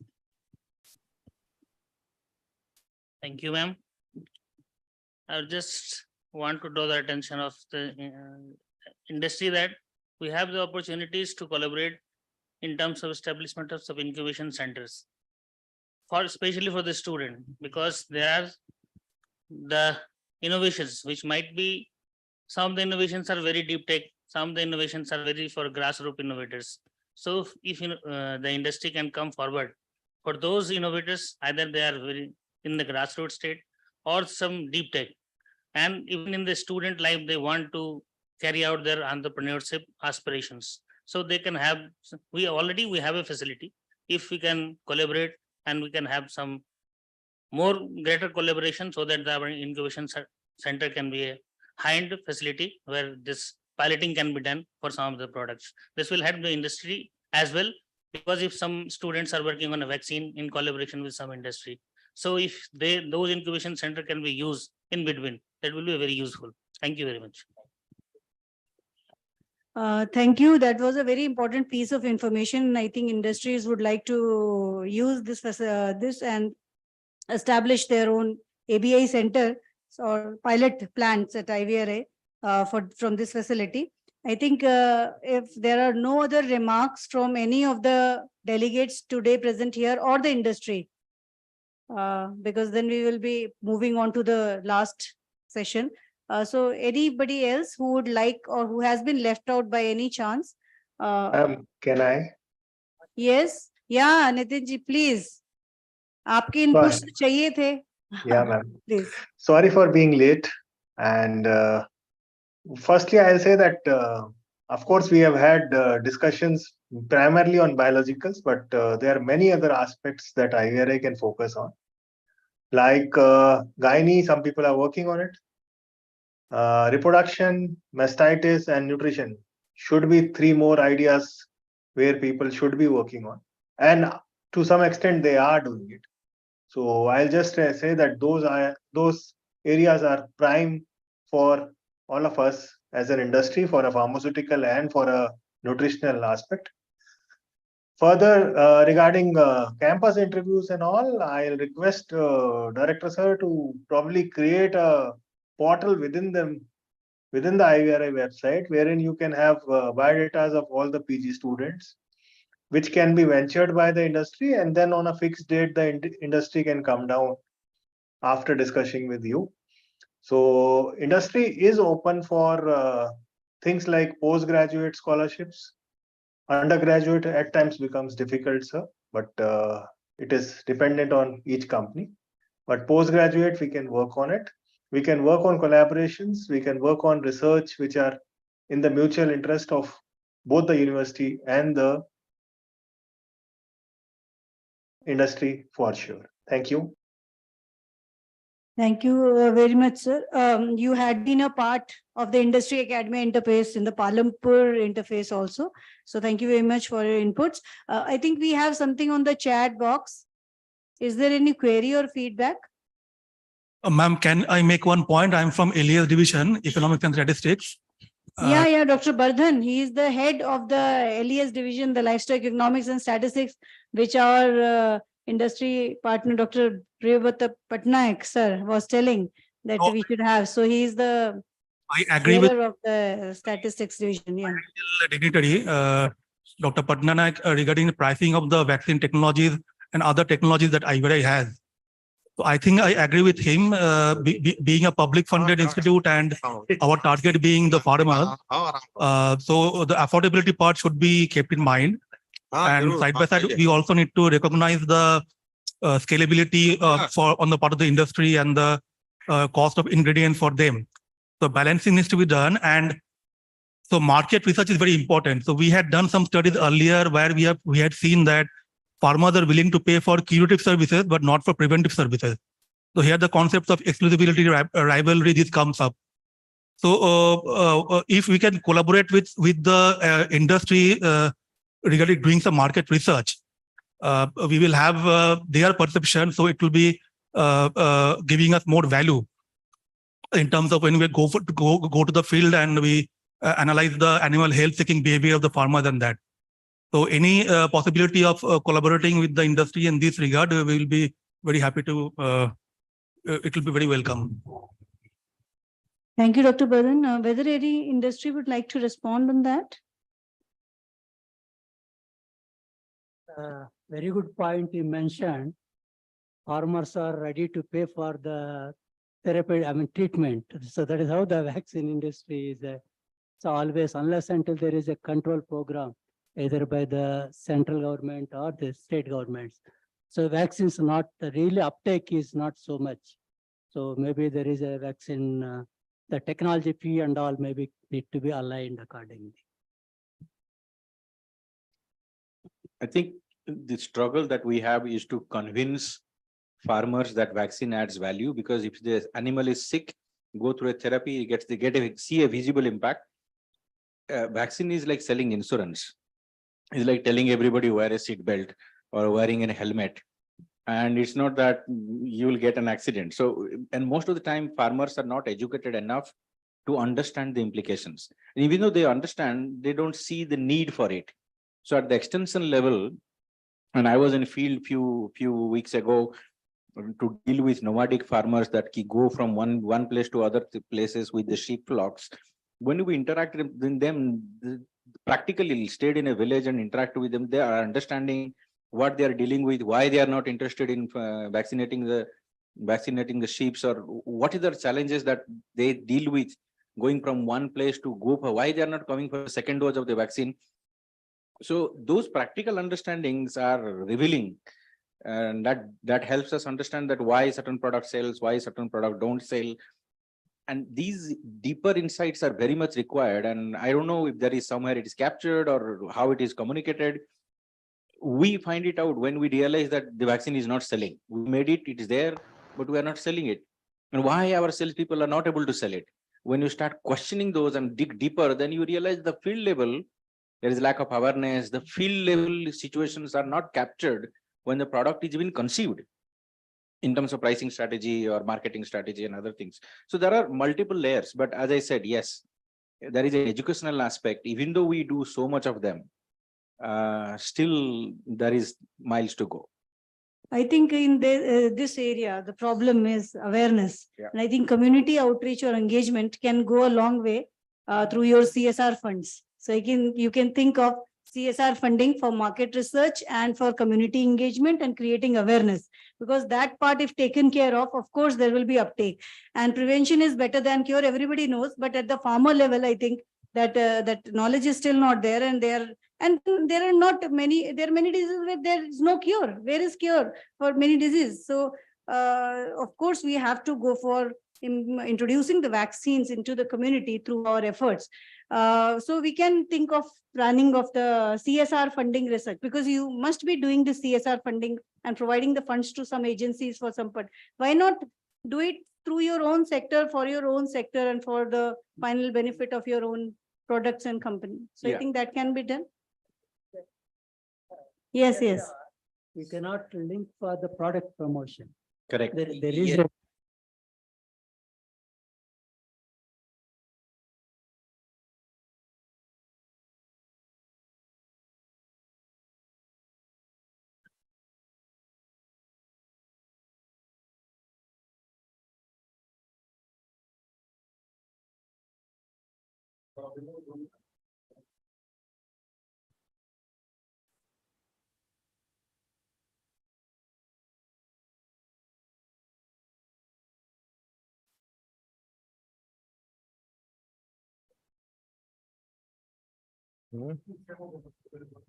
Internet खत्म हो गया internet बोल रहा हूँ sir internet खत्म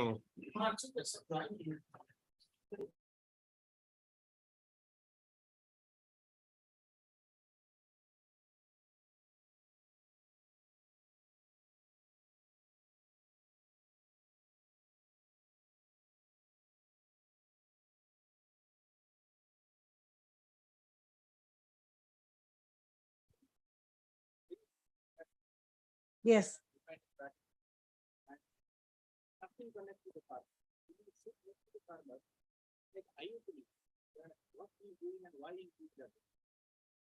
Yes, you are very true. Actually, educating people is the first step towards achieving anything. And I think that can be done through, if you can think of the CSR funds on trying to educate people on using these products for preventing and preventing the health conditions and all. So I think this, yeah. Not only, Yeah. not only the awareness about the usage of vaccines and all, there are several research going on about the vaccine strains, diagnostics, all those things, that is fine. But how it is getting delivered is very important. Now, vaccination is becoming a big challenge. We have seen with COVID how much challenges were there with the vaccination as such. If you talk about the poultry industry as such, there are so many chicks which has to be vaccinated. The vaccination technology is going to take up in the future, which has to be addressed in a proper way. That is one of the things which I would like to suggest. If people are, in the sense, IVRI is working on such sort of things, definitely industry would be interested. IVRI is working on a number of newer areas, improving the vaccines, improving the diagnostics, keeping in view the challenges that are coming ahead of us. So of course, we are working on that. So thank you very much. About the vaccination procedures. You want cover to all the vaccination protocol? No, procedures. I think challenges with the vaccination Vaccination as such. as such. See, right point he has raised in the poultry or small animal. Large animal vaccination is easy. But the poultry and all that one, or in the other thing, vaccination injectability is the main problem, mass application. If it is a oral or if it is that is okay. Many vaccines which are oral. The researchable issue. But definitely how it is delivered, whether it is efficacious to all the chicks. whether it has You been want to- delivered in a- Studies you want to, research studies to be taken up. Of course, that can be also a part of CSR or collaborative research, whatever you think. You can come out with that proposal, and I think we will be happy to collaborate. No, he's suggesting that this is a challenge. How this challenge can be meet out, this is our responsibility. This is good. Yeah. Another thing is, how do you take the industry, whether it is a poultry, whether it is a dairy, whether it is sheep and the piggery? Fortunately, poultry has been more than 85% with the commercial farmers. And they understand the genetic potential because genetic potential is given by the companies. So farmer, when he feels he is not reaching a genetic potential, he realizes the importance of vaccination. The losses, which can be because of the disease outbreaks. This is the basic reason why every farmer follows simple doctrine, whatever is given by the chick selling company. Here in dairy, or whether it is a piggery or whether it is a sheep and goat, we do have farming communities, but we are not giving them a day old or maybe a month old or maybe a heifer or a piglet. So he doesn't know actual farming, commercialization of a farming, the losses. It can happen because of a disease outbreak.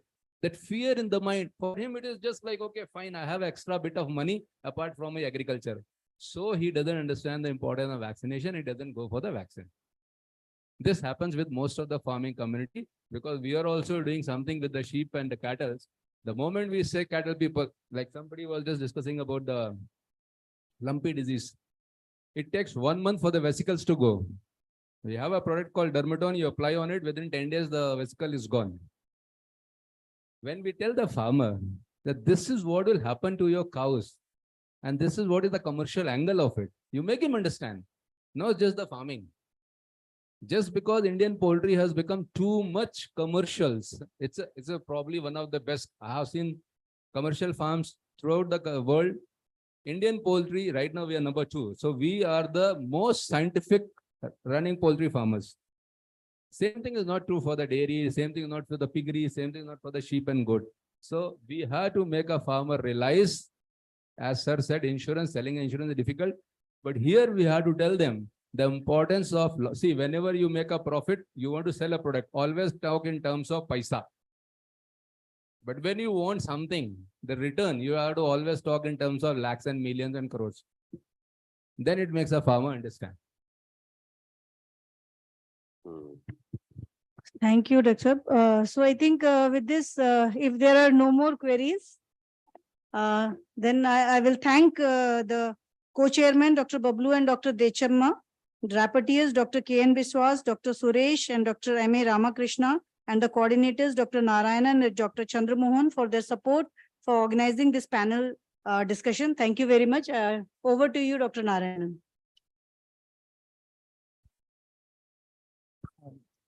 I thank the think tanks of veterinary biological industries and the academic advocates of IVRI for the thought-provoking panel discussion. Now everybody is hungry. I request our Director and Vice Chancellor, Dr. Trivenidar sir, to provide concluding remarks. So thank you very much, Dr. Narayan. Now, first of all, really, I and on behalf of IVRI fraternity, we are really grateful to our industry partner who really made it possible to come over here and participate in a very wonderful discussion. We had a really good discussions across various issues. Now, there is a need to have a functional collaborations, the functional MOUs. So I think based on our discussions, the requirement of the industry and the requirement of the institute, my submission to the industry partner, kindly come out with the proposal right from our contact research, our collaborative research, or some other CSR activities, so that we can go ahead. And at the same time, my submission to all our researchers, our head of division, joint directors, esteemed joint directors, and distinguished head of divisions, based on the discussions and need of the hour, we should also move ahead with the proposals with the industry that these are the you see highlights are key points wherein we can have a functional collaboration. Now we have a perfect policy guideline to move with the CSR fund and to move with the collaborative research programs, contact research activities. We have a policy guidelines, how we can go ahead, how will be the benefit sharing between the institutes and industry. So these are all the guidelines are in place. Well, you see already circulated among the officials of the institute. So I think there should not be any problems moving forward, making greater collaborations with the industry. Now, my submission to the industry partner that you have a commitment or you have a liability to spend money of the CSR on the identified areas. So we have already identified some areas regarding enhancing our R&D, teaching, and quality control infrastructure.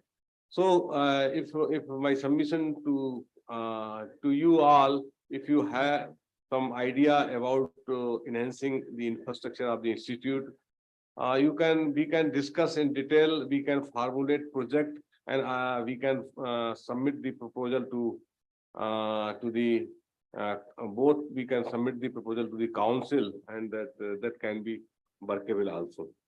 And this as far as this collaborative and our contact research activities are concerned, we are working since long in these two type of programs.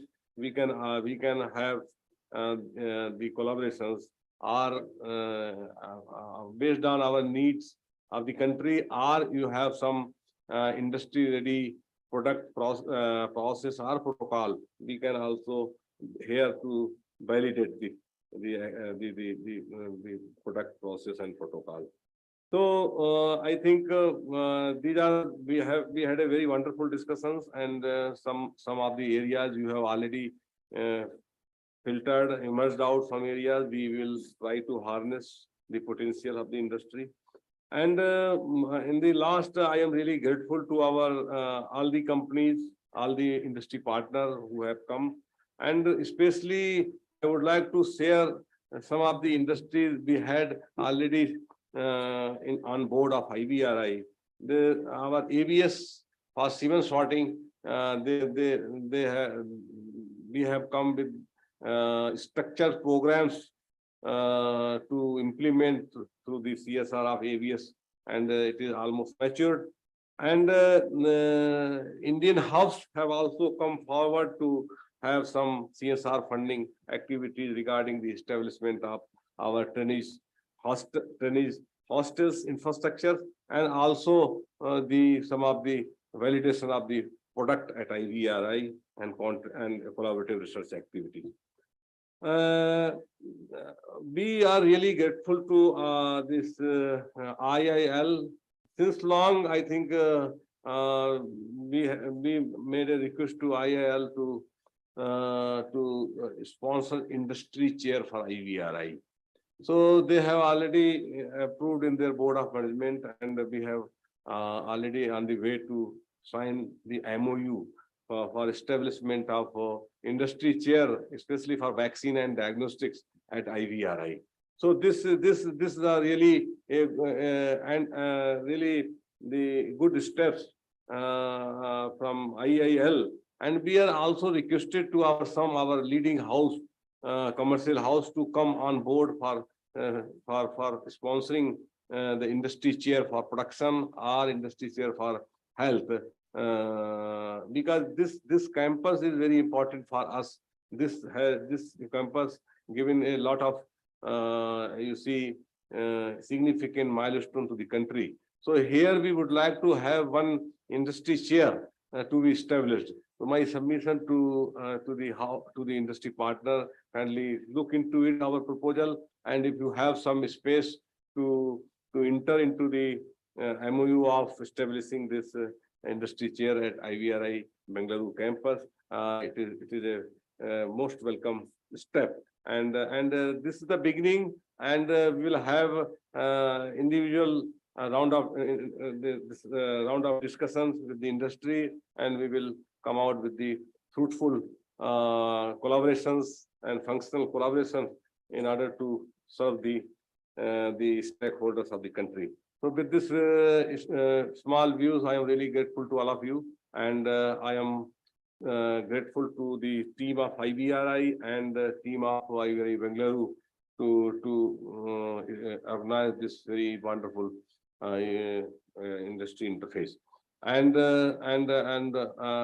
my compliment to all the head of divisions and our joint directors who joined this important meeting, and they came forward with some kind of suggestions and comments. So thank you very much. I am really grateful to all of you. Thank you very much.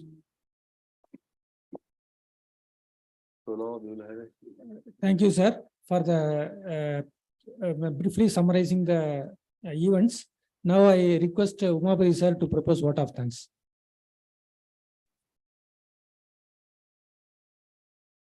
Yeah, good afternoon all.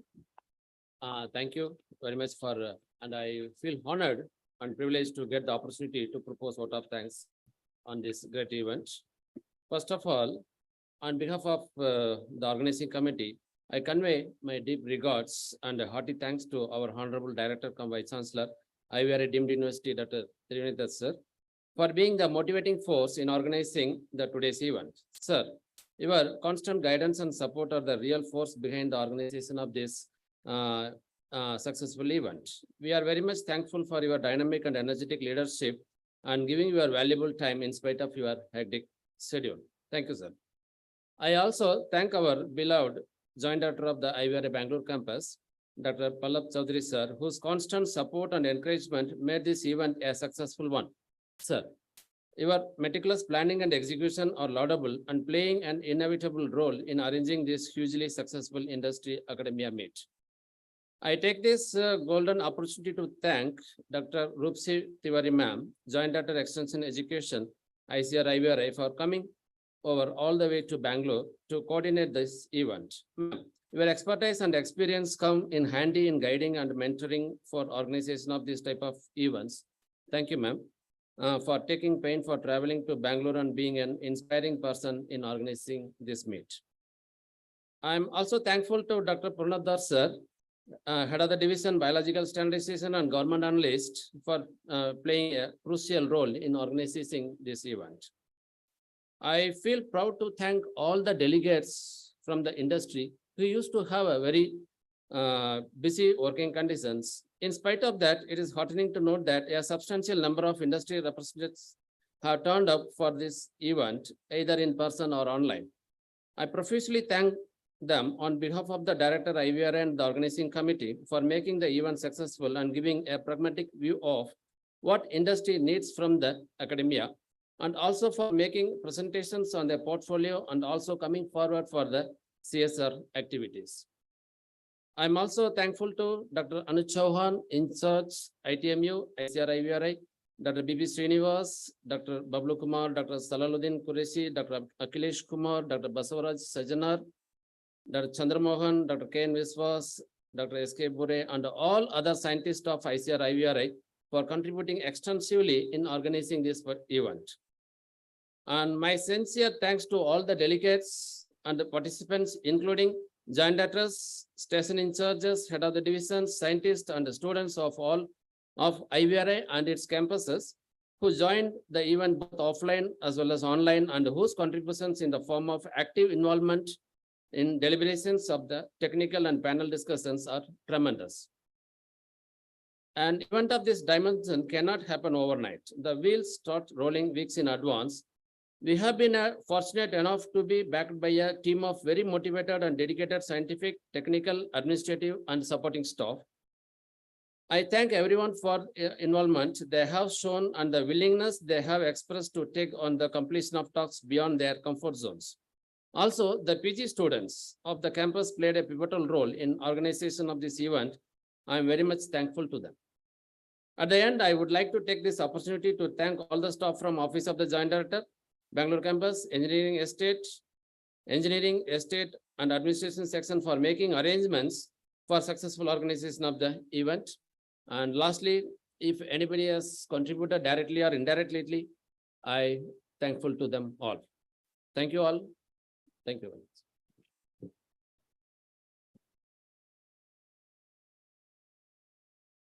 much. We are a bit late for lunch. Now I request everyone to join for lunch in this country. Thank you.